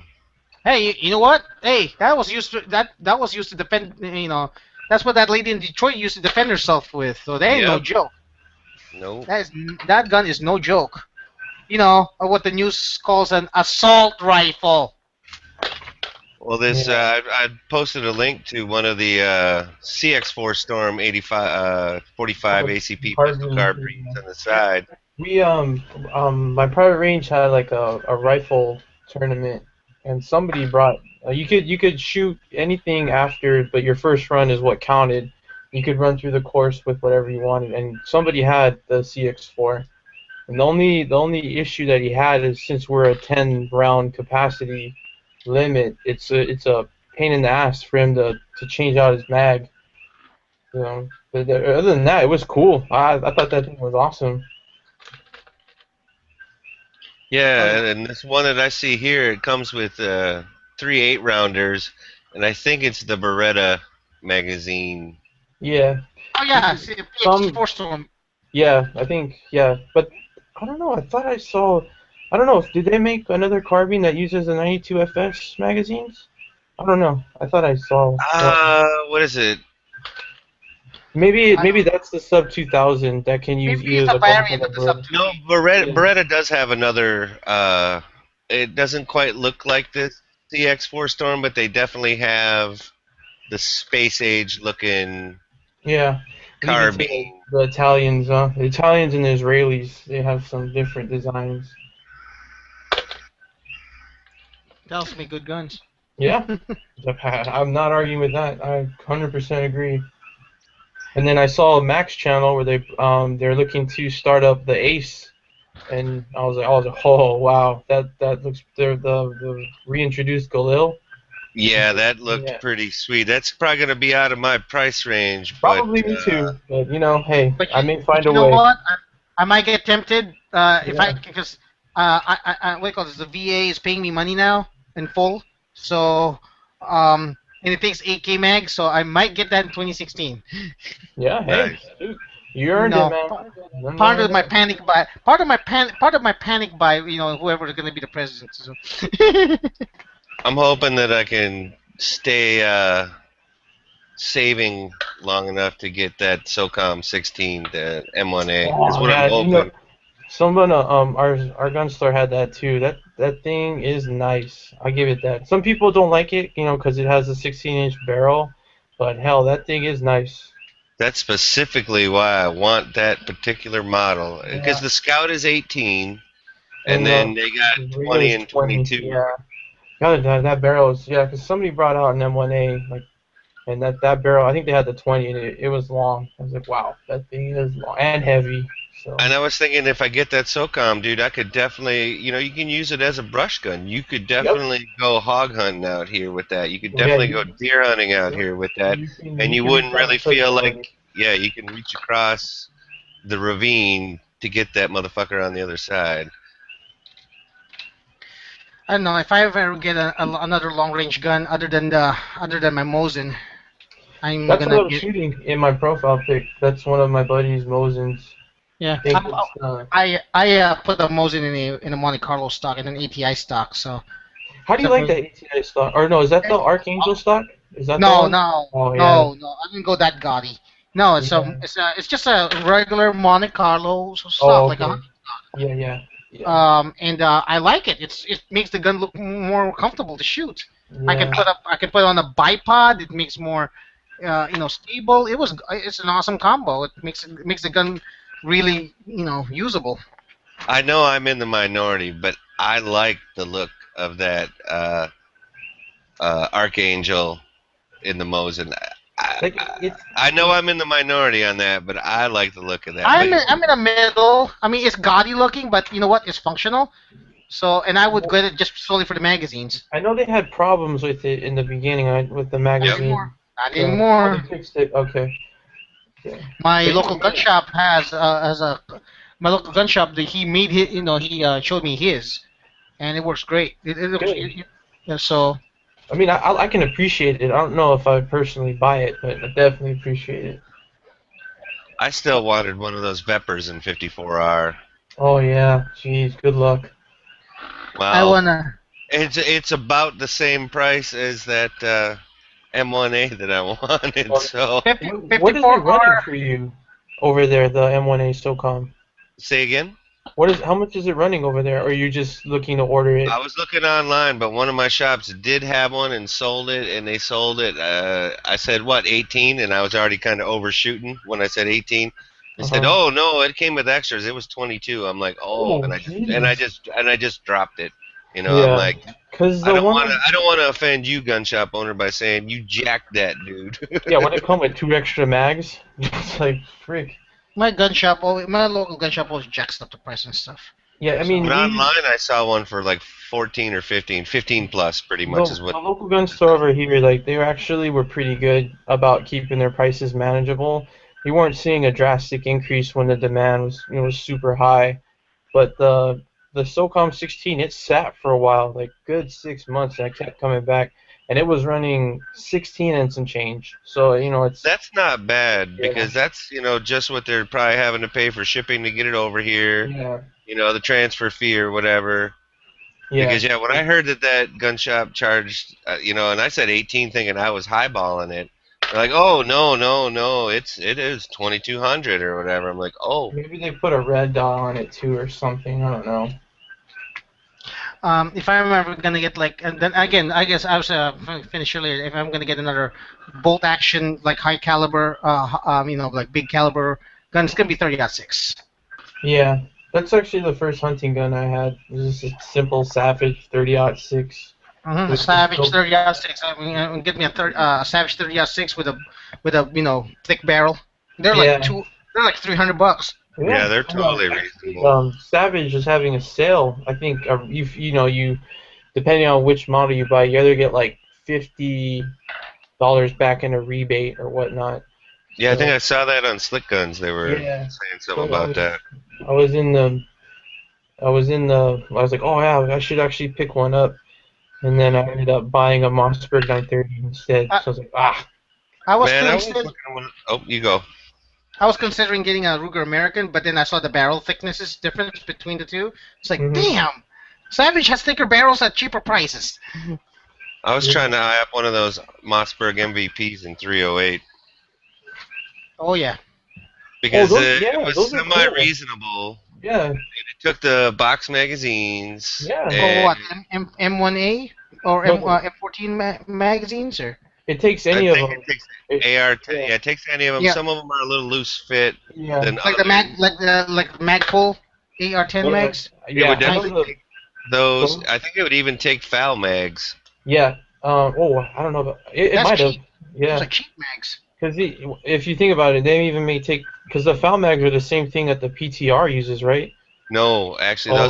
those are the HK mags, Oh, okay. and those are the cheap ones. For the PTR are definitely like the cheapest 308 mags you can probably get. Are Yeah, those? my local gunster still has a box full of them. Like, How much yeah. How much is a MVP? It's a In Depends on where you get it. Anywhere from 4 to 6. yeah. That's probably. what I saw it as.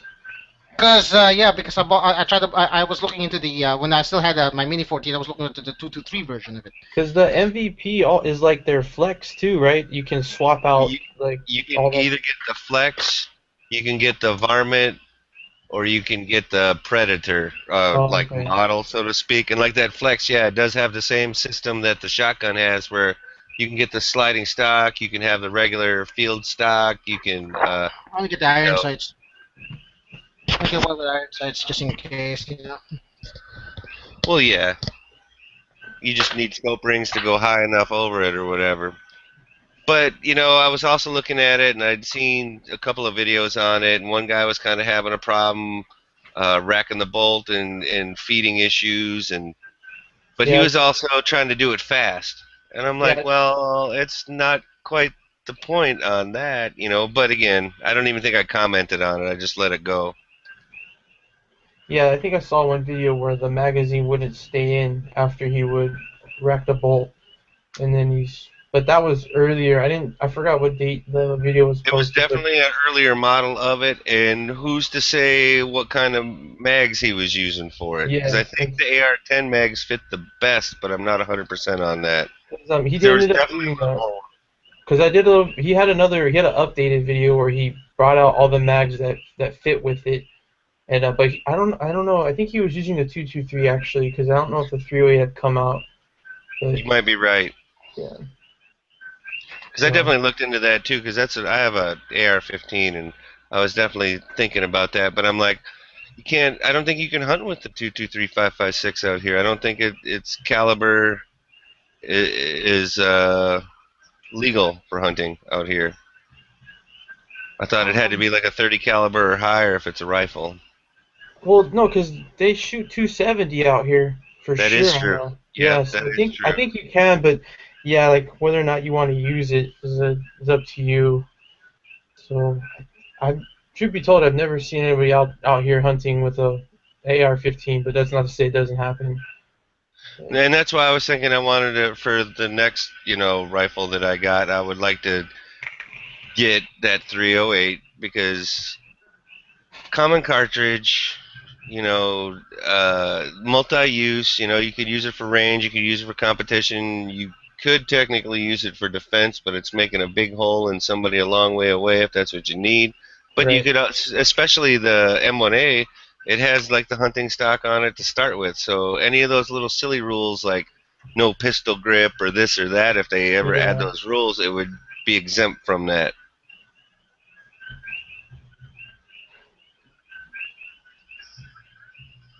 That, and I kind of like the scout rifle kind of I like that thing. Jeff Cooper idea.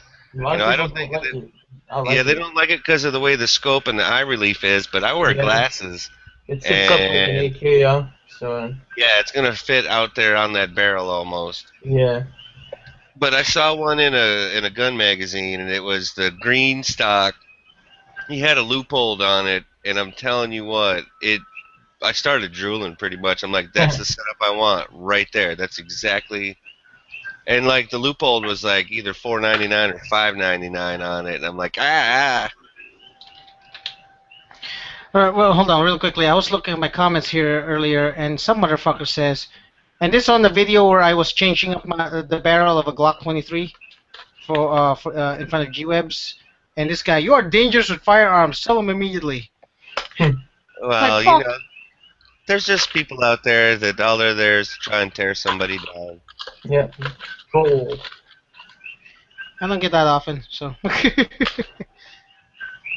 I need to make more videos. I did a streak of videos during my reloading time, and I haven't found a theme yet, and it'd be too boring to just basically focus on a chronometer. That was my last idea, was just to put a camera on a chronograph and look at the speed. But no, that's too boring. I need to make. Well, you could make it shorter with the editing cuts, though, right? Yeah. I know I can, but it's still, it's just I need to make it a little bit more exciting or something. What I could really use is someone with a camera with me. I wish I had like somebody that I can, I can have with me to go to the range all the time. Can you take binary out at your range, Chris? No explosive targets allowed. Okay. It's next to the police and bodyguard shooting range, and they're there almost all the time. All right. I Yeah. want to do that. Like here, there's definitely at the public range. There's none of that. There's no tracer rounds. There's no incendiary rounds. They frown on that, but I can understand that too, because man, where it's located at, a brush fire would start like nothing. Incendiary, not so much, unless it's in the summer. And then you don't aim at the mountains. So if you're just aiming at the berm and you're good at it, no one really sees that. 50 caliber is very much encouraged. Have you gone to that one where it's all full auto? Is it in Arizona? Big Sandy, Yeah. that is here. I just realized it's here, but no, I missed it, and I need It to was go there. yesterday. I know. I need to do that next year. I need to go there next year. The thing is, like you have to pay for a certain amount of rounds to shoot. If you want to Right, shoot a gun, you have to pay them, and I don't want to really. I Well, need money I'm for sure that. there might be something you might want to shoot. You just pick and choose like a la carte. You're like, oh yeah. I need that's cool. $1,000 minimum to be able to shoot guns like Oh, what? I don't know that you need that much. It's a but- few $100s worth of ammo. Well, hey, you're reloading. Just be like, hey, I brought my own, so can I? They'd be like, no. There's no such thing as a full auto 38 special. There's no such thing as a full auto 38 special gun. Maybe my 9mm, but then they'll probably won't let me take my brass. for fear of you're gonna grab our brass too. So I know I'll probably go just to visit and then film me doing some guns, but that's about it. I don't really. I can't. It's hard. It's like a few $100s for on every booth when you shoot something. Yeah, because I saw the documentary. Somebody, I don't know, some channel made it, and I think he was. The Vice. Yeah, there you go. That's who it was. Vice, the bunch of fucking. That's a freaking. That's run by Bill Maher, and he's not super pro-gun, but he did mention on one of his shows that he's somewhat he's a liberal. So, and he said, you know what? I have 2 guns in every one of my room. I'm not losing my guns. It's like, okay, but Yeah, he's he not said very pro. He won't disarm unless it's unilateral or whatever. There you go. Chris Huck just joined. Oh, thank God! I've been trying to call you all day. Trying to call me, dude. My number's up on the website. Oh, I didn't know that. Shit. I need to get that from you. Hold on. I mean, the Vice video was pretty objective. It wasn't like they were smashing everything. Oh, yeah, or that's anything. true. So it was just cool. It's just I found it informative. I was like, I didn't even know that thing existed. That is pretty cool. I learned about Big Sandy from Tau Mouse and from G-Web's videos. They both have done several, and I don't know if they necessarily went over prices so much, but just an overview or whatever, and very entertaining.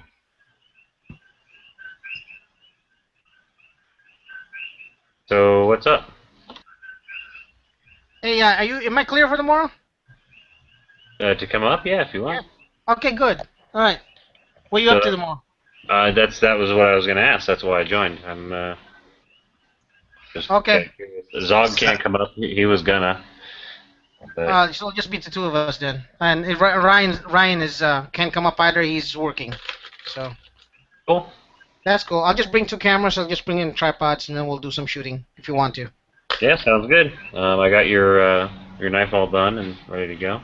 Oh, yeah, and I need to stop by Walmart tomorrow to buy those AR to buy some AK ammo for you. God, man, I wish Walmart here carried ammunition. Yeah, me too. Yeah. I need to do some. I'm gonna bring my chronograph. I'm gonna bring my. We're gonna do some. I have 2 steel targets now. I'm gonna make sure I bring those, so that we can do some.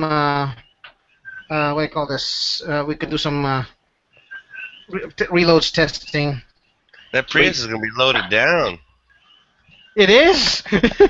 Yeah, dude. I was gonna say I don't know what you want to go do, but if you wanted to set up chronograph and shit, I got all kinds of crazy shit we can play with. So. Oh hell yeah, yeah. We'll play. I'm gonna go early. I'll probably be there by I'm gonna probably be there by 11, or earlier. Okay, cool. Yeah. And yeah, I got ammo for almost everything. I need to stop and look for 22 mag ammo. Yeah, I'm gonna stop by that shop and see if they got powder. Yeah, I'm sure they have something. I don't know if they have what you're looking for, but I know they almost always have powder. Yeah, well, I got lucky and I found some pistol powder not too long ago in one of my shops here, so that's why I'm doing 9mm now. Gee, they just posted a video about Kilauea volcano crossing into Pahoa Cemetery. Yep. It's sad. Oh. So what we're dealing with on the Big Island, we got hurricanes, earthquakes, and lava. Don't forget the tsunamis. Yep, tsunamis too. Definitely. And Democrats. Yeah, that's the worst. I'll That just is probably get rid of them, and then we'll be okay. I'll take the tsunamis and lava and earthquakes over Democrats. And that'll be the biggest problem because this has been a blue state probably almost since it was pretty much being since a its state. inception. Yeah, definitely. Yeah, well, this, I mean, they can always swing. I mean, look at Ohio. It's mostly a blue state, but they got good gun laws. Well, we have had a Republican governor before, but most of the state senate or U.S. senators, they've definitely been, for the most part, Democrat. Anti-gun? They were some of the ones voting on those bills, yes, I will say that. And some of our representatives, too. They were voting yes on all that stuff. Nah, that's sad. I don't know. As I mentioned before, it's too expensive to live there anyway. So. Yep. I don't know how we do it. I'm with you on that. I was so tempted to ask for a station over there at Schofield. Well, that wouldn't have been bad. Like, if you're in Schofield, military housing's not bad. Yeah, but when they told me you will rock much up those hills, it's like, no thanks. Yeah. I will take the flat. I will take South Carolina and its flatness anytime over those fucking hills. Yeah, like one of the things I miss about the mainland is just getting gallons of milk for less than $5. Oh yeah. Holy crap. Yeah. Box of cereal for less than $6. Yeah, no joke, man. So when I went to the mainland and for vacation, I was getting groceries for the house. We were staying with some family, and I was getting ready to fork like $200 out, and they're like, "Oh, your total is $90, 90 and some change." I was like, "What? Oh, I missed this." Yeah, you're like, "Oh, maybe I need to put some more stuff in the cart then." Yeah, no joke. Dude. The thing about Hawaii is like, congratulations, you're now in Hawaii and your salary has been tripled. Mm. The bad news is everything costs 10 times as much. Yeah, no joke. It's like, so what's the use of having? I tell you what, eBay is probably very a lot of people in Hawaii probably eBay a shitload. Granted, shipping's probably expensive, but I was gonna say shipping's what kills you. That's why it's a decent idea to, if you do buy a lot of stuff online or whatever, to do like Amazon Prime or something. Yeah, yeah, definitely. That's because I in my Amazon wish list I have all the reloading stuff just to kind of get a just kind of like how much it would cost. So just to get a figure, and it's Yep. about what it is, around $400. You know, just for the basic startup and whatnot. But yeah, definitely. you want to get prime. Probably, I forgot. Primers are about $25 to $35 for 1,000, depending on what brand. I think And- my local gun store carries CCI, which is CCI is one average, and they're about $37. In your state, it's probably like 45. yeah, no joke, huh? My gun shop sells Winchester primers for $25 for 1,000, so I lucked out. Hawk, what's new? Oh, I dropped my biggest customer. Did I tell you about that? Oh, did not know that. What's going on? Oh, he's just you got over. I don't know what you'd call it. Overboard, turned into a pain in the ass, and I refunded him $1,200 and sent him 12 incomplete knives back, and canceled all business with him basically. Overboard? Like what? I'm making unusual. It's hard to explain. He disappeared for about 4 months, and like I said, he had over a dozen custom orders in with me at Mhm. once. Like he'd sent me. I'd already sent him about 25 knives. I've already done, at least 25, if not 30 or so custom pieces for him, and restorations and stuff like that. And basically just got, I don't know if he considered us friends or if he thought he was. It basically ended up like I was working for him. I mean, that's the whole reason I own my own business. Is he making demands?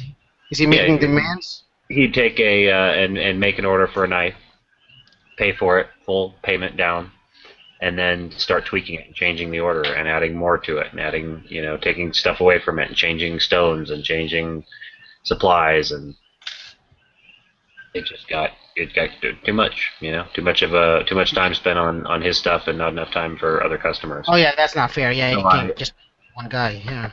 I Did he, cut it down and stopped working full time on his stuff and started working on other people's orders, and he basically threw a shit fit and asked me to send everything he had back so he could assess it and assess where he stood and what I owed him. And he basically tried to weasel his way into I don't know, over $1,200 worth of credit, so he could either watch my eBay and take whatever stuff he wanted, or make new orders on new knives, even though I'd already invested money in other previous projects. It was just a great big old mess. And so I said, you know what, I'd rather just refund you all the cash we have down, legitimate, that's not being used or it's not going to hurt me, and cancel all the orders, and we'll go from there. And when it gets down to it, I'm just going to basically not email him, not update him. That sucks. Yeah, that's about all that's new. So I'm busting ass on one last knife, so I can, because I'm like almost done with it, and I'm gonna send that to him, and that'll be that. I'm honestly pretty stoked about it. I've been dealing That's with good. him. I've been pretty much working for the guy for about 3 years. I mean, he's been one of my main customers. So I dropped him off for almost a year, and handled it just fine. It didn't hurt our income. I mean, it hurt it in the sense that I had to do other stuff. I had to come up with my own stuff to fill that gap, but I'm happier doing my own designs anyway. Yep.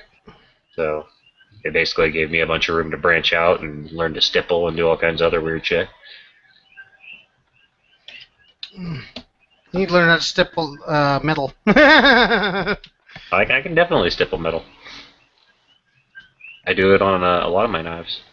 I don't do a whole hell of a lot of patterns, but I do checkering. I mean, I consider checkering to be like one of the top grips you can do, or grippy surfaces you can do. I want to just stipple a pattern on one of on my magazines. Gotcha. The plastic ones are easy, of course, but I want to stipple and paint over so I can get paint the texturing of my logo. Oh, nice. so that if I ever do another class, apparently they're not coming back here in February, but they will come back here one day, next year. But Jaeger, and Yeah. and then I will and everybody had taped over and put initials on their magazines. I'm gonna come in with my own logo so everybody knows whose magazine that is. Yeah, I have a H and a number on all my mags. Just what do they call it? Cross pistols. That's my symbol. MP cross pistols. Yeah, I was looking at it, thinking about engraving it into the wood on your sheath for your Tanto. Oh, nice. I'm not that good at engraving, so I didn't want to try it and fuck it up and have to like redo the sheath. Well, it was almost done. It's of course done now, but it was almost done at the time. So I'm not super artistic as far as that kind of stuff goes. If I was cutting it out of silver, maybe that'd be a little different. Let's see. Yeah, so far, I don't know if I have any other projects for you. I have to take a look at what my needs are. But you still got those huge ass. You still some of those huge ass horse files. Yeah, I got a couple of them laying around right now. You have a 12-incher? Yeah, almost all of them are 12-inch. The guy that gives them to me, I still owe him like 2 knives. He hasn't paid for them or anything, but he's given me a bunch of files, and then the idea is that I give him a real good discount on the knife. And so I'm waiting for him to come back. I've got 2 or 3 left, but he brings them a dozen at a time, so technically I'm low. Oh, okay. But yeah, I've still got them. I have a pretty steady supply of those. Okay, cool. Yeah, I could use what do you call this? A mini machete or something like that. Nice. I'm sure we could work something out. Draw something up or something. I got a bunch of raw stuff, Stone Guy's knife is sitting here. Ralph's knives, I got a couple big choppers and stuff like that. So. Cool. I got the prototype for Pink Panther's knife it's going to accept 1911 grips. Oh, okay. Oh, yeah, I saw that.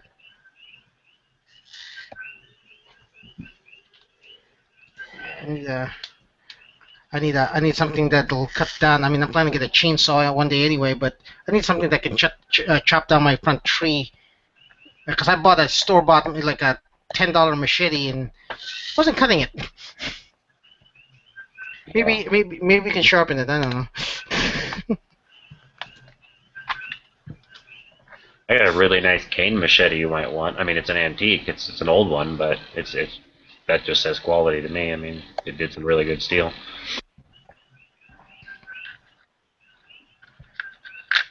But yeah, I'm sure we can find something. Let's see here. You don't have a tomahawk yet or a hatchet yet? No, I don't. If I'm gonna get one of those, I need a pair. Well, you'll have to check out. I got one of the cold steels in the shop right now. They're pretty sweet once I get done with them. All right.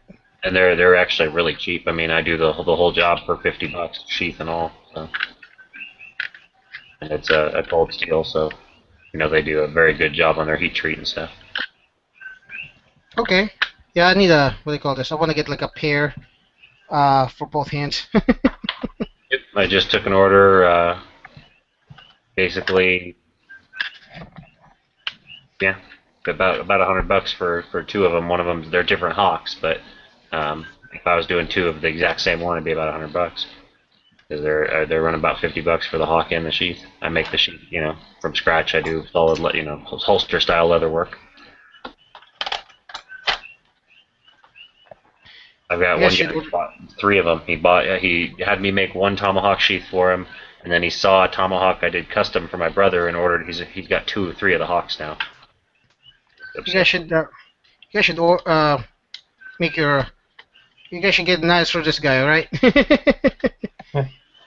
That's one thing I haven't gotten into yet. It's just knives. Another expensive habit. Yep. You know what they say. Yeah. I'm not much. I don't. I like when I do knives, I do like conservatively. Like I will get a knife for a purpose. Not like I'm not like Quark, who's getting a knife left and right to test out. Oh, this is a good quality knife, or you know, even some people who buy these highly expensive knives. I buy knives. If it cuts, it's a knife. Yeah, I'm a knife maker, and I've got maybe 5 knives at the most. Like my gear, like all my bug out gear, my tactical gear, everything, my vest and everything included. There's maybe 6 knives in there at the most, spread out through everything. Nice. And that's including multi tools and like little mini Swiss Army knives and shit. Oh, cool. Do you make assisted opening knives too? I don't offer folders for sale. I have made them and I can make them. They're so high dollar, it's not worth my time. I see. I'd rather make like a bunch of, $200 tactical knives than $1,000 folder and sit on it for 8 months. That Or makes sense. $1,500 folder and sit on it for 2 years. Yeah, definitely makes sense. I think, like my birthday, one of my friends got me a Spyderco, so it's just kind of all I really have. So. I still have my Crucial Brawler. That's my go-to knife. And then I have a Smith & Wesson SWAT assisted opening knife that I take to the range to take off staples. That's about it.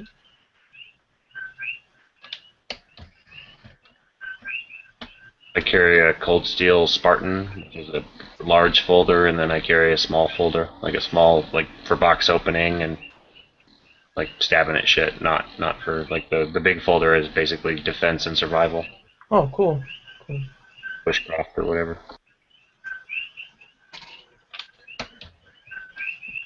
I carry like some other knives. I have a karambit. I buy cheap knives. As long as they hold up, they're fine.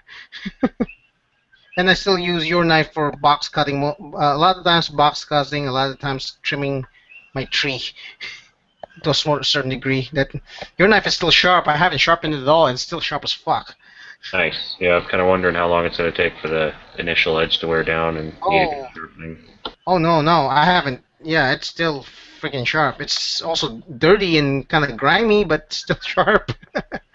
Yeah, if it starts getting really, like if you start seeing bright red rust or something, just take some WD-40 and steel wool to it or something. You will, yeah. The good thing about Arizona is rust is not a problem. Oh, that's all you have to worry about here. Oh yeah, well yeah, Hawaii, yeah, with all the freaking salt air and shit. Yeah, definitely. Hey, I'm gonna jump out. I'll see you tomorrow, Chris. See you tomorrow, man. Take care, everyone. Right on, bro. Take it easy.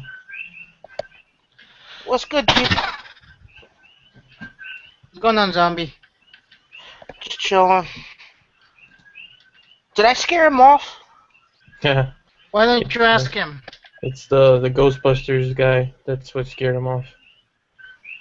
Yeah, that's zombies trademark. So. So what you been up to, Ed? I'm trying to get this thing to work on. Whatever. I was sick Sunday, Monday, Tuesday in the hospital, but I'm starting to feel better. Okay. Yeah, it's coming around. I don't. What type of? Well, you went to the hospital. Is it real serious? Yeah. I had it triggered a real bad seizure, and my blood pressure was like 188. Oh. So they admitted me. So all Sunday, Monday, and Tuesday, and then Monday I got released. Yeah. I'm alright right now though. I call these my Glock jammers. Just use a brain fart. Use an aftermarket barrel and it won't jam. Oh, I know. But not everybody's gonna have access to that, so it's a Glock jammer. Those things exist? I didn't know that. Yeah, it's called lead bullets. I know, I'm just messing with you. You know what? When the first Glock I ever shot was is a 26. Okay. Which one is that again? The Glock 26. The It's 9 the mil. smallest one. It's 9mm, smallest compact. It's a small compact 9mm that they got. The smallest 9mm. 9mm. And that thing was jamming on me. Well, not jamming, but stove piping and all that crap. Yeah, I kept failing to eject. And then somebody pointed out to me, it's like, you need to not limp wrist that. It's like, I'm sorry, I judge my gun by the reliability of shooting a gun in duress and in certain situations. You can't always have a perfect stance and perfect grip on a gun, to make it work all the time. So that's why another thing that pisses me off about Glocks. Always robotic. I don't understand what limp wristing a Glock has to do with it jamming like that. Because if you're limp wristing a Glock, you're pretty much you're not letting the Slide. inertia to eject the round. You're basically the chamber is catching the casing in mid-flight and still in basically catching it in the Some YouTube videos like just trying to limp wrist it, just trying to explain it, because nobody really sees it, But it's I've seen it firsthand. I've tested it firsthand. Yeah. Oh, you've seen it firsthand. It's how usually people talk about it because it happened to them. But it's never happened to me. I only get the spring issues in the magazine, like it doesn't chamber around. When I had the Glock, I used to shoot it one-handed, one eye open, one-handed, and I also occasionally, just to piss some people off, do the 30-degree cant. Oh, the gangster. Yeah. Oh no, he's holding it like a gangster. Oh no, that's a gangster. If you look at some of the instructors who have you shoot a single-handed, that's how they shoot. It's a cant. It's a cant like this. It's not like this. That's a gangster. This is not gangster. That is single. Single hand shoot with their other hand in the heart, or or if your other hand's arm is wounded. That's not gangster. This is gangster. Well, yeah, that's a full gangster. But if you go full gangster, you're only gonna get one round because then it will jam. But if you have it at a 30-degree, it'll keep going. Yeah. I still like my Berettas better. They just feel better they feel better. Yeah, it's definitely hard to bounce back for me because I own a Beretta and I own a Glock. It's kind of, yeah, I know what you mean. I never got used to the trigger is all. It doesn't feel right to me. The way the gun feels and the way the trigger feels, I just feel like that. It just doesn't feel right. Is it just pertaining to a Glock, or is it just all striker fired? No, I like striker fire guns. I love the M&P. I like the Sigma. I don't like how they were made. The newer ones are much better. The SD. I've seen those are pretty affordable too. SD9s. I used to own one. You know what though? The thing about the SD9 is after I got rid of it, and my friend pretty much brought it to a range with him again after I sold to him, and I tried it again, and I realized after a long time of not having shot that gun, I realized, holy shit, the trigger is fucking heavy on these things. After being so used to the M&P, I just realized, holy shit, what the hell? I like that the trigger was a little extra heavy. Because that right there is kind of a safety feature, a heavy trigger. Because it is. It's just, but when you're trying to get good groups, it really pisses you off. Yeah. But like if you had to, good groups at a distance, or safety at close distance, because it's a handgun. It's not meant for a really long range. You have to make an affirmative action to squeeze that trigger to make it go off. Yeah. Yeah. Like the judgment, you have to make that. Yeah. So you have to let it get into college ahead of everybody else? I'm kidding.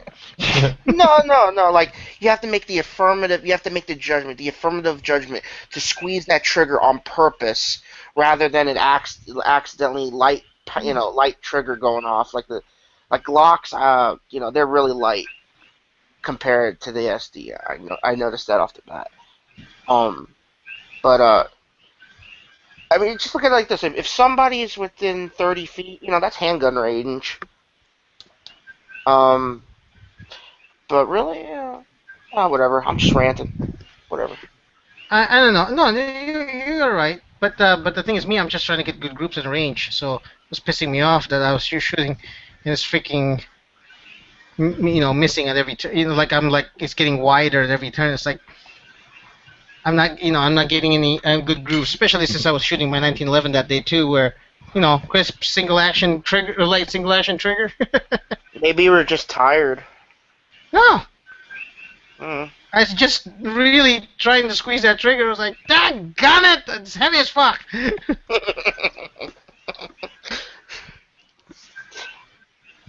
And I was told, and then you can actually get rid of the spring in there and make it more lighter. Mm-hmm. But then I was told that if you shot somebody with that, they'll say that you modified that to make it more deadlier. Motherfucker, Yeah. I'm getting really sick and tired of that shit. I'm trying to. My memories are starting to come back. The way I got mine to get kind of around 5 pound, 4 pound, 4.5 pound, is I dry fired it a lot. I mean a lot. Like I took the striker out of it and basically was using it like a toy gun. When watching Walking Dead. Oh shit! I didn't watch that. Yeah. It was a good episode. I liked it. It was good. It's what this season is a lot more like it moves a lot faster than the previous season. Oh yeah, I need to watch that, and I also missed last Friday's episode of Z Nation. So Oh, I haven't gotten into that yet. Is it good? let's just say this: don't compare it to Walking Dead because it's a lot more comedic, a lot more lighthearted.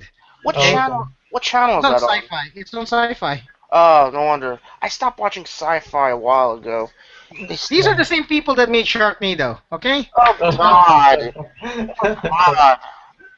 Okay, the people who made Z Nation, the same people who made Sharknado, but they're doing it a little bit with but they're doing a really good job of it. It's fun. It's a fun show to watch. It's not Walking Dead where it's all gritty and dramatic. You can't wait to see what happens, and you cry and cheer for the characters. This is just plain fun. I mean, granted, there are some it's a zombie apocalypse. It can't be all fun and games, but it's still a lot more funny to watch. I'll give I mean, it a try. I mean, and the same, they had an episode where they had a tornado, and Sharknado. and they said, and then they put zombies in it. Basically, it was spraying zombies everywhere, and they mentioned, well, there ain't sharks. It's like, son of a bitch, really? Sharknado was such a horrible movie. It's supposed to be a horrible movie. I mean, That's how they take it. Asylum is made to rip off other shows, not shows, movies. I mean, come on now. Yeah, the company is called Asylum. It's a production company. It's a film production company that Sci-Fi uses to make their movies. And and so if you ever see like a Mega Shark versus this or Megalodon or those beast movies with that's over has a lot of shitty CGI on it, Asylum made it. Okay, Asylum is a production company that pretty much gives grocery monies to actors who can't get a job. Dino Croc versus Mega Gator or some Yeah, sort. something like that. Yeah. Mecha Gator. Gator. That's what it was. So they make but you know what though? They're just fun movies in any way. They're still as cheesy and as shitty they are. They're fun to watch. I mean, come on. They made Atlantic Rim. Pacific Rim. No, Atlantic Rim. Atlantic. Remember, when the Pacific Rim came out, guess someone decided, hey, let's cash in on that and make this shit.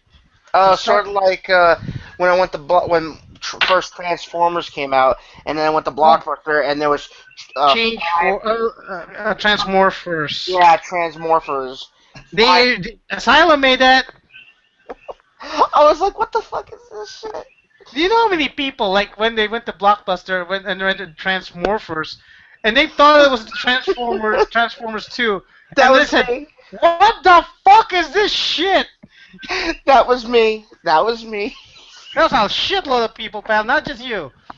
Can't you fucking read? There weren't even that many robots in it. Now I miss Blockbuster. Transmorphers, less than you'd expect. You're sharing the same box art.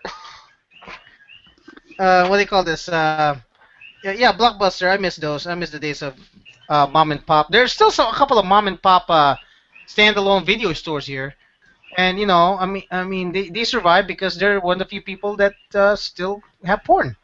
not everybody has high-speed internet. Still has DVR. Porn. Yeah. I remember once when I went to Blockbuster and I looked around and said, "Where's your special section?" And then they said, "Oh, we are, kind of like we're dedicated to family entertainment." And I nearly punched the guy. If you look on Netflix's frequently asked questions, that is one of them. Like, why don't you carry adult content? And they're like, we have there's some political response, but it's like they toiled on the idea, but they decided to remain family oriented with rated R movies pretty much. Well, I don't mind Netflix. I mean, at least they. I'm sorry to cut you, but actually, there are. I don't want to tell people I'm a perv, but there actually are 12 pornographic movies.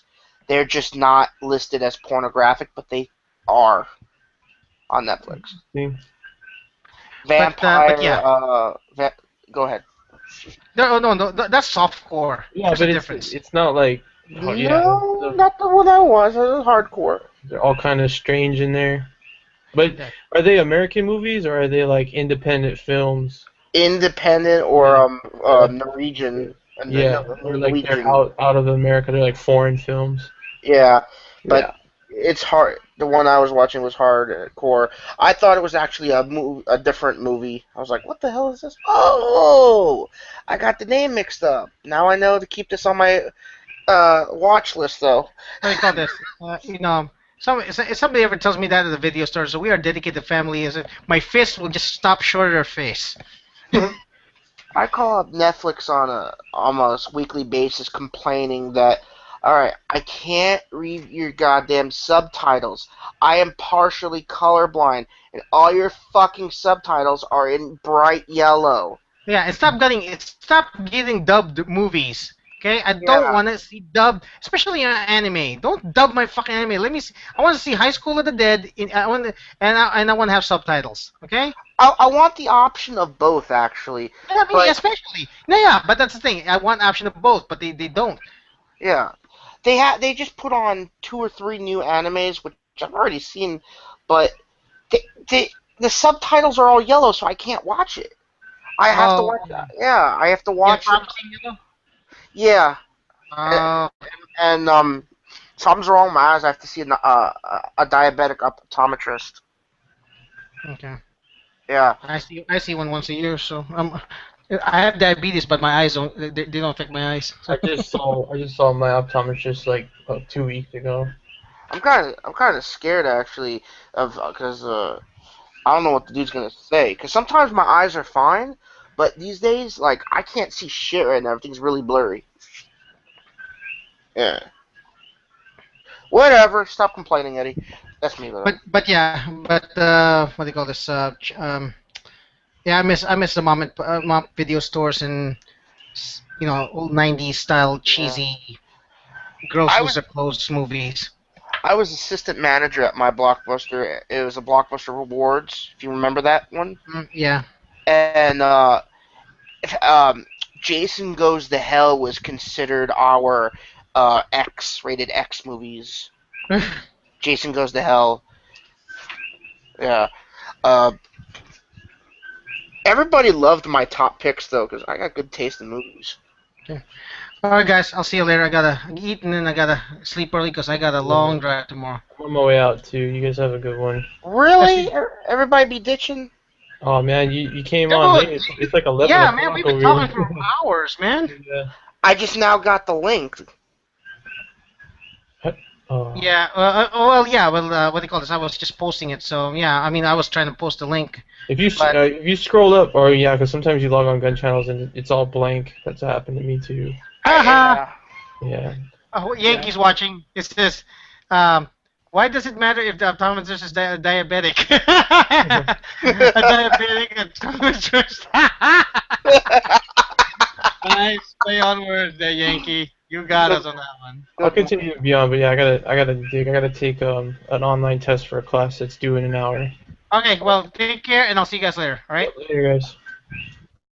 If Yankee won't get his butt in here,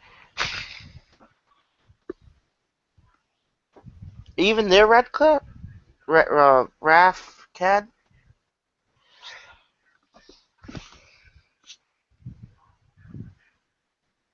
And I'm talking to myself. Hey, Yankee, get in here. Come on, Yankee, get in here.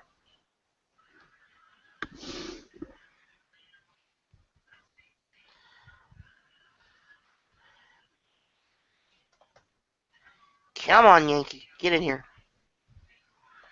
I want to talk to you about that nice-ass gun you just got.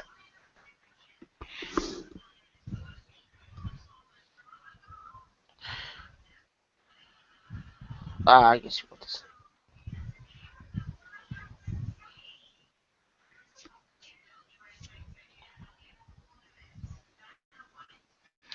Well, that's just sad.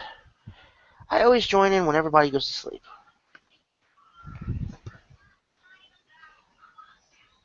Oh well, see you guys later.